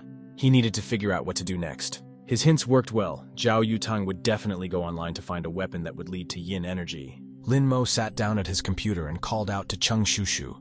His little assistant was always ready to come to his master. Lin Mo told Cheng Shushu to put his son up for sale. He needed money. Cheng Shushu was ready to do what his master ordered him to do. He started typing rapidly with his small hands on the keyboard. Lin Mo told him to set a fixed price of $10,000. Cheng Shushu began to comply. After a while, Lin Mo's errand was completed. All that was left was to wait for someone to buy it. Just a few minutes later, the magic item had already found its buyers. Cheng Shushu was very surprised by this. One of the buyers was offering 5 million. Apparently, the magic item was very powerful. Meanwhile, the subsequent events unfold at Xiao Yutang's house. Xiao Yutang also fought for her son. She was surprised at how quickly he had grown to 5 million so quickly. The girl thought it was just a show-off. She didn't think it was worth messing with poor people and was going to offer more. The girl in her house was being watched by Lin Mo's paper man. He was surprised that Xiao Yutang had really gotten caught in the net. The paper man was sure that the girl would be the one to win and offer even more money. Xiao Yutang put the highest price of 10 million. The deal was done. Cheng Shushu was shocked at the price of 10 million yuan, but he didn't realize just how many moms one had to have in order to get that much money. The next day, the sun was already in the hands of Xiao Yutang. She and her men set out to search, following the compass readings. Shannel led them to a cliff. It looked like what the boys were looking for was here. One of the women remarked that this compass was a real treasure. It was able to pick up yin energy from 100 miles away. Mistress is a strong person invited by the team to help. Her praise is not easy to earn. It looks like the material really doesn't disappoint. It was the older woman who was going to go ahead and inspect the road. She told the rest of the guys to stand here. The woman pulled her sword out of its sheath. Unexpectedly at this moment, a huge green hand with long claws appeared in front of the woman. It was some kind of magical creature. The creature attacked the woman. She managed to set up her sword and fend off the attack. A magical field appeared around the guys. It didn't let them move. Everything was burning with green flames. Xiao Yutang realized that they were in a predicament. The girl wondered what they should do. At this moment, many small hands appeared in the flames. They were climbing up Xiao Yutang's leg. Those hands started pawing the girl. She was very surprised and didn't know what to do. Xiao Yutang gathered herself at some point. She was very angry and decided to act aggressively. At that moment, a huge explosion sounded at the place of their battle. It scattered parts of the creature around. Xiao Yutang was responsible for the explosion. She was holding a huge mortar. However, the battle wasn't over yet. The creature wasn't defeated. It was going to attack the girl once more with its huge arm. The hand kept coming closer and closer to Xiao Yutang. It wouldn't leave the guys alone. Xiao Yutang was determined to win. She once again took her mortar and aimed it directly at the creature's arm. Another loud explosion sounded in the air. It was that creature's hand that exploded. It looked like the girl had done well. The battle was watched from afar by Lin Mo's paperman. He was surprised by the girl's strength. Lin Mo was amazed at this way of breaking the field. After all, what she made from the ring was a modern weapon. Lin Mo really was interested in this. He was watching everything and his room. At this moment, the wall of Lin Mo's room was broken by a girl with one blow. She was very strong, holding someone's body in her hands. The girl was burning with yin energy. She threw the bound Lin Zixuan. The guy was unconscious. Cheng Shushu was scared. He noticed that she had beaten Lin Zixuan and was worried about the Lord's fate. Lin Mo understood everything. He was going to resolve the situation and fight the girl if need be. It seems this girl was under the hypnosis of He Yanghui and wanted to tie up Lin Mo. This fight is like a fire. The girl does not waste her time to come on her own. That girl swung and tried to aim a punch at Lin Mo. She was very muscular. The yin energy that Xiao Yutang found is just a decoy, and He Yanghui herself is apparently hiding elsewhere. Lin Mo thought that in that case, it was necessary for this girl to tie him up and take him to He Yanghui's hideout. Lin Mo used spiritual defense to keep himself from being hit by this girl. The girl put bags over Lin Mo and his cousin's head and tied both of them up. She dragged them to the van. The girl threw Lin Mo's body into the van. It was a kidnapping. The van shifted and headed for He Yanhui's hideout. This was Lin Mo's plan. The van and the boys stopped outside a small abandoned building. Lin Mo's bag was finally taken off. The guy opened his eyes and looked around. He Chunhui was indeed there. This was her plan. She was happy that she had managed to kidnap Lin Mo. The girl walked up to Lin Mo and asked if he was surprised. She smirked slyly and was pleased with herself. Lin Mo couldn't tell if he was surprised. After all, he had expected such a development. He Yanghui was very angry. Hearing the tone Lin Mo was addressing her with, she grabbed the guy by his shirt. The girl threw Lin Mo against the brick wall. She believed that the guy didn't learn from his mistakes. Lin Mo advised He Yanhui to stay away from him. He was angered by such actions of the girl. He Yanhui noticed that the guy pretends to be so noble, even though he's always messing around with Xiao Yutang and Han Xinyi. The girl doubted that he was still a virgin. At this moment, Jiu Yu appeared behind the girl's back. He said that Xiao Yutang had already broken the field and was on her way here. She had to get down to business, and then she would have strength. He Chunhui turned around and said with an evil laugh that Di Zong was waiting for her. She told Lin Mo to sit here and be goody-goody. She would return to him after she tried the Emperor. Lin Mo realized that the demon sword or demon lord was in her body. Lin Mo remained sitting in the cell where He Yanhui had imprisoned him. This place was very damp. Lin Jixuan still hadn't woken up. He sniffled as he lay in his cell. At some point, the guy came to his senses. He woke up terrified and begged me not to kill him. The guy was very scared. Lin Jixuan asked Lin Mo where they were. The guys were sitting in a small cage. They were arranged around a magic circle. At this moment, in the forest where Xiao Yutang was, the smoke from the explosion that the girl had created still hadn't dispersed. The guys approached the site of the explosion. There was a huge crater on the ground. Xiao Yutang understood that this was He Yanghui's doing. She was the one who had turned this place into a decoy. The girl felt that one should go in the next direction that Sonin shows. At this moment, a creepy voice was heard from behind the girl's back asking where she was going. It was the same monster. Xiao Yutang was very scared. She didn't expect this and jumped away from the monster. Rocks scattered around. The monster was huge. It wished all the guys dead, its head burning with green flames. Up to some point in the forest, where the guys came, everything was calm. Nothing portended trouble. The deer was quietly grazing in the clearing. He was leisurely chewing the grass. At some point, the animal heard unusual sounds. It perked up and was ready to run.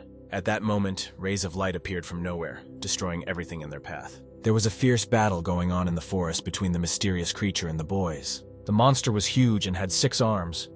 He told the boys not to try to escape. Xiao Yutang tried to escape from this magical creature as it chased after her with its flaming beams, catching up with the girl. An elderly woman came to the girl's aid and repelled the monster's attack with her blade. The woman said that she would deal with this monster. She told Xiao Yutang to go and bring backup. The monster asked the woman if she really thought she could overpower him. He had told the guys not to try to escape after all. The monster had folded his arms and was ready to attack. The monster was going to kill these people right here. He released his magic power. A multitude of amulets lined up in a circle. In the center was the creature's magical energy. The old woman realized this soul-devouring technique. She became wary. The woman told everyone else to use their aura to protect their bodies. One woman didn't make it. She didn't realize what was happening to her. The magical power was closing in on her. At one point, her body began to decompose. She screamed loudly as her soul was sucked out. Xiao Yutang looked at this terrifying picture with pity. The girl was alarmed. Xiao Yutang was angry. She was going to deal with this monster herself and use her magical abilities. The girl conjured up her bow and arrow in a flash and aimed the weapons at the monster. Xiao Yutang was about to smash the monster. At this time, the monster directed its strength towards the girl. Xiao Yutang released her magic arrow. It went straight towards the creature's huge face. A huge explosion sounded, however, it didn't seem like it had harmed the monster in any way. The creature was intact. It snidely asked if this was all the girl was capable of. The older woman said that almost half of their men were without strength, and that wasn't enough to hurt him at all. At this time, the monster was preparing its new attack. It sucked in a breath of air. The monster blew with all its might right at the guys. Gray smoke appeared around them. The guys noticed that the dead woman had started to turn into a zombie. The woman's body was very damaged, but she still got up and ran straight at the guys. The female zombie jumped up and was about to attack Xiao Yutang. The girl at this time used her magic ring to activate her power and conjured a weapon for herself. Xiao Yutang swung her magic sword and cut the zombie girl's body in half. However, the battle wasn't over yet. Xiao Yutang's other fallen comrades had also turned into zombies. They flew to attack the girl. The elderly woman was going to help Xiao Yutang resist the poisonous gas. At this time, the girl had to get rid of those zombies as fast as possible. The woman tried to explain that these people were infected, and they were no longer allies. So there was no need for pity. Xiao Yutang understood everything. She didn't waste any time. She swung her magic sword at the guys and slashed one of them's body. The girl was about to massacre the second guy as well, a zombie. She jumped up high. However, Xiao Yutang had stopped something. The girl couldn't hit this guy with her ball. One of her men started to say her name. He recognized the girl, causing Xiao Yutang to hesitate. However, it was a deceptive maneuver, the guy. A zombie attacked the girl and hurt her stomach. Xiao Yutang realized the mistake she had made. She was in a lot of pain, however. She held on with her last strength. Xiao Yutang clenched her magic sword in her hand and was about to strike with it. The girl hit this zombie guy several times. She managed to overpower her opponent. Blood easily gushed out from Xiao Yutang's abdomen. The girl tried to stop it with her hand, however, it didn't help. Xiao Yutang could no longer stand on her feet. She fell to the ground. At this time, it started to rain. The girl was lying in a pool of her own blood. She was gradually losing consciousness. Her condition was very serious. Lying on the ground, the girl thought it was strange that she was still ashamed of blood. It turns out only Xiao Yutang and Lao Luo were left alive. Everyone else was killed by this monster. If the girl knew this before, wouldn't have brought so many people. Above Xiao Yutang's head, her former comrades who had become zombies because of the poisonous gas were leaning over her head. They were going to finish the girl off. Lao Luo saw that the girl was in mortal danger. She was very worried about her and thought that something should be done. The woman began to use her magical powers. She was going to destroy the monster. The monster wondered how much longer the woman could hold out. She activated the protective barrier around her. At this moment, one of the zombie men swung a knife at Xiao Yutang. The girl thought that would she really drag Lao Luo away with her. The man's knife was getting closer and closer to the girl's head. She thought it was the end. At that moment, blood rushed from somewhere. It splattered all over the place. To Xiao Yutang's surprise, the man's knife landed right next to her head without causing any harm. The girl was surprised to see that the man's head had been severed by someone at the most opportune moment, blood gushing out of it. A girl came to Xiao Yutang's aid. She felt her strength disappearing and rushed to her aid. The girl's name was Zhao Honglin, and she was the group leader. The girl arrived just in time. At this time, one of the zombie men was still standing behind Xiao Yutang's back, however. The girl didn't care about him. This man's head was blown off in one blow, just like the previous man. Xiao Yutang realized that her grandmother had come to her rescue. At this time, the old woman was bravely fighting the main monster. Her strength was already running low. Lao Luo noticed as Zhao Honglin came in. The battle was very fierce. The monster asked if the older woman wanted to save them. He chuckled caustically and said it was a very noble act. Zhao Honglin didn't understand. Shouldn't this thing be dead by now? The monster wasn't afraid of the girl. He thought that she wouldn't be able to fight with this sword. The monster told him that the emperor would be there today. They was very cocky and decided to attack again. At this time, Zhao Honglin made a counterattack with her magic weapon on the monster. It pierced straight through its head. At the same moment his barrier began to dissipate, it seems like it was an absolute victory. Xiao Yutang woundedly sat on the ground. She was very surprised that the monster was able to be defeated. Zhao Honglin was very worried about her granddaughter, because she was so hurt. The girl thought it was good that her intestines didn't fall out. The girl held out a bottle of medicine to Xiao Yutang. She had brought it especially for her granddaughter. Xiao Yutang drank the medicine. She said that her classmate was missing and asked for help to find him. The girl explained that their opponent's target was Lin Mo, and he needed to be saved. Zhao Honglin understood everything. She told her granddaughter to rest. She will handle everything. Xiao Yutang was overjoyed. She could no longer keep her consciousness and began to slowly fall asleep. Zhao Honglin gave the task to Lao Luo. The woman was to help Lin Mo. The woman understood her mission. Zhao Honglin asked where the guy Xiao Yutang was talking about was. The woman said that this guy must be in a very dark place. The sun that Yutang was carrying should help them. Zhao Honglin said that there was no need for that. She summoned her huge sword. Zhao Honglin was going to get it herself. That was her mission from this point on. The girl was very small in stature. She was desperately trying to jump on her huge sword. However, she still couldn't make it, and she fell to the ground and hit herself painfully. Zhao Honglin told her to take her granddaughter to the headquarters to heal. The girl herself will go to this dark place to find out everything. Zhao Honglin sat down on her sword. She said goodbye to the woman and flew to help Lin Mo. At this time, Lin Mo was still also imprisoned in a small, dark building on the outskirts of the city. He sat in the cage while there was a magic circle in the center of the room. He, Manhwa, sat on it and conjured. Lin Mo watched what was happening. Chung Shushu asked what this girl was doing. The guy explained that the price of Younghei's perfection was aging. She would age every time after absorbing the power. The girl aged in the blink of an eye. At this moment, Younghui noticed something strange. She stopped and heard strange sounds. The girl realized that someone had come to her hideout. She was going to see who it was. Zhao Honglin walked up to the door of this small building. She waited for the door to be opened for her. The door was opened by Manhwa. She had a very angry look. The girl wasn't expecting anyone to visit her. When she opened the door, she saw a small cute child. The girl thought that Zhao Honglin was lost. Zhao Honglin really pretended to be a child. She said that the little stick was flying. Yanhui didn't understand what the girl was saying. The girl tensed up and didn't know what to do. Chung Shushu asked Lin Mo if it was normal to knock him out right after he woke up. It was about Lin Zixuan. Lin Mo hit him hard on the head. The guy was unconscious. Lin Mo replied that it was okay because he was a tough nut. At this moment, Lin Mo heard strange sounds of explosions. The guy was confused. Zhao Honglin's magic sword flew through the entire building. It destroyed the wall in its path. That huge sword dug straight into He Yanghui's abdomen. Scarlet blood spurted out from the girl's body. She didn't expect this. Zhao Honglin noticed that the girl was already crying, and after all, this was just the beginning. She was going to deal with her. Zhao Honglin sat down on her huge sword and asked what He Chunhui would do next. Zhao Honglin kept wishing that He Yanghui would at least try to confront her. The girl grabbed the sword that was sticking out from her stomach and tried to pull it out, but it wasn't so easy to do. She screamed furiously that she hated anyone who stood in her way, and she managed to pull the sword out of her body. He Yanghui raised a huge sword and pointed it at Zhao Honglin, who was floating in the air. The girl swung and threw that sword back at Zhao Honglin. It flew in the air at a tremendous speed. The sword landed. It had destructive power. An explosion was heard. He Yanghui was seriously injured. It was hard for her to stand on her feet.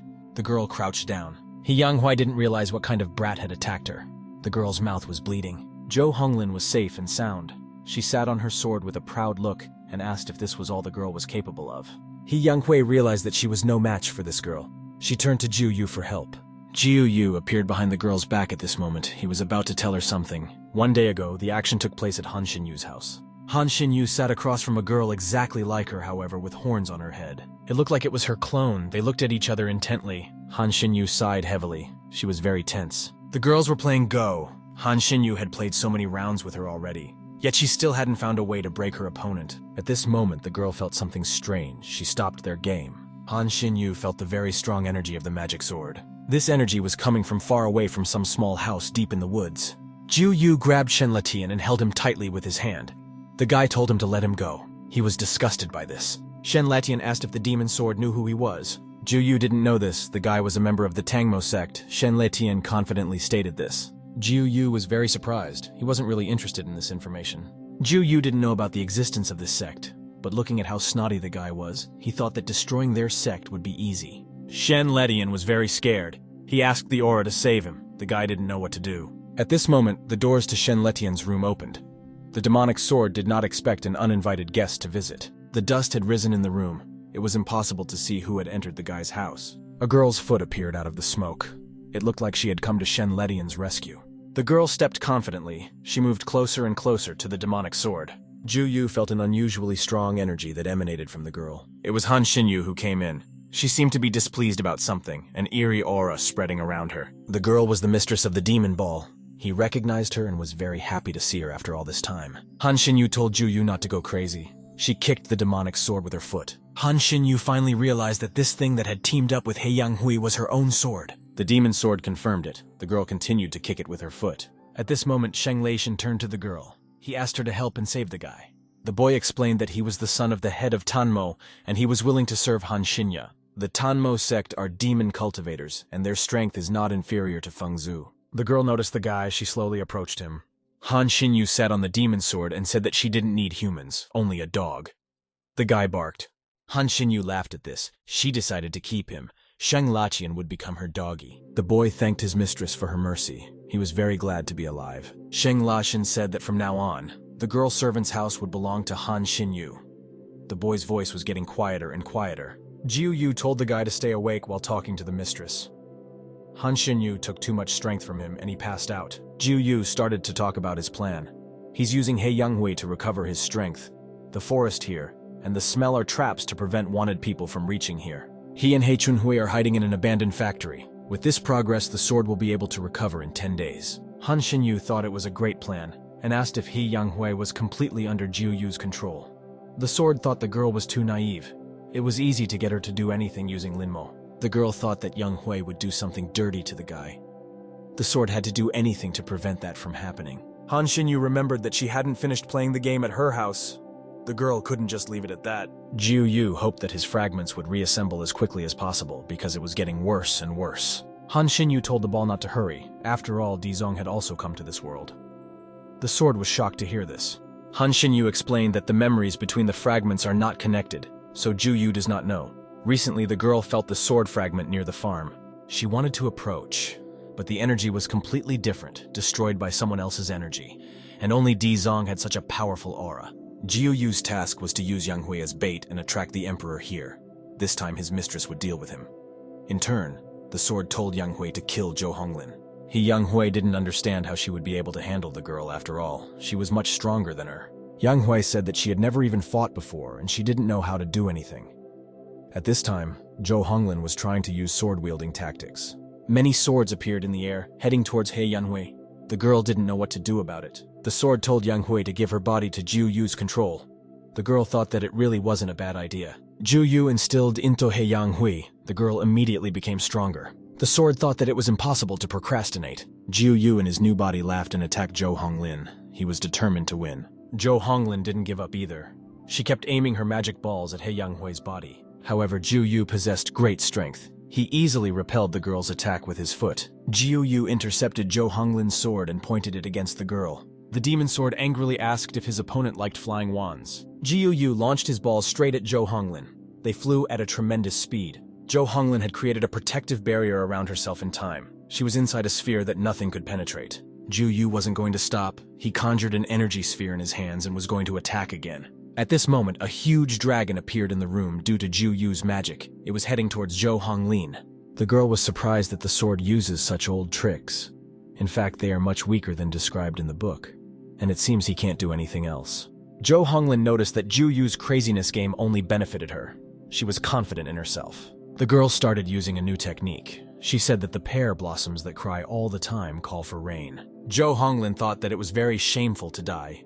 She took her huge sword and flew to attack. Zhou Honglin struck at the huge dragon. She hit it right in the head. It was an accurate strike right on target. The girl's magical abilities had overwhelmed the huge creature. The dragon released a huge amount of energy from its mouth. It rose high up. The huge creature was defeated, the remnants of energy hovering in the room. A stream of energy from the dragon's mouth pierced the ceiling, and a huge hole was called out. From the rooftop, Han Xinyu was watching everything happening through the hole. At this moment, something strange began to transplant with He Yanghui. A bright light began to appear from the girl's eyes and mouth. That color flew out of her, hurting He Yanghui, and rose above her head. That color transformed into a demonic sword. It had part of its blade broken. Zhou Honglin thought that the sword had finally come out. It was right in front of her. The girl didn't expect to get so much trouble from the broken demon ball. At this moment, heard someone's, he was angry. This is the kind of neglect It was Han Xinyu who spoke. She said that only the owner can be his own doggy. Zhou Honglin didn't understand what kind of energy it was. The ghosts of the realm of the dead appeared around. Zhou Honglin was very scared. The energy was very strong. The girl tried to calm herself down and breathe. Zhou Honglin poured a cold raft. She slowly turned around to see who was talking to her. The girl felt like they were dominating. She was very worried. Zhou Honglin turned around and looked up at the ceiling. She saw Han Xinyu standing there. Sarcastically saying that she was very scared, the girl was in her true Demon King form. Han Xinyu pushed herself off the roof and flew straight down into the dark building. The girl walked over to her demon ball and noticed that it was badly broken. No wonder it was so hard to find. Zhou Honglin felt the need to act. She pushed herself off the ground and began to use her strength. The girl used the Taoism technique, 8 satin ribbons. These ribbons surrounded Han Xinyu. They wrapped the girl tighter and tighter without giving her a chance to leave. Han Xinyu angrily glared at her opponent through a slit in the satin ribbons. Lin Moimali's satin ribbons were tight and charged the Demon King's body. Zhou Honglin thought that in this situation, the only thing left to do was to surround her on all sides. The girl used hooks to secure the satin ribbons in the ground. Those metal hooks dug into the ground and held Han Xinyu tightly. Zhou Honglin offered her best efforts to overpower her opponent. It was very hard for her to do so. After that, the girl let the entrance of the magic amulet. She commanded it to her. Han Xinyu skinned a huge magic ball of various techniques to contain her. After that, Zhou Honglin used the falling flame technique. This was followed by the heavenly lotus sealing technique, heaven's ferociousness. A huge lotus flower appeared beside Han Xinyu and slammed its petals down to restrain the woman.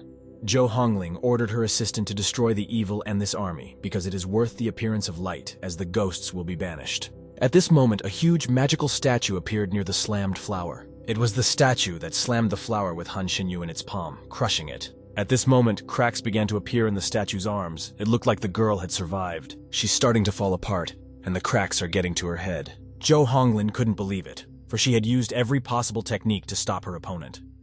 At this moment, a bright red light appeared right in front of the girl's eyes. It had incredible power. It was Han Xinyu. She had heard from her little dog that Zhou Honglin was the strongest in the Phoenix group. No one would be able to defeat her. She thought that this opinion was quite wrong. The girl was holding her demonic sword. She told Zhou Honglin that it was over. Zhou Honglin shouted that this wasn't the end. She wasn't going to give up and wanted to defeat the Demon King. Han Xinyu was quite surprised by the girl's words, for she was confident of her absolute victory. At this moment, Zhou Honglin noticed the wound from the demonic ball on her own abdomen. A dark energy was emanating from it. Han Xinyu repeated that it was over. At this, their battle came to an end. A sharp hand slashed the girl's stomach. Zhou Honglin was defeated. She fell to the ground, blood gushing out of her. The demon sword apologized to its mistress. He Younghui's body was too weak. She can't use 10% of her strength. Han Xinyu thought that the ball had already better try its best to make the emperor deign to appear. Zhou Honglin still had some remnants of her life force left in her. The girl was in a lot of pain. She raised her head. Zhou Honglin struggled to reach her weapon, which was stuck in the ground not far from her. Han Xinyu thought that after all these years, the emperor should have noticed. At this time, Zhou Honglin launched her sword at the girl. It seemed to Zhou Honglin this side that even if the emperor realized that she was alive, he still hadn't appeared. The girl didn't understand what the matter was. At this time, Zhou Honglin's sword was about to reach its target. However, Han Xinyu was very strong. She used her demonic sword to stop her opponent's weapon. The demonic sword easily sliced Zhou Honglin's weapon blades in half. Han Xinyu thought that perhaps the emperor wanted to use Zhou Honglin to find out everything. Han Xinyu remarked that how unfortunate it was that little Zhou Honglin was just trash, not going to reach out to the Demon King. Han Xinyu sighed. She was expecting a battle with a completely different opponent. At this moment, Han Xinyu loudly chanted Emperor. He was the one she was going to fight. The girl asked if they had not had enough drama for the emperor. Everything was already ready for their battle.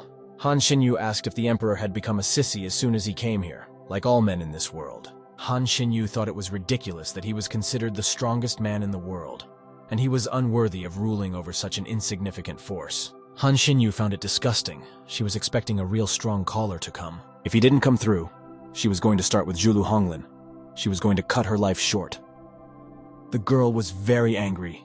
She was going to destroy everyone in this trap before and everyone in this world. Han Xinyu threatened to kill them all if the emperor didn't show up and stop her. Han Xinyu said she would count to 3, and after that, her plan together would begin. Cheng Shushu was very scared. He didn't know what to do. The situation was not an easy one. Lin Mo was still sitting in the cage. He was watching this whole situation and didn't know if he should join the battle. Han Xinyu started the summary report. She uttered the first bill. The girl was very violent. The cell was very damp, gathering on the bars of the cage. The drops were slowly falling down. The situation was very tense. The guys were seriously threatened. Droplets landed on Lin Jishuan's forehead. The guy lay all battered. These drops were able to wake up Lin Jishuan. He had already woken up and realized the whole situation. At this moment, Han Xinyue uttered a second count. She couldn't wait to already massacre everyone in this building. Lin Zixuan screamed pitifully as soon as he woke up. He begged not to kill him or do this. Zhou Honglin was lying almost unconscious on the floor with serious wounds. Cheng Shushu was in the same cage as Lin Mo. He was shaking with fear and didn't know what to do. At this moment, Han Xinyu uttered the third final score. She smirked evilly. At this moment, a stream of light rushed upwards. It was incredibly powerful and possessed strong energy. That stream of light pushed the cargo clouds over the area. Up rose a magical flame. The energy gripped the entire building, its currents enveloping the room where the boys were. Han Xinyu looked at what was happening with surprise. She realized what was happening and what was in store for her. At this moment, the Emperor in his true form appeared. Lin Mo decided to be on the battlefield and present in front of his opponent. Han Xinyu shouted that she knew they had the Emperor. She was glad to finally fight him and alienate her nemesis. A beautiful young girl stood under the shower, covered only by a towel. At that time, reporters arrived on the scene. The live broadcast had already begun. The presenter told his audience that he was in Shenyang City, Hongxi District. Just now, here, a huge beam of light appeared in an abandoned factory, and it is very hot near it. The reporter demanded that his cameraman give him the phone. He wanted to show something himself. Corporate rules his camera on a beam of light. Because of it, a hole formed in the clouds. He thought that maybe it was a beam from a satellite. The reporter noticed something strange in the cloud. This object was flying and circling around the beam. Many residents of the city were watching through their phones. They were very interested in this mysterious phenomenon I am. Song Yunshu was no exception. Her phone hung up at the most interesting moment. She couldn't see what was going on there. At this point, the girl's mom pumped at her. Because it's been so long, she's still staring at her phone. The woman asked if her daughter had finished her homework for the weekend. Song Yunshu thought that Hongxi District was very far away from her home, yet it seems that Lin Mo lives there. The girl thought that first He Yanhui was wanted, then this ray of light, and already all the classmates had taken a picture of it, so it wasn't fake. The girl went to the door of her house and opened it at the same moment the Emperor, who was fighting with the Demon King, flew through it.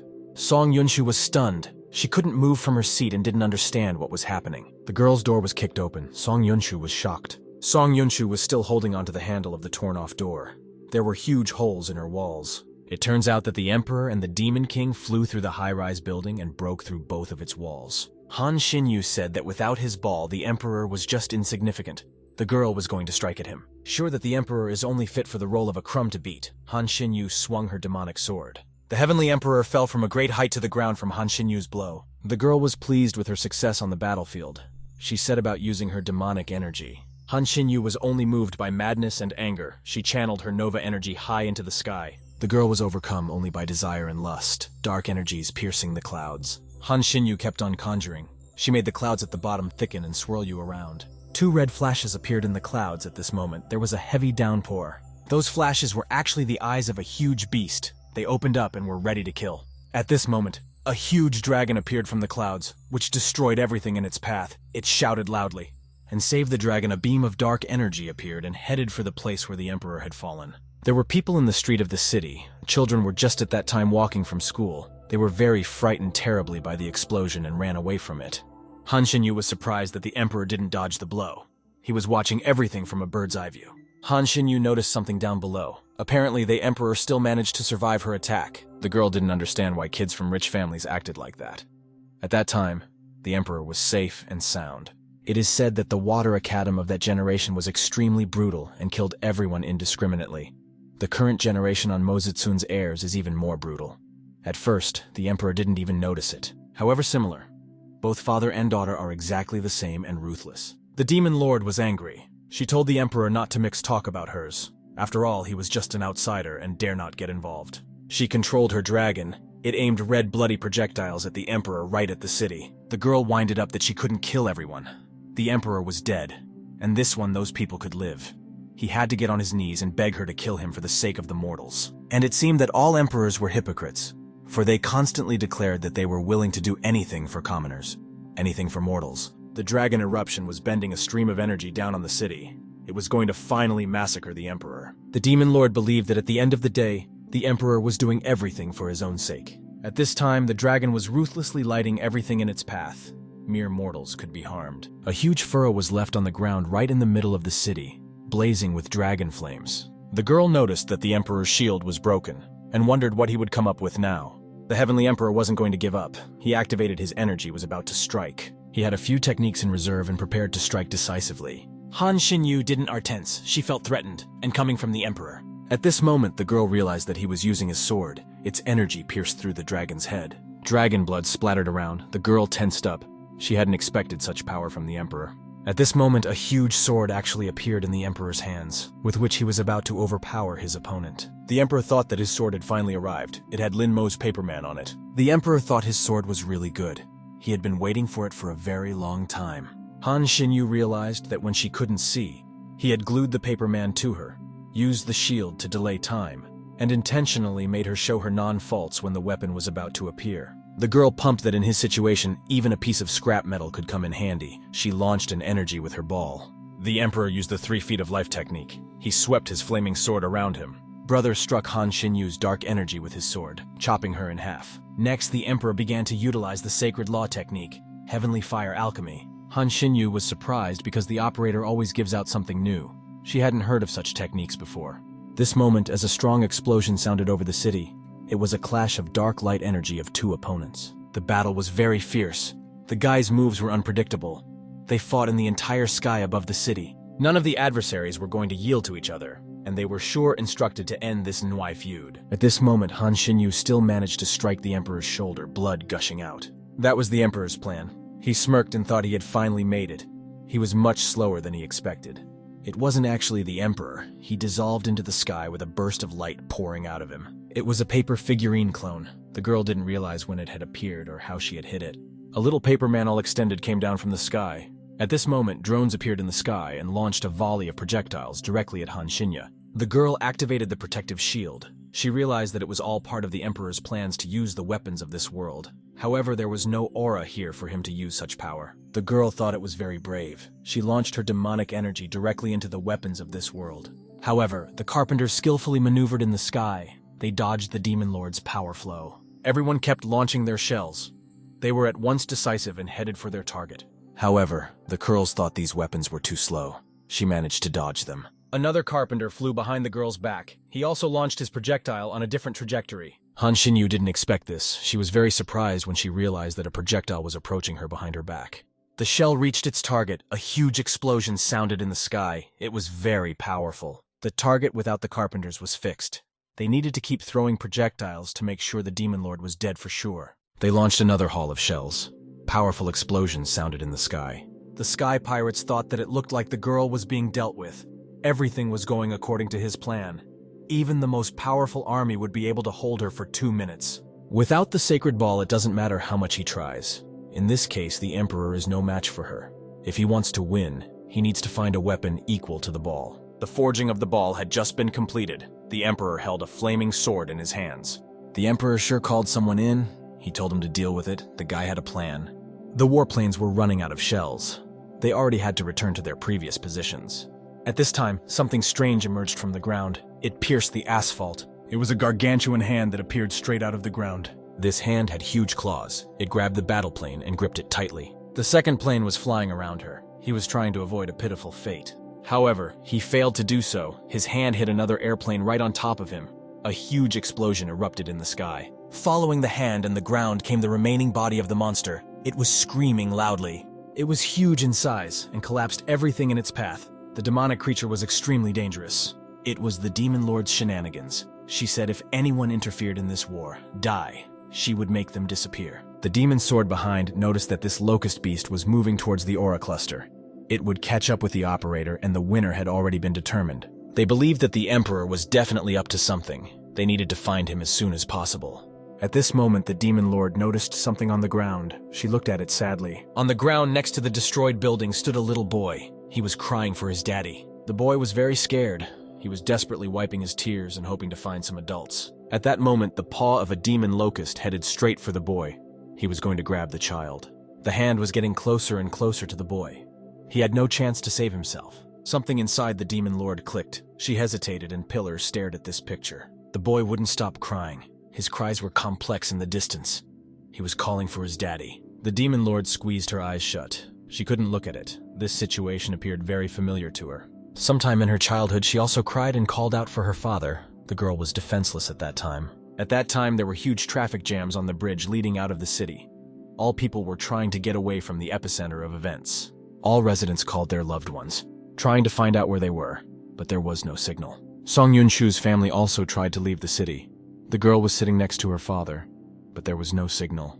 It's time the radio broadcasted the news that the monsters downtown had suddenly disappeared. At that moment, it was also raining. The weather outside was terrible.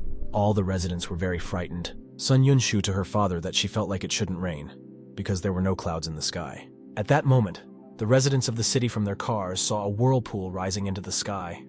They did not realize what it was. Residents started filming this unusual natural phenomenon. They were shocked and tried to understand what it was. At this moment, a huge sword appeared in the center of the vortex. It emitted energy and glowed with red light. The emperor was responsible for this natural phenomenon. He conjured it up and commanded all kinds of waves to engulf the sky. The emperor clenched all his strength into his fist. He was confident that he could win. At this point, the waves around the unusual beam came. They were very intense and headed towards the bridge. At some point, the water caught up with the bridge. It covered a car that was trying to drive out of town. A thick fog hung over the city.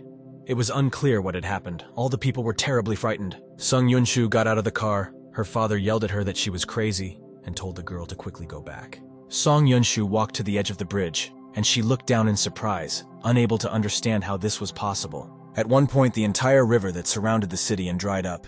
It was just impossible. It was the emperor's shenanigans.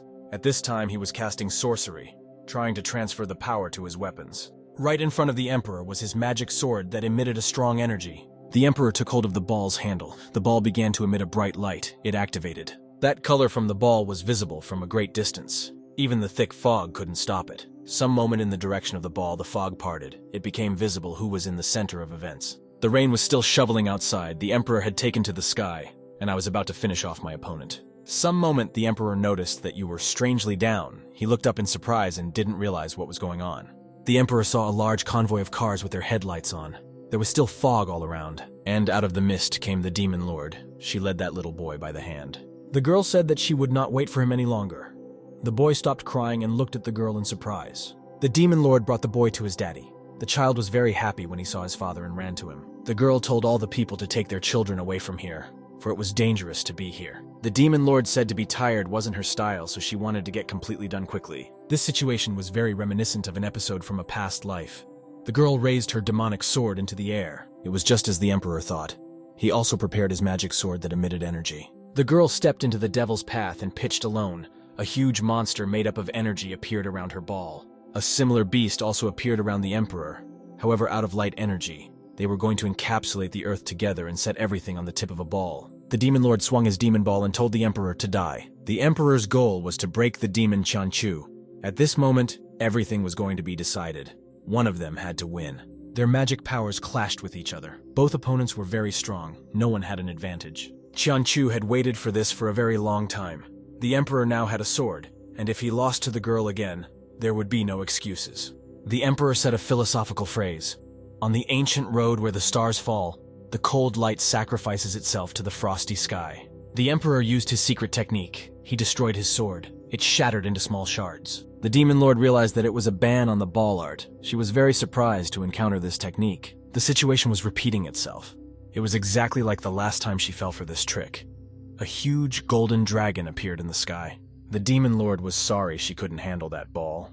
She wasn't strong enough to resist. This moment, a huge beam of light appeared that pierced everything in its path. It consisted of light energy. His destructive force caused a crack to appear in the sky, and it kept widening. From this crack, the space was visible. The city was half destroyed. There were huge fires in some places. Everyone looked up in surprise. The sky did crack. Something that looked like a black hole had appeared there. The demon lord was defeated. She lay covered in blood and looked up at the sky. The girl was approached by the emperor. He was going to make sure it was over. Mozong's mouth was bleeding. She was badly crippled by this battle. The emperor remarked that it looked like the winner had been determined. He thought he had won this battle. Mozong didn't think so. She was sure that things had just started. The emperor looked at her suspiciously. The girl noticed that the emperor was such and such. She had another trick in her pocket.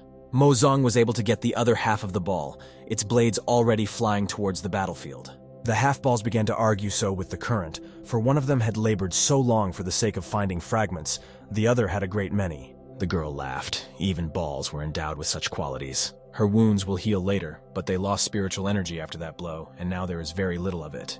Victory in such a case of a demon lord was really out of sight. At this moment, the reunited swords pierced the demon lord from behind. It was unclear what had happened and why the sword did that. The weapon laughed evilly. It wanted both opponents to die, the sword burning with demonic energy. The sword decided that it was worth starting according to the plan with Mo Zong. It flew into the air and aimed at the girl. The sword thought she should die. It laughed evilly or flew straight at her. The sword flew towards where the girl was and struck it with all its might. However, surprisingly, the sword embedded itself into the ground without damaging the demon lord's body. He thought it was fine. That heroism would save beauty. The one who saved Mo Zong was the emperor. He held her in his arms and saved her from the effects of the demonic sword. Mo Zong told the emperor to let her go. She couldn't stand on her own. The injuries were very serious. However, the girl believed that it was better to be killed by a demonic sword than to be saved by the emperor. The emperor told the girl not to waste her energy on idle chatter. He wasn't going to follow her orders. The emperor had a plan and he needed her help. But the girl has to promise him something as soon as it's over. The demon sword turned into a huge monster and asked what the guys were chatting about. Sword wanted to listen too, and that huge beast headed towards the emperor. The emperor didn't lose his composure. He gathered all his energy and was going to confront the behemoth. He told the demonic sword to look into the prison of light. He let the amulet straight into it. Those amulets stabbed into the demonic sword body. He fell to the ground and didn't realize what was happening. The demonic sword couldn't move. He didn't understand how this was possible. The emperor explained that this trap could be easily unblocked with Yunyang's power. The emperor's opponent was a sword. He asked if the sword could extract Yunyang's strength. The emperor thought it was impossible. He understood how this world and the demon sword itself worked. To adapt to this world, the sword had to cut off a part of itself. The sword rose from the ground and scattered the emperor's amulets, he thought deliriously. Sword asked if the emperor thought he was still great. He didn't understand how the man dared talk to him like that. Sword didn't understand why he was so calm, being with his aura and the immobilized demon in his arms. However, the emperor had a plan. The sword told him to burn in hell. The emperor snapped his fingers. He still possessed immense power capable of stopping his opponent. At this moment, the demonic sword began to burn. He didn't realize what was happening. A light aura was engulfing him. Sword didn't understand where the emperor got such strength from, or how he was able to do it. The emperor explained that all the fragments had been reassembled, which meant his part was still in him. The fragment that the emperor took from the farm turned into a decoy. He thought it would be his last trump card. This fragment sucked out Binyan's demonic sword power. He asked it not to do so. The last move was for the demon lord. The girl began to absorb Yunyan's power. The sword screamed pitifully and begged not to take its power, but no one listened to it. For a moment, the entire sword power was absorbed by the demon lord. The fog gradually dissipated. Now it was just an ordinary sword without spiritual powers. He was shocked and thought it was terrible. The demon lord understood that even if Yunyan's power was fused, it was still in the sword body. The girl told him to gobble it all up. She was going to pay the bill. At that moment, a huge tongue appeared from nowhere and struck right in front of the guys. It was a huge chameleon-like creature. It was a house of beast that appeared from a crack in the sky. The creature slapped its tongue on the sword and helped it escape. The demon lord said that everything was done according to plan and asked what the emperor's next move was. The emperor looked up into the sky. He pondered his next actions. Something was still unfinished. He remembered that there were still huge cracks in the sky, from which monsters that carried great danger could appear. The demon lord couldn't help with this. All she knew how to do was kill. Accordingly, she knows nothing about restoring the sky. The emperor let her go. He was going to do everything on his own. The emperor told the girl to remember what she had promised him. The emperor flew into the sky and used the technique of 1,000 grotto immortals. His eyes lit up with light. Something similar to a cube of magical energy appeared in the emperor's hands. He was about to overpower his opponent. The emperor told the house monster to return to his side. He released his energy into the sky. Because of the emperor's power, the creature was sent back into space, the edges of the crack glowing with bright energy. Because of the emperor's strength, the edges of the crack began to gradually shrink, and it took on a regular shape. The demon lord was surprised at this attraction. It caused cracks and truths to tighten. This technique required the emperor's tremendous energy. He could barely stay on his feet. His condition was very grave. Blood gushed out of the emperor's mouth. He was very overstressed and could no longer control his strength. Because of that immense gravity of space, he flew straight into the crack. Not even a gram left of his aura.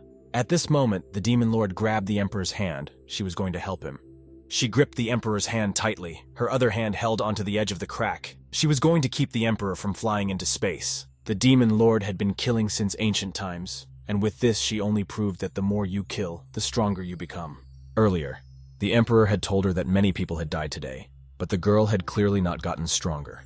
If he was right, their Yunyan's strength should be preserved in her sword. This was the Demon Lord's plan, she realized as the Emperor revealed it. The Emperor was going to save the girl and let her deal with the consequences herself. He had faith in the Demon Lord. He told her after she regained her Yunyang power not to change her intentions. At this time, the girl shouted for the Emperor to return, for the crack was tightening. The girl was on one side of the crack, while the Emperor was already in space. She held his hand tightly. The Demon Lord told him to move. She didn't understand why he was procrastinating. The crack was about to close. The Emperor had a chance of not surviving. The girl didn't understand why he was doing this. The Emperor said she knew everyone would be alive, but she saved that child anyway.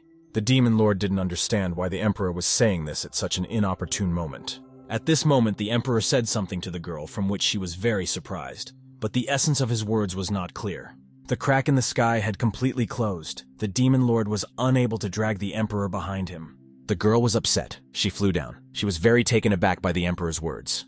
The girl was very surprised to see what was left in her hand after making contact with the Emperor. It was a little paper man who smiled smugly. The next morning came. Dawn was rising over the city, the aftermath of the fight still visible. There was a Demon Lord sitting on one of the editions. She was scrutinizing the Emperor's paper man. The man also looked at the city. He had a plan. He understood what needed to be done. The Demon Lord sighed.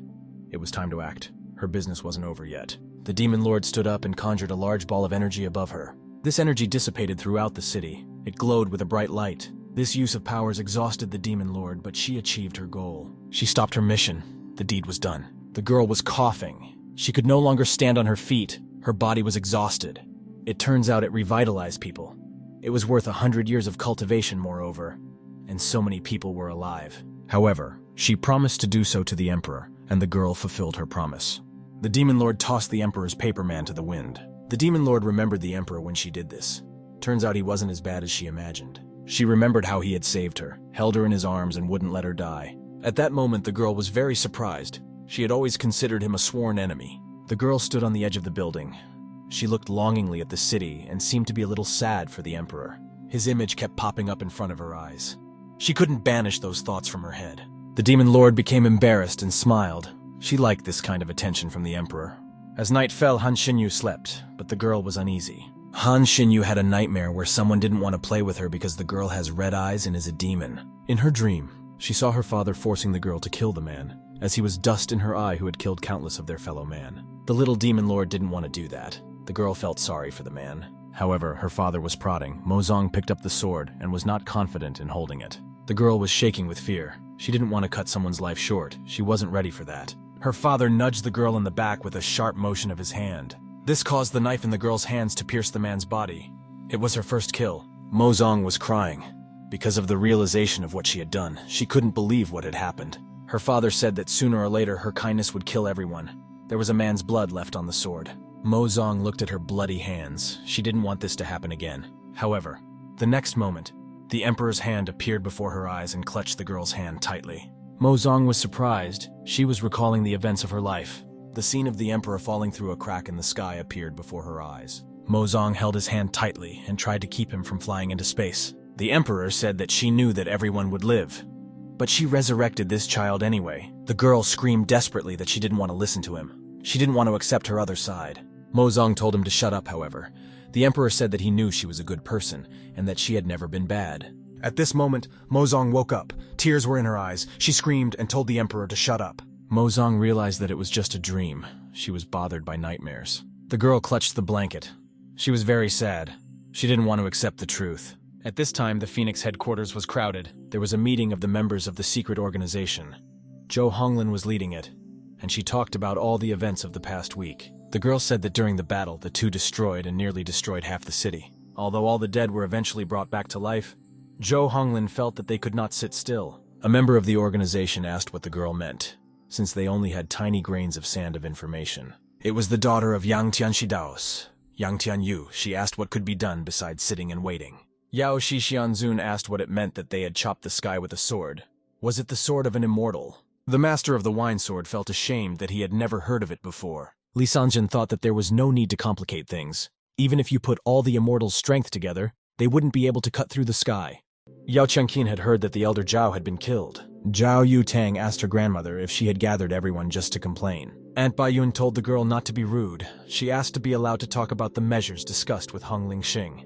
They waited for the Baiyun temple to preserve the ancient oracle as the heavens controlled their world. Heaven handed them the tears of heaven. The goal is to establish the right path. The oracle said, "Drink these tears and do justice. You are the daughter of destiny." They sealed it, for it is a heavenly gift. Xiao Yutang didn't understand what this tear had to do with their plan. Ta explained that when the girl was sent to the temple for treatment, her soul was scattered and her internal organs damaged. There was little hope. This all happened because of the appearance of heretics and the collapse of this world. The tears of heaven made their decision and merged with the girl. Now it turns out that Xiao Yutang is the daughter of destiny. The members of the organization believe that the daughter of destiny is their trump card, and it is worth catching the guy with whom the girl is in love, and will arrange a double perfection. Zhou Honglin believed that if they wanted the girl to make rapid progress, one should find the purest body with yang energy for dual refinement. Li Sandin explained that the body suitable for refinement is already covered with immortal energy, and it seems that grandmother will choose a handsome man to be her husband. Yao Qianjun knew that the body with pure yang mainly had young people, and it would be best to hold a beauty contest in colleges and universities. That's why he's decided to hold elections across the country, and of course he has a list. Mo Zong found out about the plans. She was informed that the girl should choose a knowledge on. Her informant explained that according to the information, Feng Zhu had decided to find a concubine for Xiao Yutang to help her improve. The election will be held in the college if everything is correct. This informant is on Zhao Honglin's list. The informant was Sheng Leishan. The girl wanted the guy to qualify. That way they could keep an eye on Feng Zhu and the daughter of destiny. Sheng Leishan added that there was something else besides choosing a concubine. The Phoenix Group is using all forces to search for the Emperor. The girl was not surprised by this information. Mo Zong noticed that it had been a week since the battle, and her aura still hadn't recovered since she had severely damaged her body. Now the girl had nothing to fear in this world. But after the sword, everything changed. Things turned out terribly for her. She needs to be patient for a while. Once she recovers, she'll find the sword and settle the score with him. But in the meantime, she'll continue to play Han Xinyi. The girl worked in a flower store. She brought flowers to the boss. She had to check all the tinctures of registration. Her boss remarked that the girls were like Clivia. Han Xinyi didn't quite know what she was talking about. The subsequent events unfolded in Lin Mo's house. It was a clear day outside. Cheng Shushu ran towards his master with a worried look. The guy didn't understand what had happened. Lin Mo, at this time, was sitting on his bed and practicing spiritual energy. Cheng Shushu was surprised that he was fine. Lin Mo told his assistant to monitor Xiao Yutang's situation through the paper figure. The latter said that they were done, and the girl was now the daughter of destiny. They were looking for a concubine. Cheng Shushu added that they are looking for concubines in colleges across the country. They want to guide the girl to double perfection. They were also discussing the location of the Emperor. Lin Mo told Cheng Shushu to stand back and not to touch him for the time being. The constant use of techniques had a detrimental effect on this mortal body. It seems when the Emperor came to this world, he had confused absolutely all the skills. And it looks like Lin Mo's identity will be revealed for a while. The next day has come. Lin Mo along with Han Xinyi were playing Go on the roof of the school. They were rearranging the chips. It looked like the girl had lost to Lin Mo. He had great playing skills. Han Xinyu thought that was really true.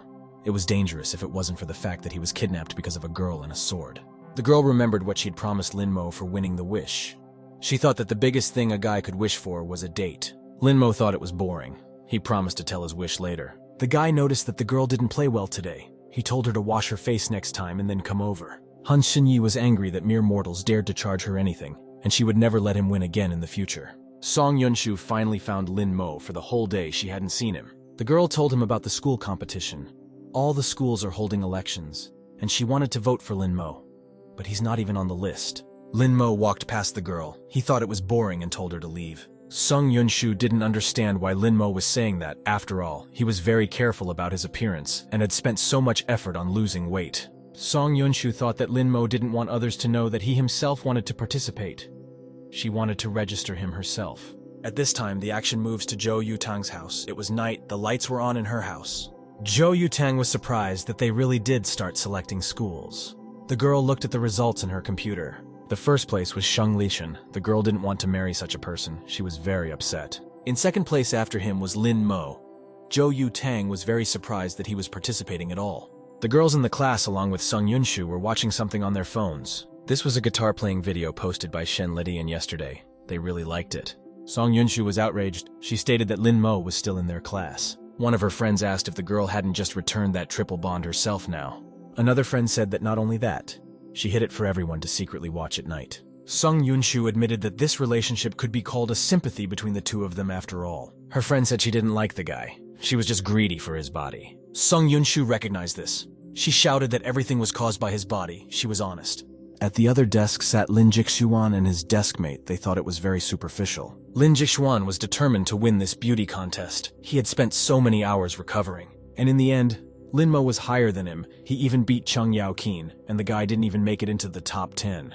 Lin Jixuan stated that when he returned, he would also sing a song similar to a dog's bark. At this moment, Shen Liqian walked into the study. The guy was very angry upon seeing him. As if the girls had gone crazy, they ran up to Shen Litai and gave him a bunch of candy. The guy said we should celebrate. He smiled sweetly at the girls. Shen Liqian wanted to say something to Xiao Yutang and walked over to her. The girl thought he shouldn't get into the underbelly of the contest. She didn't understand what he wanted from her. Shen Liqian asked everyone to support him. He was about to do a daring deed. Xiao Yutang noticed that there was something wrong with the guy's voice. The girl became wary. Shen Liqian held out what he had prepared himself to her and asked her to try a piece. Xiao Yutang asked if the guy really thought she would eat it. The girl called the guy's treat a horror. Shen Liqian was surprised that it had no effect at all. He thought that with Xiao Yutang's refinement, it was impossible to resist his demonic voice. It was break time. All the guys came to the cafeteria to eat lunch. Xiao Yutang was very angry with Shen Liqian. She thought he was disgusting. Her friend said that everything was fine. The girl knew that the guy was a trainee. Since he uses that voice to seduce girls, he's probably an evil cultivator. If he's still on Nana's list of candidates, he's probably an outsider. Her friend noticed Lin Mo enter the dining room. The girl rejoiced. She realized that a single Lin Mo was a real rarity. Lately, all the girls were running after Shen Liqian. A friend told Xiao Yutang that if she wanted to hit on Lin Mo, now was the time. Xiao Yutang was momentarily embarrassed and blushed. She jumped up and asked what her friend was talking about. The girl was very uncomfortable. She didn't realize how she felt about the guy. She couldn't define their relationship, and she couldn't tell if they were just enemies or friends. Xiao Yutang recalled their fights and how they spent time together. The girl remembered how he had held tightly to her waist as they rode home on the motorcycle. She thought back to his long legs and how she treated the guy's wounds. Also his muscular chest, which she stared at while standing on the guy's window. Her friend wanted to understand the relationship between the guys. Was he just a friend or a classmate? At this moment, Xiao Yutang's nose was bleeding from such overexertion. At this point, the lessons at school were coming to an end. Evening had arrived. Xiao Yutang was very angry and angrily paced down the corridor past the guys. The boys stared in surprise at her angry gait. They didn't understand what was happening to her. Squeezed Xiao Yutang wanted to discreetly take a photo of Lin Mo.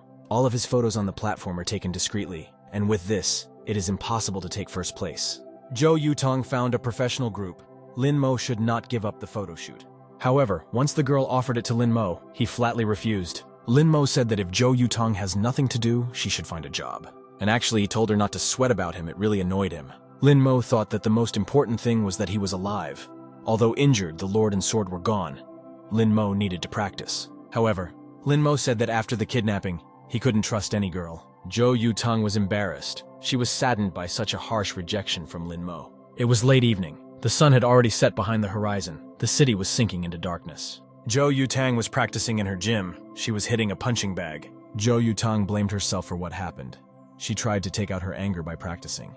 Xiao Yutang promised to protect Lin Mo, however, she was unable to keep her promise. The girl said that he would be fine, however, Lin Mo was taken prisoner. And in the end, Xiao Yutang didn't help the guy in any way. She was very angry with herself.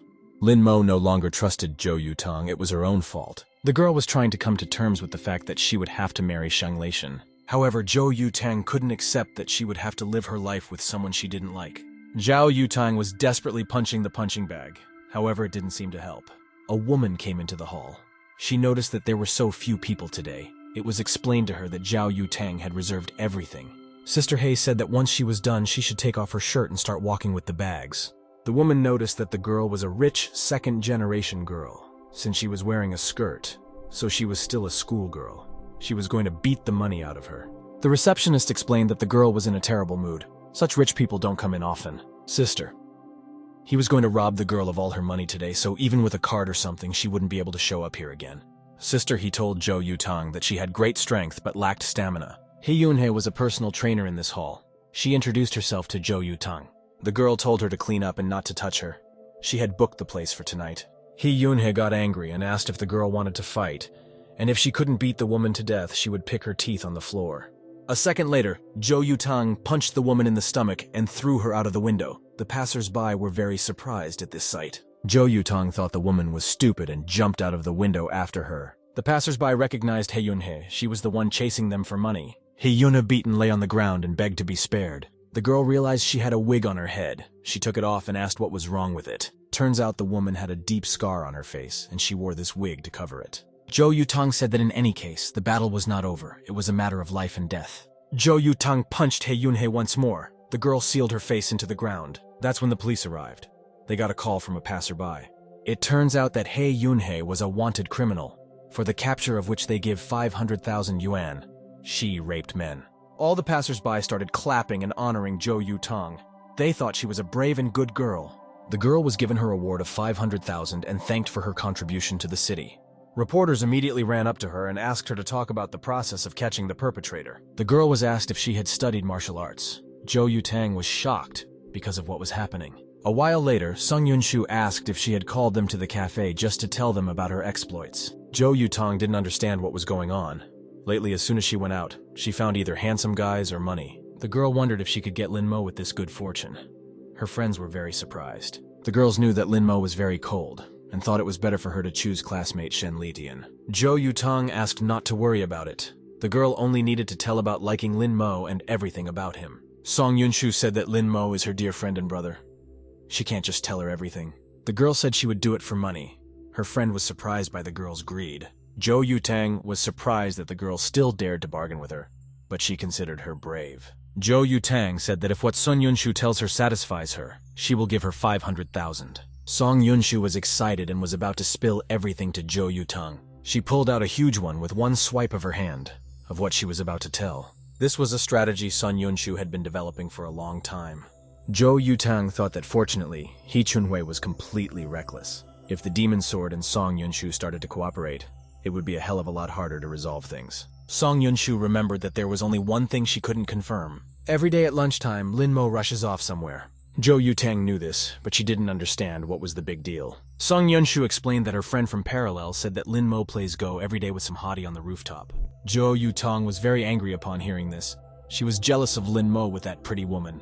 Song Yunshu jabbed her finger at the girl in question. She had arrived at the cafe just in time. Xiao Yutang claimed that she hadn't heard anything about this school's newcomer. It was Han Xinya's older sister. She was just ordering her food in the dining hall. Xiao Yutang was stunned. She didn't know what to say. Han Xinya at this moment noticed Xiao Yutang staring at her. Xiao Yutang remembered something. She was familiar with the girl. She remembered someone yelling that she was dead and was furious. It was Han Xinyi asking how Yutang could disregard her sister's life.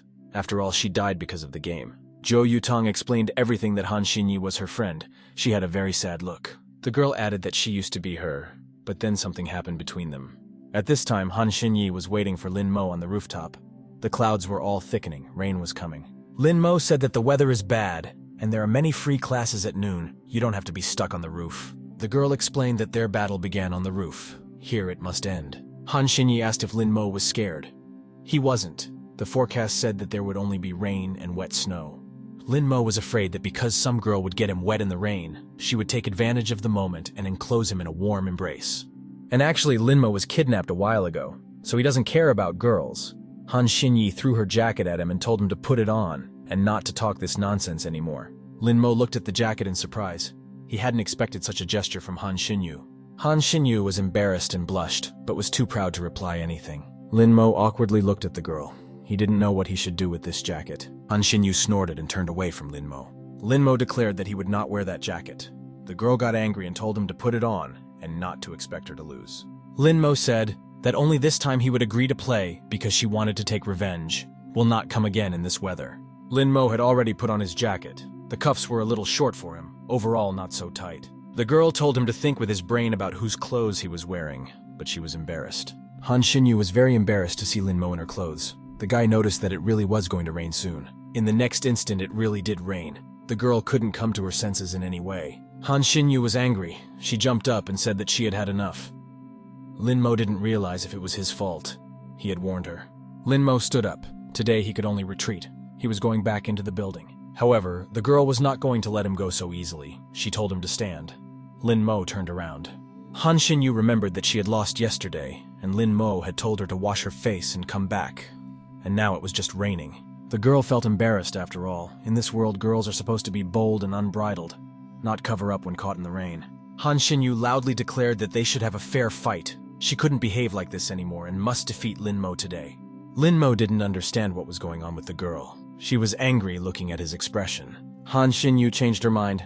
She told Lin Mo to go back, that was all for today. Han Xinyu was upset that I didn't manage to play with Lin Mo today and defeat him. The girl stammered and looked up at him, raindrops streaming down her face. Lin Mo still agreed to one game with her even in the rain. Lin Mo made himself comfortable and said that it was now his turn. Han Xinyu rejoiced. This was exactly what she was expecting. The girl smiled. Han Xinyu said that now it was her turn to walk first, she thought. From birth to practitioner, from practitioner to demon lord. She had fought in battles for tens of thousands of years. Servants admired her. Cultivators fear her. There are no friends here, let alone confidants. For her, there is no need for feelings, no room for preferences. A girl must be a ruthless and decisive killing demon lord. She thought that feelings that had no place in this life could be experienced, and the peers accepted her invitation. The girl thought that she would do what she liked. She immediately felt very happy and good. Their game ended. Lin Mo returned home. It was still raining outside, and it was a dark night. Lin Mo was sick. Chung Shushu was worried about him, however. Lin Mo wanted to talk about the dark web situation. Chung Shushu said that everything is fine. The sibling he passed on was put up for sale. All 8 pieces have been sold. Lin Mo said that there are compasses everywhere that can find yin energy. The demon lord won't mention it for now. The magic sword won't dare to make a fuss. Until the wall is repaired, Lin Mo told him to hide all the things related to refinement. At this moment, his aunt Lin Li ran out to Lin Mo. She was very angry about something. She asked when Lin Mo had time to mess with Xiao Yutang, because she had sent a whole truckload of gifts and said she wanted to talk to the guy. Lin Mo thought that this conversation was very boring and went to take a shower. Lin Li was very angry, and she thought that the guy should take advantage of everything and marry Xiao Yutang. It would help their family. The woman told Yutang that Lin Mo had gone to take a shower and he was taking care of his appearance. The girl agreed to wait for him. Lin Li explained that she had some business to attend to. She was going to leave the guys alone. The girl just wanted to pass on a few words. Ding Li didn't understand how a couple words could be enough. She was going to leave with her son and return at noon. Xiao Yutang only wanted to pay for everything. As a result, the girl was even ashamed to talk about it. Xiao Yutang was very nervous. She even felt like going to the bathroom. She was worried about meeting Lin Mo. Xiao Yutang walked down the corridor and looked for the restroom. She looked around all the doors. That's when one of the doors opened and a light appeared from it. It was the bathroom. Lin Mo came out of it. He was standing in just a towel. The guy looked at Xiao Yutang in surprise. He didn't expect to see guests in his apartment. Lin Mo asked if Xiao Yutang had anything to say, in which case he told her to speak. The girl was at a loss for words. She didn't know what to say. She was very embarrassed by the guy's appearance.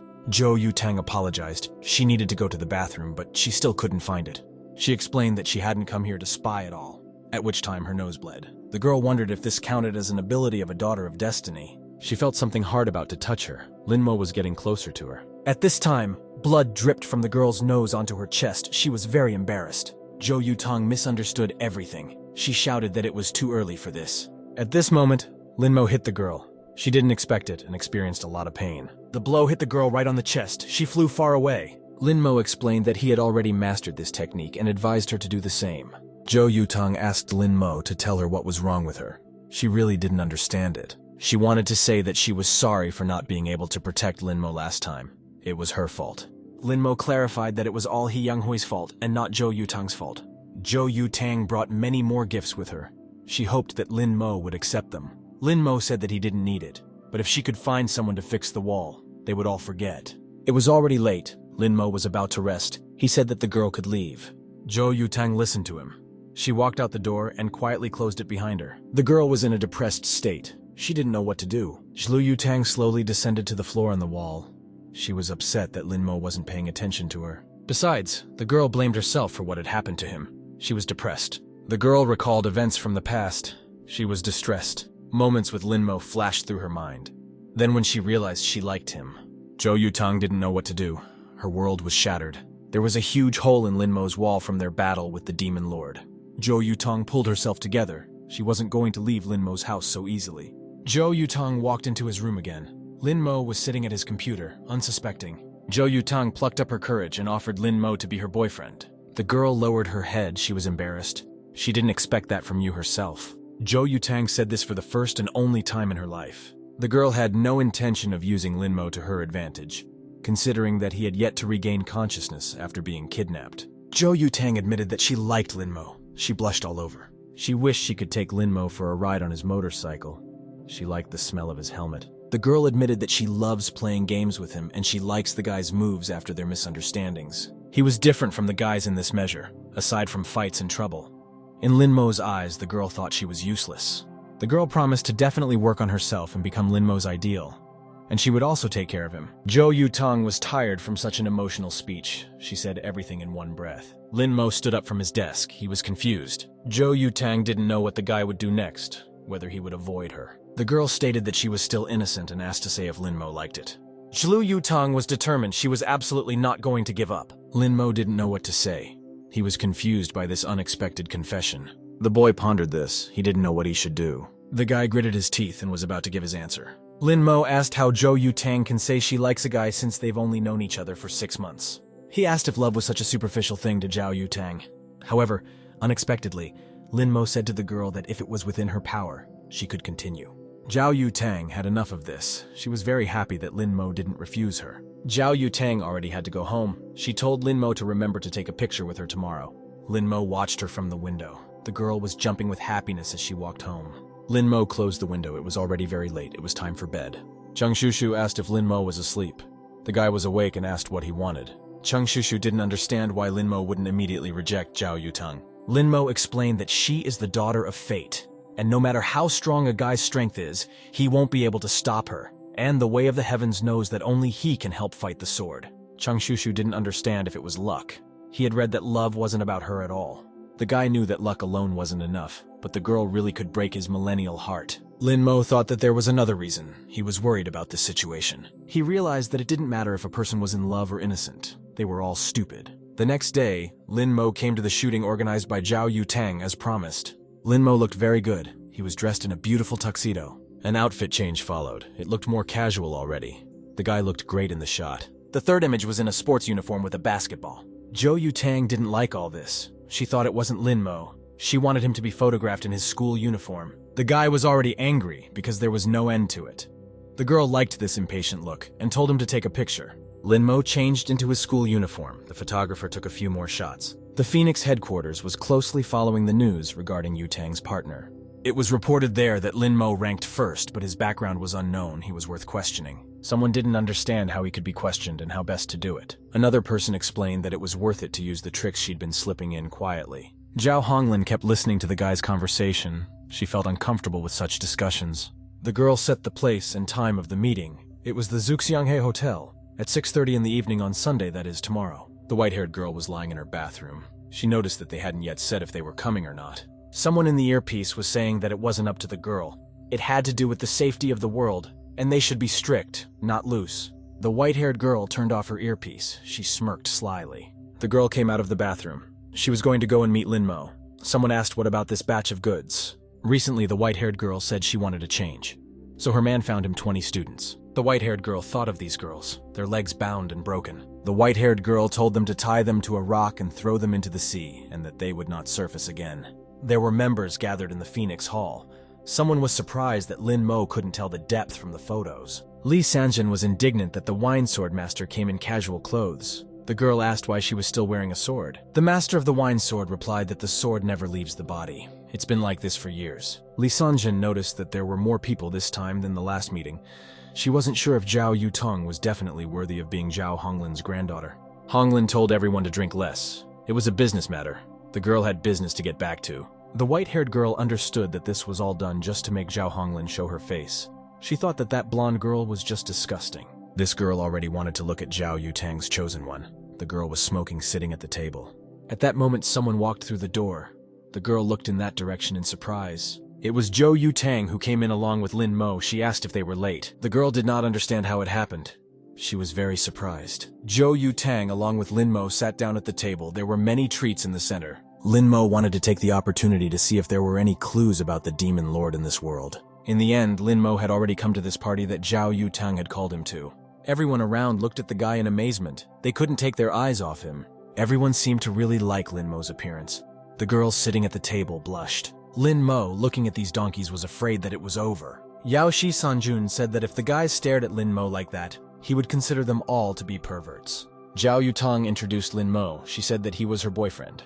Lin Mo objected. Lin Mo said that there was no need for introductions, as he was going to leave after eating. The white-haired girl noticed that Lin Mo was a very cold type. She stood up from behind her chair.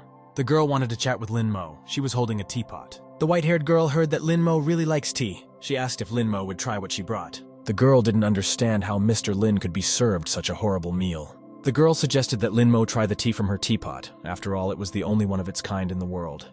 At this moment, Xiao Yutang realized everything. She didn't trust this girl. Xiao Yutang noticed the white powder under the girl's fingernails and began to distrust her. Xiao Yutang shouted and asked what she had added to this tea. The white-haired girl noticed that Xiao Yutang was a worthy member of the Zhao family, but she didn't understand how she could behave like this. She stated that she didn't add anything to that tea.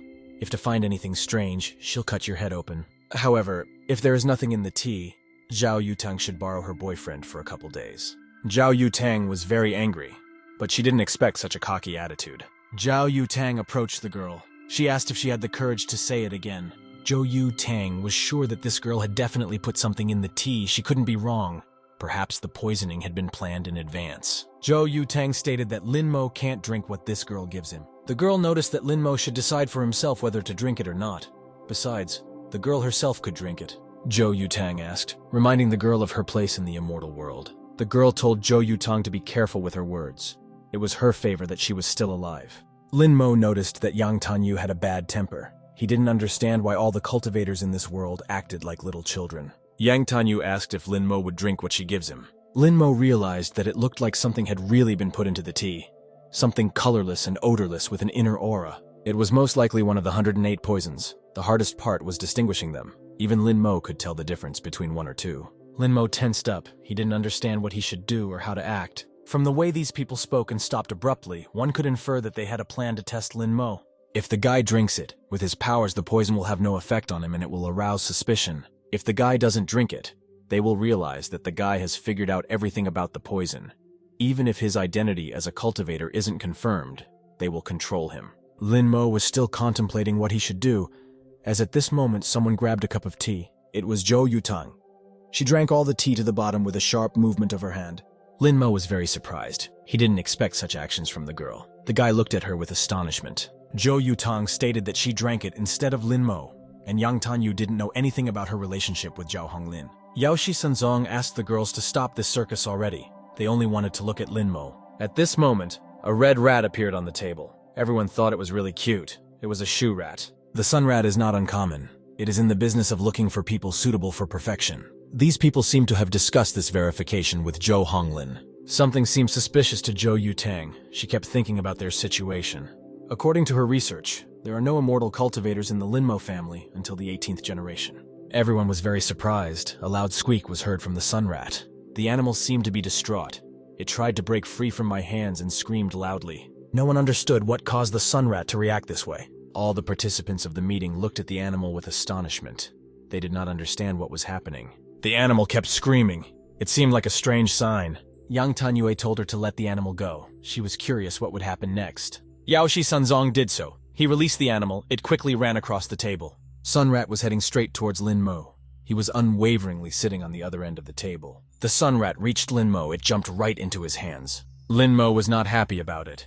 He lightly flicked the beast away. It flew away. Lin Mo stated that he was still eating and asked to watch their rats. Lin Mo said forget about everything. He was going to leave.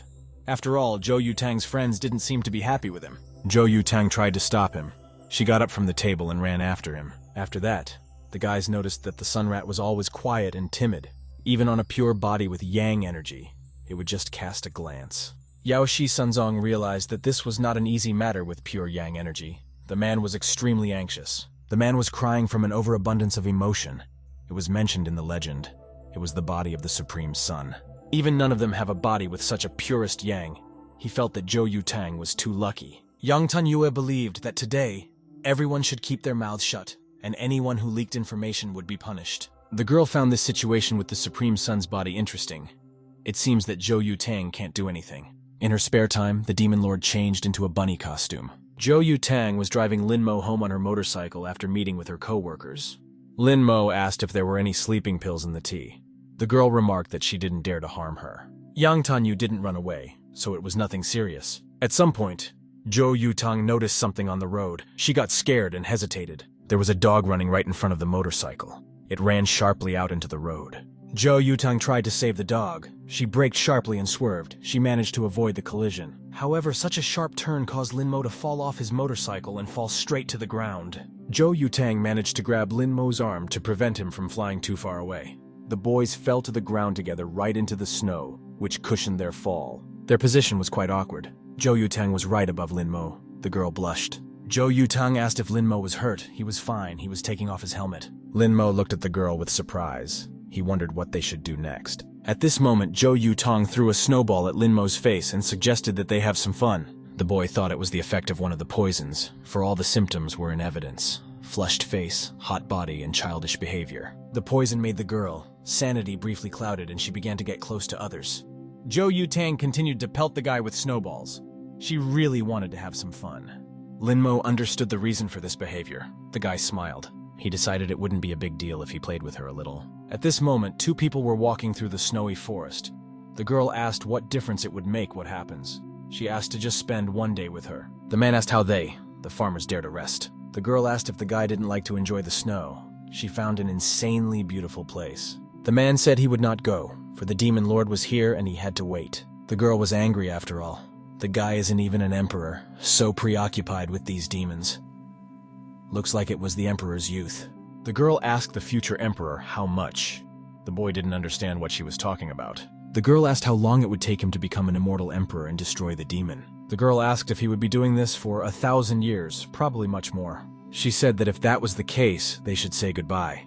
It was unlikely he would come back to marry a simpleton like her. And if so, the future emperor can take half an hour and enjoy the snow. The girl cried and hugged the future emperor. She apologized for making life difficult for him. She said that if they meet in the next life, the guy should be a hero. The girl contemplated what would happen if they really saw each other. In that case, she would still pester the future emperor to look at the snow with her. At some point after that, their village was attacked. Everything was covered in fire. There was a brutal battle. They were attacked by demons. One of them was like a demon sword. It burned everything around them. He didn't understand how such a place could be given to such idiots. Since the demon lord is not here, the demon sword will do what it wants. It approached that girl. It was hard for the girl to breathe. She was lying on the ground and barely holding on from her last strength. The demon made his attack. He swung his paw at her. However, the future emperor arrived in time. He repelled his attack with his sword. The emperor swung his sword and struck the demonic creature. The demon noticed that immortals do look down on humans. He's a magic sword anyway. The future emperor said that the elder would be here soon, and the demonic sword would be over. The demon sword wanted him to see his little brother die. The demon unleashed its attack. It was very strong and burned everything in its path. This attack shattered the future emperor's sword. Blood spurted from his mouth. He was defeated. The guy couldn't fight anymore. He noticed this girl flying through the sky. There was nothing he could do to help her. It was too late. The demonic sword was looming over her and was about to finish the girl off. The future emperor was surprised. He was very angry because of his helplessness. At this moment, his leg was grabbed by a dark force. They wouldn't let him move. The demon sword stated that the guy was tricked and is a fool. The guy was giving all his attention to this girl, and now he can't move from his seat. The demon was about to strike at the future emperor, but a girl stood in front of him and protected him. The demonic sword was piercing the girl's body. The guy looked at her pitifully. The girl's body was lifelessly left on the demonic sword arm, blood dripping from her. The demon sword threw the girl's body into the wall. He didn't care about her. The next sword was going to massacre the guy. He was already approaching the future emperor. However, at this moment, the demon sword was withdrawn, for the demon lord discovered that he had acted without authorization. The future emperor asked if the demon sword obeyed the demon lord. The demon sword thought that it didn't matter, after all. The guy was a nobody to ask such questions. He stated that the guy should know that he stayed alive because of the overlord. The future emperor ran to Ying. She was sitting near the building. Blood was pouring out of her stomach. Ying recognized Mutu. The guy had taken the girl in his arms and was going to help her, and was very glad he was back. She asked to make sure it was definitely him. Mutu said it was him. He asked her not to say anything. Apparently the brothers would be here soon and help her. In couldn't hold on anymore. She was crying and begging to listen to her. The girl said there is a path through the bamboo forest, over the cliff. The girl's mouth was pouring blood. In said the guy has to go there. She's sorry. Next life she'll definitely do it with him. Mutu apologized to the girl. He couldn't protect her. Everything around him was on fire. There was a huge fire in the forest, and there were many dead in the village. Mo Zong told her father that the demon sword acted without authorization and killed the entire village. Such a thing cannot be turned a blind eye. Her father said the girl had a lot to learn from the sword. Killing everyone wasn't so bad. Mo Zong didn't understand why he needed to learn senseless slaughter. After all, there was no difference between him and a cheap thief. Her father came up to the girl and punched her in the face, but he was not happy with her. The man believed that her weakness was destroying everything her ancestors had sacrificed. She had no right to occupy the throne. At this time it was snowing outside, with a fire still smoking somewhere in the distance. Mu too suppressedly walked down the path that Ying had talked him into. He was very depressed. He recalled how he constantly refused to take in for a walk. The guy's heart was broken. The girl he loved had just died in front of his eyes. He remembered her telling him to be a hero if they met in the next life. He also remembered saying that she would still pester the guy to look at the snow. Tears were pouring out of Mutu's eyes. He still couldn't stop them. The boy looked to the side. There he thought In stood, however she was no longer alive. Ying was very similar to Xiao Yutang. She was also standing and smiling at Lin Mo in the middle of the snow. Lin Mo thought that this wasn't the afterlife or reincarnation. It simply couldn't be. Lin Mo didn't want to do this. He doesn't want to leave any regrets. Some time passed. Xiao Yutang sat in front of her computer and looked at him with astonishment. The girl couldn't believe what was written on it. A message arrived on Xiao Yutang's computer. It shocked the girl. It said that Wei Qin committed suicide by falling off the roof. Xiao Yutang was very upset. She felt sorry for this person. She didn't expect this. Xiao Yutang scrolled through the feed a bit.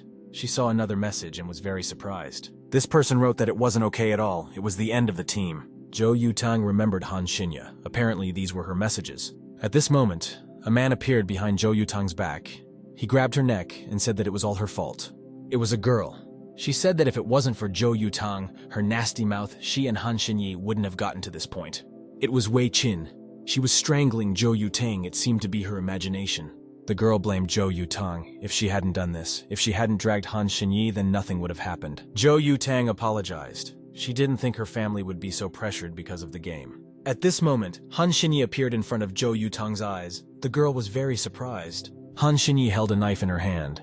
She said that it wasn't all just because of the game. Xiao Yutang didn't understand why Han Xinyi was doing this, why he was threatening her with a knife. Han Xin stuck a knife into Xiao Yutang's chest and asked if she wanted to know. Han Xinyi told Xiao Yutang to think about his actions and mistakes. The girl said that the truth is right on the surface. In the next moment, Xiao Yutang was safe and sound. Han Xinyi believed that Xiao Yutang would find the answer and deal with everything. It turns out it was just a dream. Xiao Yutang fell asleep in the study room and woke up abruptly. There was no one around Xiao Yutang. The class was long over. She was the only one left in the classroom. Her friends said that they were offended by the break, and Xiao Yutang apparently hadn't eaten anything yet. Xiao Yutang asked what about Lin Mo. Her friend knew that the girl would ask about him. She explained that Lin Mo is on the roof, but he's not alone. He's playing Go with that girl. Xiao Yutang was angry. She was jealous and was going to find out. Xiao Yutang confidently headed to the roof. Her friend told her not to break anyone's legs. The girl thought that it was simply impossible for a modest girl like Han Xinyi to be interested in men. Besides, Xiao Yutang had never heard that she knew how to play Go. Xiao Yutang wanted to see what those two were doing on the roof. She abruptly opened the door. What she saw there shocked her. There was no way she was expecting this. Xiao Yutang was shocked she even lost her dacha. Xiao Yutang saw that these two were really playing Go on the rooftop. The guys looked at her in surprise. Xiao Yutang stated that the whole school knew that she was running after Lin Mo. It seems Han Xinyi alone was not aware of it. The girl explained that ever since they met Lin Mo, they have been playing on the roof every day. The whole school knows about it. Xiao Yutang was angry. She was angered by this attitude of the girl. Xiao Yutang wanted to know something since Han Xinyi was here right in front of her. Xiao Yutang wanted to find out about Han Xinya's older sister. It seemed like this was a topic she was very worried about. The girl didn't understand why Xiao Yutang was asking this after all. Neither she nor Han Xinyi should have anything to do with Xiao Yutang. Xiao Yutang admitted that she has a responsibility. But it's not only her fault after all. She asked what the girl blames her for. Han Xinyi stood up and walked over to Xiao Yutang. It looked like she hadn't forgiven her. Han Xinyi stated that Xiao Yutang did not know anything. She looked very creepy. Xiao Yutang noticed that Han Xinyi knew everything. She asked her to tell her everything. Han Xinyi said that if the girl really cared about Wei Qin, she should investigate everything herself. After all, she could do it. Xiao Yutang said she would make her former friend regret mocking her. Xiao Yutang touched Lin Mo's shoulder. She asked him to come with her. Xiao Yutang said that she could also play Go with Lin Mo, since she is very good at it. At this moment, Han Xinyi grabbed Xiao Yutang's hand. She wasn't going to let her take Lin Mo away. Lin Mo looked at this with surprise. He hadn't expected such active actions from Han Xinya. Zhou Yutang herself was surprised. She was stunned by such aggressiveness. Han Xinyi asked who Zhou Yutang was and noticed that the girl was letting herself go a lot. She told her not to interfere with their communication. Zhou Yutang said she was his girlfriend. Han Xinyi in turn introduced herself as his friend and rival. Lin Mo declared that he didn't belong to any of them. He stood up and was about to leave. Zhou Yutang wasn't going to let the guy leave. She grabbed his hand. Zhou Yutang said that it was the right thing to do. Lin Mo should go with her. Lin Mo noticed that Zhou Yutang was acting unreasonably. He was not happy with her behavior. The girl stated that in that case, Lin Mo would be able to complain to the teacher about it. Zhou Yutang didn't understand what was wrong with her, because as soon as she saw Han Xinyi, she felt that she didn't want them around. Zhou Yutang's hand was grabbed by Han Xinyi. She still went to prove her point and prevent Zhou Yutang from winning. Zhou Yutang was very angry that someone was interrupting her for the second time. Zhou Yutang wasn't going to let Han Xinyi get away with it all. She didn't like her behavior. Han Xinyi asked, "So what?" She had a confident attitude. Zhou Yutang just said that she is courting Lin Mo, and the whole school knows about it. Zhou Yutang asked if Han Xinyi wanted to steal Lin Mo away from her. Han Xinyi angrily said that she just couldn't stand it when Zhou Yutang bullied Lin Mo. Zhou Yutang told her rival not to take her out. She repeated that she should let her go. Han Xinyi didn't understand how the daughter of fate dared to threaten her. Zhou Yutang felt that this was crossing all limits. Her fury was unbounded. Zhou Yutang didn't understand how ordinary humans wanted to reach out to cultivators. She started to use her strength. Her force was very powerful. It formed a strong flash on the roof. However, Zhou Yutang was very surprised at what she saw after that. The girl didn't expect it. Zhou Yutang had a feeling as if her hand was in a concrete wall. Zhou Yutang had a feeling that it was like looking at a mountain. Han Xinyu didn't move at all. Zhou Yutang didn't understand how this was possible. Zhou Yutang thought that the girl might also be a cultivator, however. It was unlikely since they had known each other for a long time. A dark energy appeared around Han Xinyu, and the girl's eyes lit up red. Lin Mo watched their altercation in amazement. He was surprised at this turn of events. Lin Mo realized that she knew everything. There was no way the guy expected this. Han Xinyu was sitting on the bed in her nightie with Lin Mo's figurine on her lap. Zhou Yutang was chasing down the highway on her motorcycle at this time. She was angry. The girl didn't understand if Han Xinyi could be a cultivator. She needed to know the whole truth. Her men reported that they had found video cameras from a nearby location. The girl told them to send them to her. Zhou Yutang is determined to figure things out on her own. Zhou Yutang stopped so that there was a chance to watch that very video. She parked the motorcycle. Zhou Yutang watched the video. There was nothing unusual, nothing suspicious at that time. Zhou Yutang is lucky that her body has gotten better. The clue in her dream clearly has meaning, so she should investigate everything. Zhou Yutang was very surprised at what she saw in the video. It shocked her. The video was of a building near the scene. Zhou Yutang saw her friend being followed by Yang Tanyu. It was very strange. Zhou Yutang remembered her telling the girl to watch her tongue, and she was still alive only by the grace of Yang Tanyu. Zhou Yutang couldn't believe that Yang Tanyu had shot mortals. There was no way the girl would forgive her. At this time, a huge nightclub was operating in the middle of the city, with lights on. Yang Tanyu was resting there. One of the guys was surprised that the great immortal herself had come down to mere mortals. Yang Tanyu told the guys to have fun and not to annoy her. She sat on her phone. Yao Qianjun noticed that the girl was completely immersed in her thoughts. The girl thought about Lin Mo. Judging by the information, he was a mediocre person. Perhaps Zhou Yutang had restrained his personality intentionally. The girl was not very happy. She was smoking and put out her cigarette on the table. Yang Tanyu didn't understand how these two even connected. It pissed her off. At this moment, someone kicked the door of the nightclub. This person was clearly in a bad mood. Behind that was Zhou Yutang. The girl angrily walked inside. Yao Qianjun didn't understand why Zhou Yutang was here. He walked over to the girl.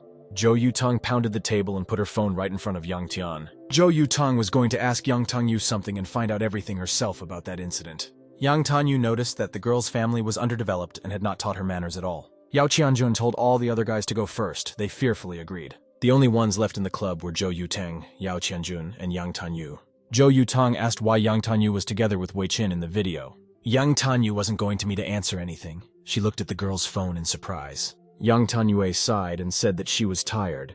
There was nothing she wasn't going to say. Zhou Yutang said that if Yang Tanyu is silent, she will do everything for her. Zhou Yutang began to tell that back then, she, Wei Qin, and Han Xinyi formed a team and went through the spring games all the way to the finals. The team that lost in the final was called Gate of Heaven. Yang Tanyu, this should be familiar. Yang Tanyu didn't realize what she should remember. She scratched her head. Zhou Yutang was very angry. She told Yang Tang to stop pretending. The captain of this losing team was none other than Yang Tanyu.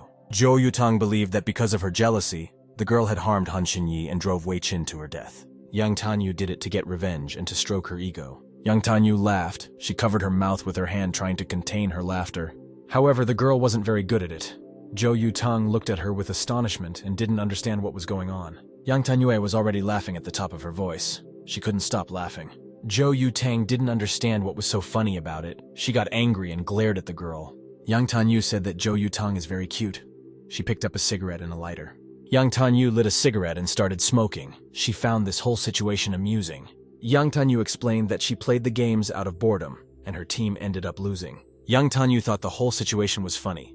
She didn't even know that the leader of that team was Xiao Yutang. The girl thought about what she would do if she knew it was Xiao Yutang. Yang Tanyue approached the girl and asked if she would only destroy 2 people. It seemed to Yao Qianjun that Xiao Yutang's words made sense. After all, Yang Tianyu was a respected person in the immortal world. Yang Tianyu explained that about this video, she was just bored. It was just an ordinary walk. It doesn't explain anything.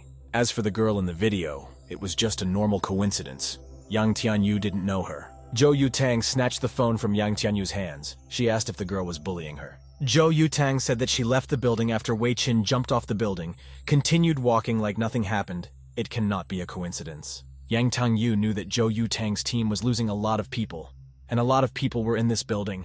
She didn't understand why she was the one being attacked. Yang Tanyu stated that if Xiao Yutang wanted to frame her, this evidence is not enough. Yang Tanyu even donned red this time. The youth is driving her crazy. She told Xiao Yutang to leave before she gets angry. Xiao Yutang was even more angry. She swung her foot and was about to strike. However, she was restrained by Yao Qianjun. He told her not to show off to Yang Tangyu. She thought the girl deserved nothing, and the only favor she would do would be to save her dog's life. Xiao Yutang was confident that she would find all the evidence and make Yang Tangya redeem herself. Their dialogue finished. Xiao Yutang flipped over one of the benches and headed towards the exit. Yao Qianjun tried to soften the situation. He said that Xiao Yutang is always like this. Yang Tanyu asked if Yao Qianjun trusted her and looked at the guy. He said that this was not true at all. The times were not calm, and it was better to keep harmony with yourself. Yang Tanyu said he could go. The girl picked up a cigarette and lit it. Yao Qianjun said that he was just leaving and remarked that all the women were very rude. Yang Tanyu sat on the sofa in the club for a while. She picked up her phone. Yang Tanyu told her people to find out who leaked the video camera footage of Xiao Yutang. We need to finish him off. The girl hung up and put the phone down beside her. She was pissed. She said that Xiao Yutang was right. The girl was jealous of her and didn't touch her just because of her grandmother. Yang Tanyue was just going to brutally and unscrupulously kill Xiao Yutang this time. The action unfolds in the school cafeteria. Snow was slowly falling outside. It was winter. Lin Mo came to the dining hall expecting a delicious lunch. The girl who worked there was smiling, happy to see new visitors. She was very friendly. Lin Mo pointed his finger at the crab tray. He inquired if he should order this dish. The canteen worker smiled and replied that it was exactly that, because it was the best dish. Lin Mo asked why he shouldn't take something else. At this time, the girl had already put the crab on his tray. The girl replied that it was a special menu that Xiao Yutang had designed for Lin Mo. Never had this dining room had so many quality ingredients. Lin Mo thought that this was too much. He didn't like this kind of attention and effort from Xiao Yutang. At this time, Xiao Yutang was beside Lin Mo. She heard everything and was displeased with this guy's attitude. The girl explained that these crabs were straight from Antarctica and had the most wonderful flavor. She asked me to try them. Lin Mo had nothing left to do. The guy coughed and still decided to try them since she was asking so much. Xiao Yutang was very happy. She clapped Lin Mo on the back and thought that this was the right choice. Xiao Yutang told the girl to gather other dishes as well, since Lin Mo doesn't dine here. Xiao Yutang also found an empty classroom for Lin Mo. She knew that the guy liked silence, so he could sleep and eat there. Lin Mo stopped the girl. He said it was pointless. He didn't want this kind of attention from her. Xiao Yutang grabbed Lin Mo's hand. She was very insistent on her goal. Lin Mo turned around. He didn't understand what she was doing or why she was acting like this. Xiao Yutang's face immediately changed. She became upset and asked how this could be meaningless to her. Xiao Yutang smiled sadly. She didn't want to show her real emotions and said that it meant a lot to her. Lin Mo looked at her in surprise. He was surprised at this change in the girl's emotions. The guy pondered how he should react to this situation. He remained just as cold. Lin Mo snatched his hand away from Xiao Yutang. He turned around and said that it didn't matter. At this time, someone approached Lin Mo. She was standing right in his path. Xiao Yutang was very surprised to see this person. The girl was angry. It was Han Xinyi. She suggested that Lin Mo go on the rooftop. Xiao Yutang didn't want to let this happen. She ran up and stood between the guys and suggested that Lin Mo go to class. She wanted to have lunch with him. Han Xinyi said that Xiao Yutang still also likes to cause trouble to others. Han Xinyi told Xiao Yutang to look around. She pointed her hand at the guys around. A crowd of gawkers had gathered around the three people. The students were discussing heatedly about what was going on. Han Xinyi noticed that Lin Mo, who likes silence, was now surrounded by a crowd thanks to Xiao Yutang. Han Xinyi added that her body was also hurt because of Xiao Yutang. Xiao Yutang was furious. She shouted and told everyone to stop discussing. The girl yelled at the other students and told them to get out of here and don't you dare bother them. Xiao Yutang was out of breath from such a shout. She stopped and took a breath. Xiao Yutang said that the argument had already started and apologized for causing inconvenience. Xiao Yutang said that Han Xinyi could take revenge on her however she wanted. She didn't care, but she wouldn't give Lin Mo to her. Han Xinyi was also determined she wasn't going to give up her playmate. Lin Mo was already tired of the constant arguments about him. He turned around and said he was leaving. Lin Mo was surprised at Han Xinyi's behavior. He didn't expect such a push from her. Xiao Yutang didn't expect the guy to just leave like that. She tried to stop him, asking him to wait. Xiao Yutang's path was blocked by Han Xinyi. She didn't want the guys to be left alone. Han Xinyi told Xiao Yutang not to give Lin Mo any trouble. She didn't like her pressure towards the guy. Xiao Yutang told Han Xinyi not to cover herself in games, not to think that she was allowed everything because of being a practitioner. If she liked Lin Mo, she should rely on her own strength. Xiao Yutang grabbed the girl by her tie. She threatened her with reprisal if it hurt Lin Mo's feelings. Xiao Yutang explained that in that case, she would never let Han Xinyi go. Xiao Yutang was very surprised by the expression on Han Xinyi's face. She didn't expect such a reaction from her. Han Xinyi blushed. The girl said that it wasn't that she liked Lin Mo. They were just partners in a game of Go. Xiao Yutang let Han Xinyi go. This had to be finished by someone. Xiao Yutang said that as long as Han Xinyi acts honestly, she will also compete with her honestly. However, Xiao Yutang explained that she could give Lin Mo anything he wanted and asked what Han Xinyi could give him. Han Xinyi said that she could play Go with Lin Mo. Xiao Yutang was very surprised at this answer. Xiao Yutang was already tired of arguing with the girl. She hated her and left the dining hall. Later that very day, the snow was also still slowly descending on the roof of the school. On the rooftop, Han Xinyi was sitting on a mat. She spread out the Go in front of her. The girl was leisurely arranging the chips on the board. She didn't seem to have anyone to play with. Han Xinyi became bored. She didn't know what to do to occupy herself. She sat with her knees tucked up. Han Xinyi has been alone for tens of thousands of years, but today is the most boring game of her life. Han Xinyi looked up and cast her gaze towards the door to the roof. The girl was very upset. Lin Mo didn't come to play with her today. He seemed to be angry because of this girl's behavior. Han Xinyi recalled the words that Xiao Yutang had said to her earlier about what a girl could give Lin Mo. Han Xinyi really wondered what she could even give him compared to Xiao Yutang. Han Xinyi realized that she could only provide Lin Mo with a cold roof. This was clearly not enough. Han Xinyi recovered her strength a little and didn't notice that it was already starting to be winter. Lin Mo Mortal was playing with her in the cold. Han Xinyi stopped for a second. She didn't understand why this girl was the one thinking about him. She blushed. However, Han Xinyi realized that if she were to rule the world, she would want Lin Mo to be with her. At this moment, the door to the roof creaked. Han Xinyi thought it might be Lin Mo. The girl got up and ran to the door to see who had come. But there was only a white cat sitting there. Han Xinyi didn't understand what she was thinking. Although all the practitioners here are both scholars, there are also those who are dangerous. The girl stood on the edge of the roof and looked at the landscape that opened up from the height. Han Xinyi was not left with a strange feeling. She thought that Lin Mo really went to an empty classroom. Han Xinyi thought that Lin Mo should be alone today to avoid suspicion. Back then, Han Xinyi was very surprised by Xiao Yutang's words. After all, she didn't like Lin Mo. She just wanted to help the guy. Han Xinyi thought that she is being kind to Lin Mo, and it doesn't mean that she likes him. Lin Mo will definitely understand everything. She doesn't need to admit anything. The girl decided to explain everything to Lin Mo just in case. Lest she thought something wrong, she decided to call him. Lin Mo understood the phone. Han Xinyi said that she was calling to explain everything. Lin Mo didn't finish listening to her. He apologized and said she was nice, but she should find someone better. Lin Mo hung up the phone. Han Xinyi was shocked at such a misunderstanding on Lin Mo's part. The girl threw the phone on the floor. She was angry. After all, she only wanted to explain herself. Han Xinyi felt that this was no good, and she should find Lin Mo and explain everything to him. This whole situation came about because of Xiao Yutang's bias. The girl doesn't think anything of him. He's just her playmate. As Han Xinyi walked down the stairs, she noticed a classmate with blue hair. Han Xinyi said hello to her and asked if the girl had seen Lin Mo. Her classmate was surprised by such a question. After all, how could she know where Lin Mo was right now? This was the moment she had an idea. She realized what she should do to help Xiao Yutang. The girl said that she had just seen Lin Mo playing basketball in the backyard and advised Han Xinyi to hurry up and go there. Han Xinyi was surprised that Lin Mo was playing basketball. She didn't expect such a thing from the guy. Her classmate said she would go first. She already had to go. Han Xinyi thought all of this was strange. However, the girl still felt that she should go and see for herself. There was no other choice. Han Xinyi came to the backyard to the basketball court. A match was just in full swing there. Han Xinyi looked at the basketball court through the net. She was wondering where Lin Mo was now. She didn't see him. At this moment, Han Xinyi that you noticed, she tensed up and was displeased. Xiao Yutang was playing basketball on the field. The girl was distributing the ball. Xiao Yutang ran up to the basket. She jumped high and threw the ball into it. Han Xinyi realized that Lan Mao had lied to her. She thought that she still needed to find out everything from Xiao Yutang. At this time, two girls were dragging a huge table next to the basketball court. The sports club was moving equipment. Xiao Yutang looked in that direction. Right next to the girls stood Han Xinyi. Han Xinyi asked where Lin Mo was now. She was only interested in this. Xiao Yutang twirled the ball on her finger.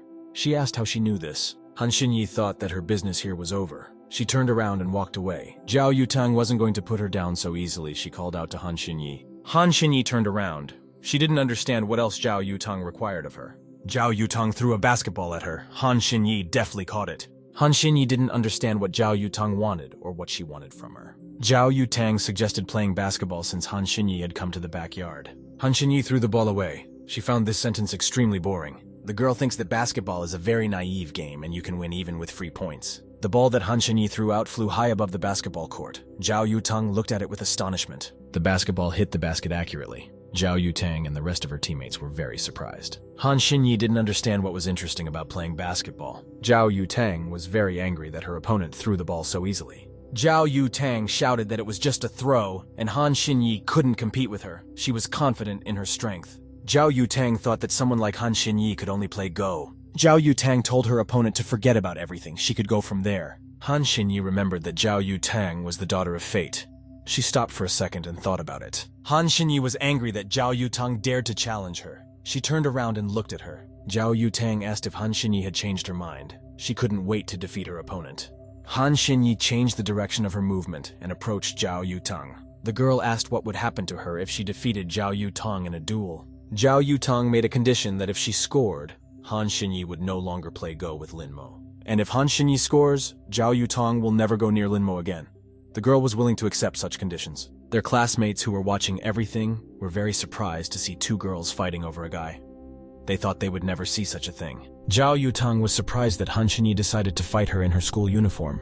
Han Xinyi explained that only those who were good enough to fight her were worthy of her changing her clothes. Han Xinyi picked up a basketball from the floor. The duel was about to begin. Han Xinyi glared at her opponent. She wasn't going to give her any chance of winning. Han Xinyi declared that Xiao Yutang was not worthy of it. The girl was ready to begin. At this moment, the two girls were still carrying the sports club equipment. At one point, something came loose from the table the girls were carrying and fell onto the basketball court. It was a screw from a table.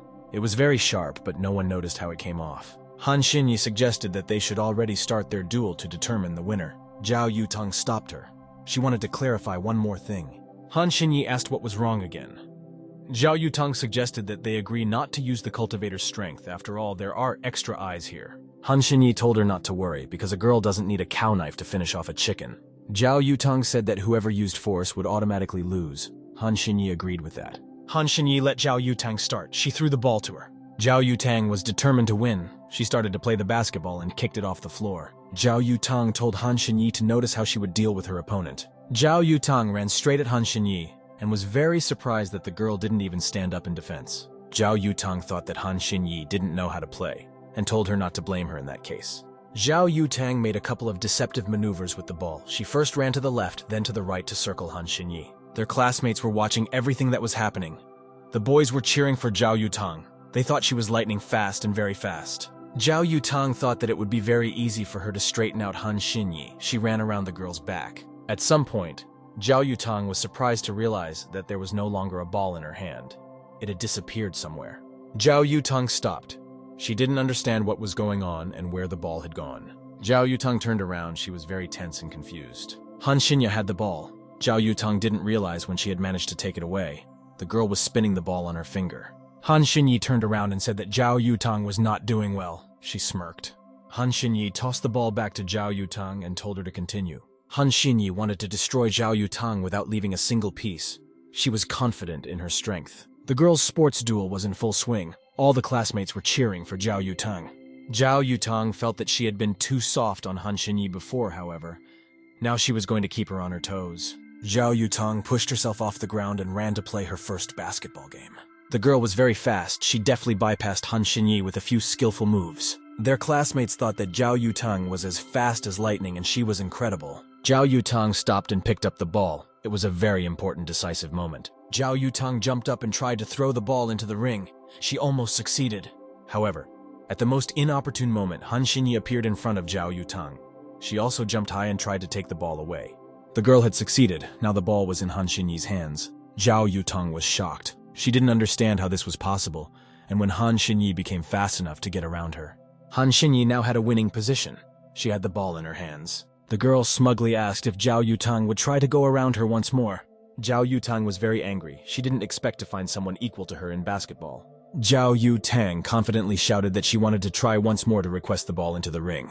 Han Xinyi handed Xiao Yutang the ball, the girl kicking it off the ground while her opponent waited for her attack. Xiao Yutang noticed that Han Xinyi was not like this before. Even if she was improving, her body could not have changed in such a short time. The girl was not sure if Han Xinyi was in front of her. However, Xiao Yutang quickly dismissed these thoughts. For the most important thing right now was to win and needed to strategize. Xiao Yutang thought about what to do. She decided to go on the attack and jumped up with the ball in her hands. Han Xinyi wasn't going to give up like this. She was confident of her victory and ran at her opponent. Han Xinyi tried to block Xiao Yutang's ball. The girl jumped high and extended her arm upwards. However, this was Xiao Yutang's deceptive maneuver. She was actually not going to jump, but deftly dodged and ran forward. Xiao Yutang thought that Han Xinyi's actions were very predictable. She bypassed her opponent and was already running behind her back. Han Xinyi really didn't expect this. She turned around and looked at Xiao Yutang in surprise. Xiao Yutang confidently approached the basketball ring, leading the ball in front of her, with Han Xinyi running behind her. At one point, Xiao Yutang slowed down abruptly. She decided to try throwing the ball into the ring again. Xiao Yutang jumped up high. She was going to do this by any means necessary. However, Han Xinyi was not going to give in. The girl quickly ran to meet Xiao Yutang and was determined. Han Xinyi braked sharply. She was incredibly fast. The girl jumped up to block Xiao Yutang's ball. Xiao Yutang didn't expect such a thing. The whole girl was already at the target. Han Xinyi hit the ball in Xiao Yutang's hands with all her might. Anger read on the girl's face. From such a strong blow, Xiao Yutang fell down and flew back onto the basketball court. The fans were all shocked at this turn of events. They thought that Xiao Yutang was just down, and she must be in a lot of pain. Han Xinyi looked down at Xiao Yutang. She told her to admit defeat. After all, the girl was not her equal. Xiao Yutang was surprised at Han Xinyi's bold words. After all, she thought that she didn't know her at all. Han Xinyi told Xiao Yutang to try as much as she could, for she was sure that the result would be the same. Han Xinyi declared that she was superior to Xiao Yutang. The girl was determined. Han Xinyi told Xiao Yutang to surrender. Then there would definitely be no way to defeat her. Xiao Yutang was very angry. She wasn't going to follow Han Xinyi's advice. The girl picked up the ball and swung. Xiao Yutang was about to destroy her opponent. She threw a spinning ball into the ring with all her might. Han Xinyi didn't expect this. It was a very sharp throw. The girl turned around in surprise and looked in that direction. Xiao Yutang was already running towards the ring at this moment. Han Xinyi was unable to react in time. The ball thrown by Xiao Yutang did not hit the ring. It rebounded off the edge of the ring. This was Xiao Yutang's plan. Han Xinyi realized this in time and ran straight after her. Han Xinyi was not inferior to Xiao Yutang in speed. She quickly caught up to her and was on par with her. Xiao Yutang pushed Han Xinyi. There was no way she was going to give in to her and give her opponent a chance to win. At this moment, Han Xinyi's foot stepped on a screw that had fallen out of the table that the girls from the sports club were carrying. Han Xinyi was shocked. She was immediately in pain. The girl had not expected this. However, Han Xinyi still continued to run.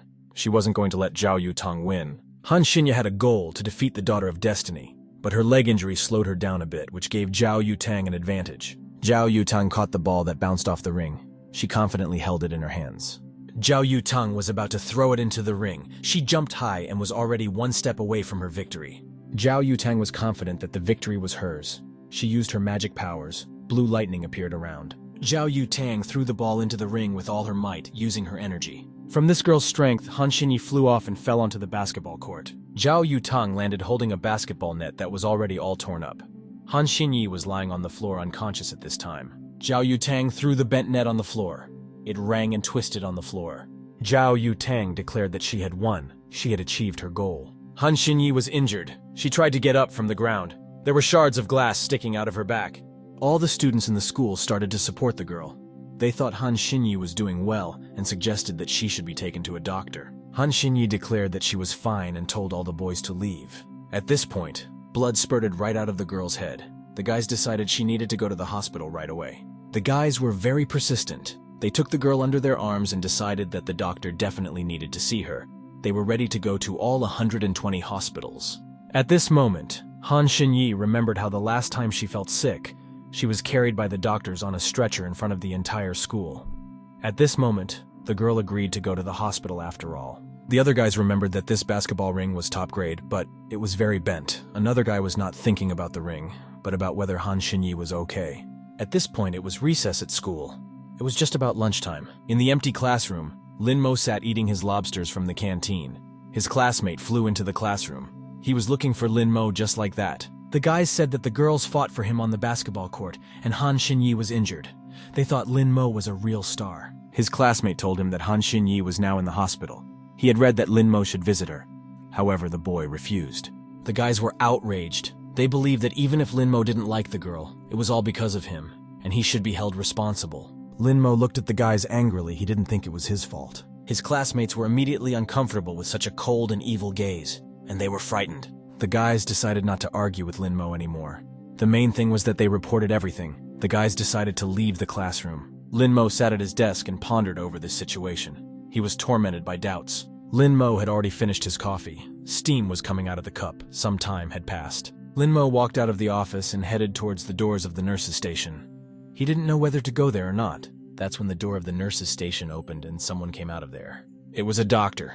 He was a middle-aged man. He noticed Lin Mo and was very surprised. He realized that Lin Mo was Han Xinyi's classmate. He told him that the girl was inside and invited the guy to come in. Lin Mo still decided to go in. There was nowhere to go, however. The guy wasn't sure about this decision. Lin Mo thought that the girl should be fine. He didn't think that something terrible had happened. Lin Mo found Han Xinyi. He said that he heard that the girl had hurt herself. However, at this moment, something very surprised Lin Mo. He was stunned and at a loss for words. In front of him sat a half-undressed Han Xinyi. She had just finished receiving medical attention. The girl was blushing. Han Xinyi was very embarrassed when she saw Lin Mo. The girl didn't expect anyone to enter the nurse's station. Lin Mo was also embarrassed. He blushed and tried not to embarrass the girl. Han Xinyi said that she was sorry that Xiao Yutang's words misled the guy. The girl just doesn't like her behavior. She makes Lin Mo look weak. Lin Mo didn't quite understand why Han Xinyi felt this way. He felt embarrassed. Lin Mo explained that it was just a misunderstanding. The guy didn't want Han Xinyi to be like those girls. Han Xinyi didn't understand what it meant to be like them. She asked if it meant to desire Lin Mo's body like this. Nothing more. Han Xinyi laughed. She was amused by the guy's appearance. The girl blushed. Han Xinyi calmed the guy down. The girl said that she wasn't like them. At this time, she was pulling out the shards from her feet. Lin Mo noticed that never before had his face turned so red and his heart was pounding. Lin Mo asked if the girl was all right. Han Xinyi, at this moment, abruptly pulled one of the shards from his thigh. The girl was in a lot of pain, but she tried not to show it. She said it was all right. Han Xinyi pulled out another shard. Blood gushed out of the wound. Lin Mo noticed that she wasn't doing much with her wounds. Lin Mo offered his help since he had excellent skills. The guy took out a pair of tweezers. Han Xinyi was embarrassed. She tried to stop the guy, but he desperately wanted to help her. Lin Mo told the girl not to move. At this time, he grabbed one of the shards with tweezers. Han Xinyi was in pain, however. The girl was holding on well. Han Xinyi was embarrassed, for Lin Mo had come to her rescue and was so kind to her. At this time, Lin Mo was very focused on his work. He really wanted to help the girl. Lin Mo took out one of the shards and placed it on the saucer. Lin Mo noticed that there was still a lot of broken glass in his feet. He was going to get all of it. Lin Mo said to clean the wounds, then disinfect them. There shouldn't be any scars left on the legs. Some time had passed. It was already evening. The sunset had appeared over the city. The guys were still at the nurse's station, Lin Mo taking out the shard one by one. The guy finally managed it. All the broken glass was taken out. Han Xinyi's leg was bandaged. Lin Mo explained that the girl's leg would be fine. The injuries were not that serious. Now it was the turn to get the shards out of her hips and back. Han Xinyi immediately blushed. The girl yelled that she didn't want to do it. It was too embarrassing. Lin Mo asked if her thighs hurt more, that the girl didn't want to. Han Xinyi explained that she could do it herself. She didn't want to create an awkward situation. Lin Mo agreed not to take the shards out of his hips, but asked for his back to be provided. The girl agreed. Han Xinyi didn't understand what Lin Mo was just thinking. She wondered if it was normal in this world to look at girls' thighs. Lin Mo told Han Xinyi to take off her clothes so that she could better see the shards. The girl became embarrassed. She was confused and didn't understand why she had to do this. Han Xinyi blushed in a flash. She was thinking the wrong thing. She felt embarrassed. The girl cried out and asked what Lin Mo was going to do, unnecessary thoughts rushing into her head. Lin Mo clarified that he wasn't interested in Han Xinyi's body. The guy only cared about her treatment. The girl said that it wasn't such a big injury and Lin Mo shouldn't be so worried. Lin Mo was already angry. He asked him not to waste his time and act faster. Han Xinyi in Lin Mo's eyes was like a little crying infant who doesn't want to be treated. Lin Mo asked why the girl was acting like a child. She didn't know what to say. Han Xinyi said that it wasn't true and Lin Mo was wrong, however. She still didn't want to do it. Still, Han Xinyi agreed to the guy's proposal. She told him to turn around and then she could undress. Han Xinyi told Lin Mo not to peek. The guy said he wasn't interested. Some more time went by. The clouds over the school thickened. Dark evening was coming. Han Xinyi took off her clothes and was ready to be treated. The girl was very uncomfortable. Lin Mo at this time started to draw the curtains in the nurse's station. Han Xinyi shouted and asked what the guy was doing.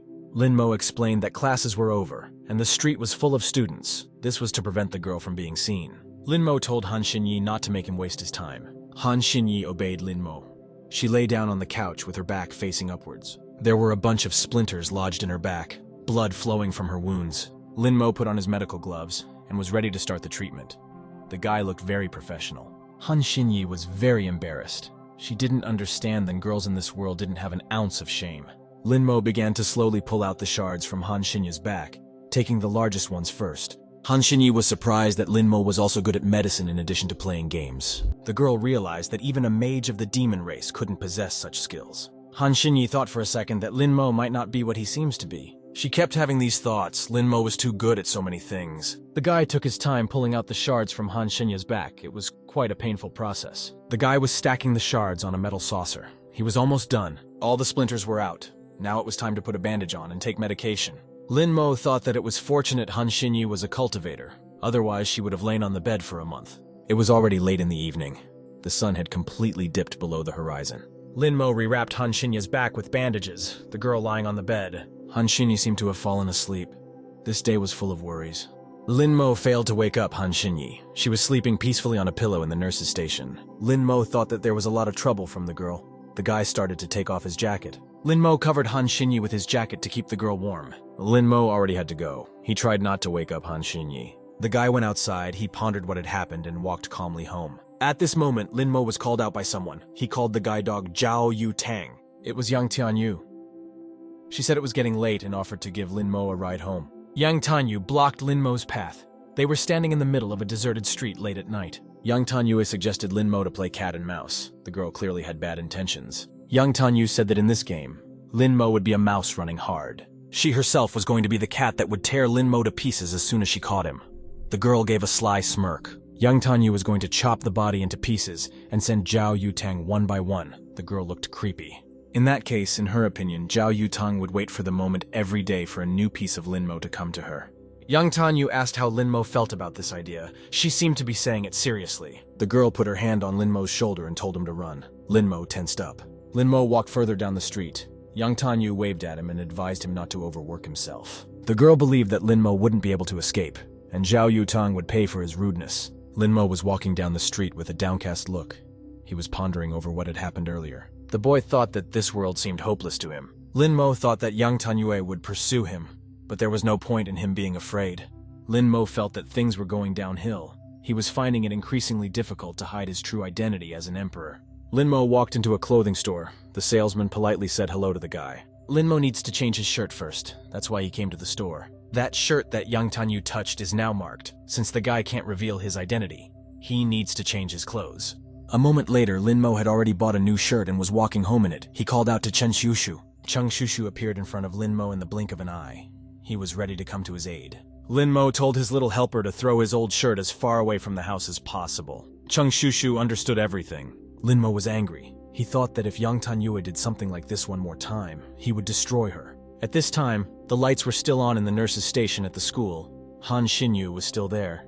The girl had already woken up. She sat on the bed and held Lin Mo's jacket in her hands. The girl realized that she had indeed fallen asleep. And this battle didn't bring any relief, and Lin Mo even took off his clothes. Han Xinyi thought that she would end up owing Lin Mo again. The girl became embarrassed.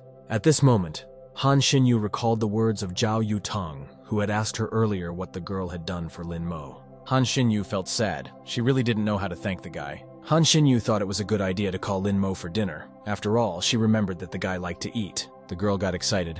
She thought that she should prepare food for Lin Mo and give him a treat. The next moment, however, the thought crossed her mind that it was vile, that a worthy demon owed a debt to a teenager. This was the moment something caught Han Xinyu's attention. She remembered something. The girl looked at Lin Mo's jacket once more and touched it. Han Xinyu realized that the jacket smelled delicious. The girl was very embarrassed. After such a hard day, Han Xinyu finally made it home. The girl's head was already smoking literally. She was thinking a lot about the situation. The girl didn't understand why there were so many complexities in this world. Han Xinyu kept puzzling over how she would invite Lin Mo to dinner. The girl couldn't solve this problem by herself. She decided to conjure up her doppelganger. Han Xinyu told the doppelganger to be by her side. She said to invite the guy to dinner. Han Xinyu's doppelganger noticed that the girl hadn't even invited Lin Mo or made a reservation. Han Xinyu wanted her doppelganger to call him and invite him to dinner after school. The doppelganger didn't understand why she should be the one to do it. Han Xinyu shouted that Lin Mo was watching her after all and dressing her wounds. He had seen everything, so she couldn't call him. Han Xinyu's doppelganger still agreed to do it. She took out her phone and dialed the guy. Lin Mo picked up the phone. The girl said hello to him. Han Xinyu was shaking with fear. The doppelganger said he wanted to take Lin Mo out to dinner, and she just didn't want to be indebted to him. Han Xinyu felt that it was over, and she was doing the wrong thing. However, the doppelganger said it was settled. They were to meet in Kuxian tomorrow after school. Han Xinyu couldn't believe that he had agreed. Han Xinyu's doppelganger confirmed this. The girl was very excited and was jumping with happiness. These screams were noticed by the girl's mother. She asked why she was still awake, because it was already late. Han Xinyi told her doppelganger to give her the phone. She was going to make a reservation. Han Xinyi exhaled a sigh of relief. The worst was over. Han Xinyi took out her phone and called someone. She began to look intimidating. Her doppelganger noticed that Han Xinyi's face changed very quickly. She called Shen Liqian and told him to make a reservation at the Kuxian Hotel for tomorrow. She will invite an important guest. The guy was willing to do anything. He asked what level Han Xinyi wanted. The girl screamed that of course she wanted the best. There was no other way. Han Xinyi said that the chef should cook on the spot and quickly serve the food tomorrow. The girl wanted to see the best cooking skills from the best chefs. Shen Liqian understood everything. He was ready to carry out any order from the girl. Han Xinyi hung up the phone. She had done everything she wanted to do. Han Xinyi asked her doppelganger if they should continue. She agreed with her. At this moment, Shen Liqian was still awake despite the deep night. The guy was dealing with the girl's order. He called someone. That person was surprised that she asked to find the best cooks. Shen Liqian explained that it was exactly like that. The demon lord had personally asked for it, and they couldn't mess it up. This person wasn't sure if people with high culinary skills could cook for her. Shen Liqian was not interested in this, after all. This person had no right to hesitate. He must do everything to the best of his ability. Shen Liqian had ruined the beauty pageant last time. He had no right to make a mistake now. He was very worried, even though there was no reason. Han Xinyi was preparing for her upcoming meeting with Lin Mo, along with her doppelganger. The girl exhaled with relief, for after a long night's rehearsal, she had memorized every line. Her doppelganger thought that Han Xinyi had done a good job, so she shouldn't worry and pull herself together. Han Xinyi didn't understand how she could not be worried after all. She was going to dinner with Lin Mo. It was a normal school day. Recess had come, and all the students had gone to lunch break. Xiao Yutang was no exception. The girl sat on the bench and opened her lunch. Xiao Yutang thought that she was really bored. She chewed her lunch slowly. Xiao Yutang won without power and thought it was great, but all the noontime belongs to Han Xinyi. Xiao Yutang thought that maybe she should go after all. She could also play Go with her. At this moment, Xiao Yutang received a call from someone. The girl picked up the phone and thought that it was no time at all. Xiao Yutang said that Xiao Yutang was dead and was about to hang up. However, on the phone, someone informed her that trouble was coming, and all the senior members of the Tianmozong sect had gone out. The girl needed to come over. Xiao Yutang asked if her grandmother knew about it.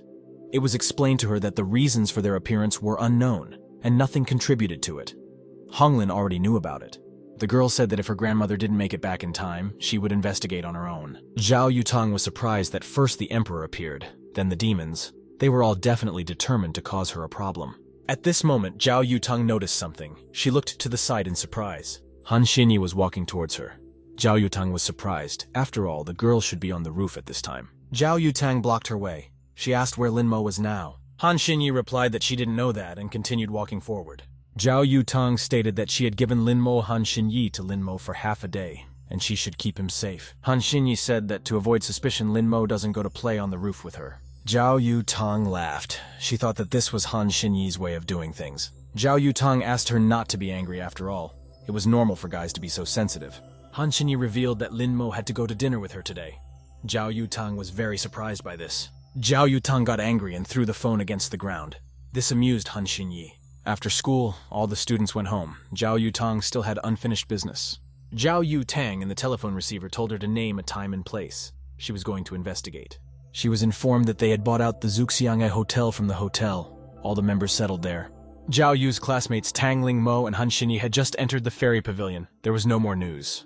Xiao Yutang got behind her motorcycle and should be on the scene soon. At this time, Lin Mo and Han Xinyi were sitting and having lunch in a luxurious hotel. Lin Mo leisurely chewed his meat. He didn't have any emotion on his face. Han Xinyi was very happy that the guy had come and sliced the steak. Han Xinyi moved Lin Mo's steak. She told him to eat slowly. Lin Mo still couldn't believe that the girl was so well trained in manners and on par with successfully cultivating. Lin Mo thought that if it wasn't for hiding his identity, he would have accepted her as a disciple. Han Xinyi thought that everything was going smoothly. She had studied the rules of dinner etiquette all night to look perfect in his eyes. At this time, a large team of chefs was responsible for hosting the dinner. They were all members of the Tang Mozong sect. The evil purification master said that if the information was correct, the girl was a demon lord. The Poison Queen told him not to stare. She wondered if he wanted to die. The unit leader knew that the guy next to her, Lin Mo, he is in the hands of the demoness, so there is nothing for the daughter of fate to grab. Another man said it was too early to say anything and all the cooks should cook in silence and not talk. The man was a patriarch. He believed that if anything went wrong, he would get everyone. At this moment, Yang Tanyu rushed into the hotel with a rumble. She opened the door with her foot. Yang Tanyu walked up to Lin Mo. She said, "Here they are. They have met." The girl clearly had evil intentions. She wanted to mess with the guy. Han Xinyi was very angry. Her patience was running out. At that moment, someone touched the girl's shoulder. She was very surprised by such a gesture. It was the head of the unit. He looked creepy and asked how long it took her to get here. Yang Tanyu recognized the head of the unit. She felt scared after all. He had a high status. She didn't understand why the head of the unit was here or where she was. At this point, the patriarch approached her. He also looked creepy and asked if the girl wanted to place an order, could she sit in another seat. Yang Tanyu was dousing herself with sweat from fear. She felt very sorry that she had entered the wrong room. The patriarch slapped the girl across the face and shoved her out the door. Yang Tanyu was sitting on the floor outside the door. She was crying and felt that she shouldn't run away. She wanted to wait until they were done. At this moment, Xiao Yutang had already rushed into the hotel. She saw Yang Tangya. Xiao Yutang didn't understand why the girl was sitting here. She asked if Lin Mo was inside. Yang Tanyu couldn't string two words together. She didn't understand why him, what was wrong with him, and why she was here. Xiao Yutang had never seen Yang Tangya like this before. She didn't understand what was going on. The patriarch bowed to Han Xinyi and said that it was his fault and they would not be disturbed again. However, at this very moment, Xiao Yutang rushed into the hall. She was also looking for Lin Mo. However, Xiao Yutang was stunned when she saw someone in the hall. The patriarch looked intimidating. He asked if Xiao Yutang had entered the wrong room. The girl was frightened. Meanwhile, it was night outside. Someone was rushing a cab down the highway. It was Honglin. She asked to go faster. According to her information, top Tianmozong officials are involved in the operation. Xiao Yutang and Yang Tanyu had acted without authorization and were left without information, so she would have to go on her own. Honglin was surprised that there wasn't any security inside. It didn't seem any different from a normal hotel. At that moment, something caught the girl's attention. She turned around in surprise. Honglin saw Xiao Yutang and Yang Tanyu sitting near the door. There was no face on them. The girl asked what was wrong with them. Honglin asked as if the girls had never seen anything strange. They are cultivators after all. Honglin was ready to meet them. She magically opened the door. The patriarch really felt sorry. He didn't think that Han Xinyi would be disturbed by anyone again. At this very moment, the door was rattled open by Honglin. She had a formidable appearance. Han Xinyi was very angry that they were being disturbed again. Her patience was running out. The patriarch didn't understand why Honglin chose not to cause trouble. He said she was wrong. The patriarch was very uncomfortable talking to the girl. He tried to hint something to her. The patriarch explained that they were having private events today and he could not help in any way. Honglin didn't understand what was wrong with the patriarch's face. She hadn't seen him in so many years and thought it might be a stroke. However, Honglin understood everything. She thought that the demons should know that Lin Mo was the body of a supreme Yang. But Honglin needed to know something more important concerning the boy. Since the appearance of the magic sword, Lin Mo had appeared at every event. He had even ended up in the same place as the demon lord. However, that night when they were going to dinner, there was no trace of him. The girl didn't understand how this could happen to an ordinary guy. All these accidents and events happen to Lin Mo, and every time amazingly he gets away with it. Honglin thought that he could very well be the emperor. Last time the demon chopped the sword into 2 pieces, one of them remained with Honglin, and after cleansing the fragments began to reach out to each other and seek their master. This fragment would reach out to the emperor. Unexpectedly, the ball fragment in Honglin's hands started to move and flew somewhere. In the next instant, that fragment flew up and dispersed. Honglin didn't understand how this could be, since it was clearly flying towards Lin Mo. Honglin thought that someone had caused the fragments to scatter. It was strange. The thought that Lin Mo was indeed an emperor came to the girl. A realization came to her. Lin Mo turned to look at Honglin and gestured for her to keep quiet and not say anything. Lin Mo looked very intimidating at this moment. A dark energy emanated from him. Honglin was frightened. She couldn't get a word out of her mouth from such a shock. The girl realized that Lin Mo was indeed an emperor. She gritted her teeth. Subsequent events unfold based on the Phoenix group. Honglin locked Xiao Yutang in a glass chamber. She was very displeased and asked if they knew how many things they had done. Xiao Yutang didn't understand how Honglin could leave Lin Mo in danger. Honglin didn't want to listen to her granddaughter. She shouted and told her to shut up. Honglin told Xiao Yutang not to mention Lin Mo or approach him anymore from now on. The girl was going to put Yang Tanyue in solitary confinement, and if she hadn't learned anything in all these years, she dare not dishonor Yang Tanyue. It was already time for Honglin to go. She told the girls to deal with everything on their own. Yang Tanyue thought that he and Lin Mo were destined to be bored. Anyway, now he had nothing to do with Xiao Yutang. Xiao Yutang didn't understand what the girl wanted to say, whether she was worthy of him. Yang Tanyue didn't think so. She knew that she wouldn't be able to get Lin Mo. Instead, the girl just wanted to destroy him. She had a very angry look on her face. The girl was going to do it tonight, and there was nothing Xiao Yutang could do to stop her now. Yang Tanyue laughed loudly. She was leaving the Phoenix space. Xiao Yutang was very angry. She began to frantically search for someone to call for help. The girl dialed one of the numbers, but no one answered. Xiao Yutang realized that this cell had a bad signal. It was difficult for her to reach someone. Xiao Yutang tried again, however, only static was heard. Xiao Yutang called Han Xinyi. She still managed to tell her to save Lin Mo. She also added that Yang Tanyu was going to kill him. Han Xinyi became very angry. At this time, the lights in Lin Mo's house were still on despite the deep night. Yang Tanyu approached the guy's house. She was about to put her plan into action. She couldn't wait any longer, the girl thought. No one would interrupt her. Yang Tanyue was going to kill Lin Mo. She was looking forward to it. At that moment, the girl felt something from the side. It was as if she'd been electrocuted. A huge, dark energy appeared behind her back. The girl didn't realize what was happening. It was as if Yang Tanyu had evaporated. She realized that danger awaited and needed to escape. The girl thought if she was killed, she didn't realize what was even going on. Yang Tanyu thought that no one could overtake her. Even Honglin couldn't overtake her. Yang Tanyue was running at full speed, however. She could feel the dark energy approaching from behind. She was very scared. Yang Tanyue still couldn't get rid of the feeling of being chased behind her back. She didn't understand what was going on. Yang Tanyu was scared to death. The girl was crying and thought she was going to die. For a moment, Yang Tanyu thought that she had finally escaped, and whoever it was, he would not be able to catch up with the girl. At this moment, someone asked if Yang Tanyue was tired, and if she wanted water, this person held out a bottle to her. Yang Tanyu realized that there couldn't be anyone in this forest. The girl was very scared. Han Xinyi stood in front of her. She looked eerie. Behind her was that dark, terrifying energy. Yang Tanyu's knees buckled from fear. She fell down and didn't know what to do. Han Xinyi grabbed Yang Tanyu's neck and was about to strangle her. She was very determined. Yang Tanyu tried to stop her. She said that she was Yang Tianxi's only daughter and sole heir. However, Han Xinyi was, but it didn't care. She had no intention of letting the girl go. Han Xinyi believed that Yang Tianxi would have to acquire a second heir.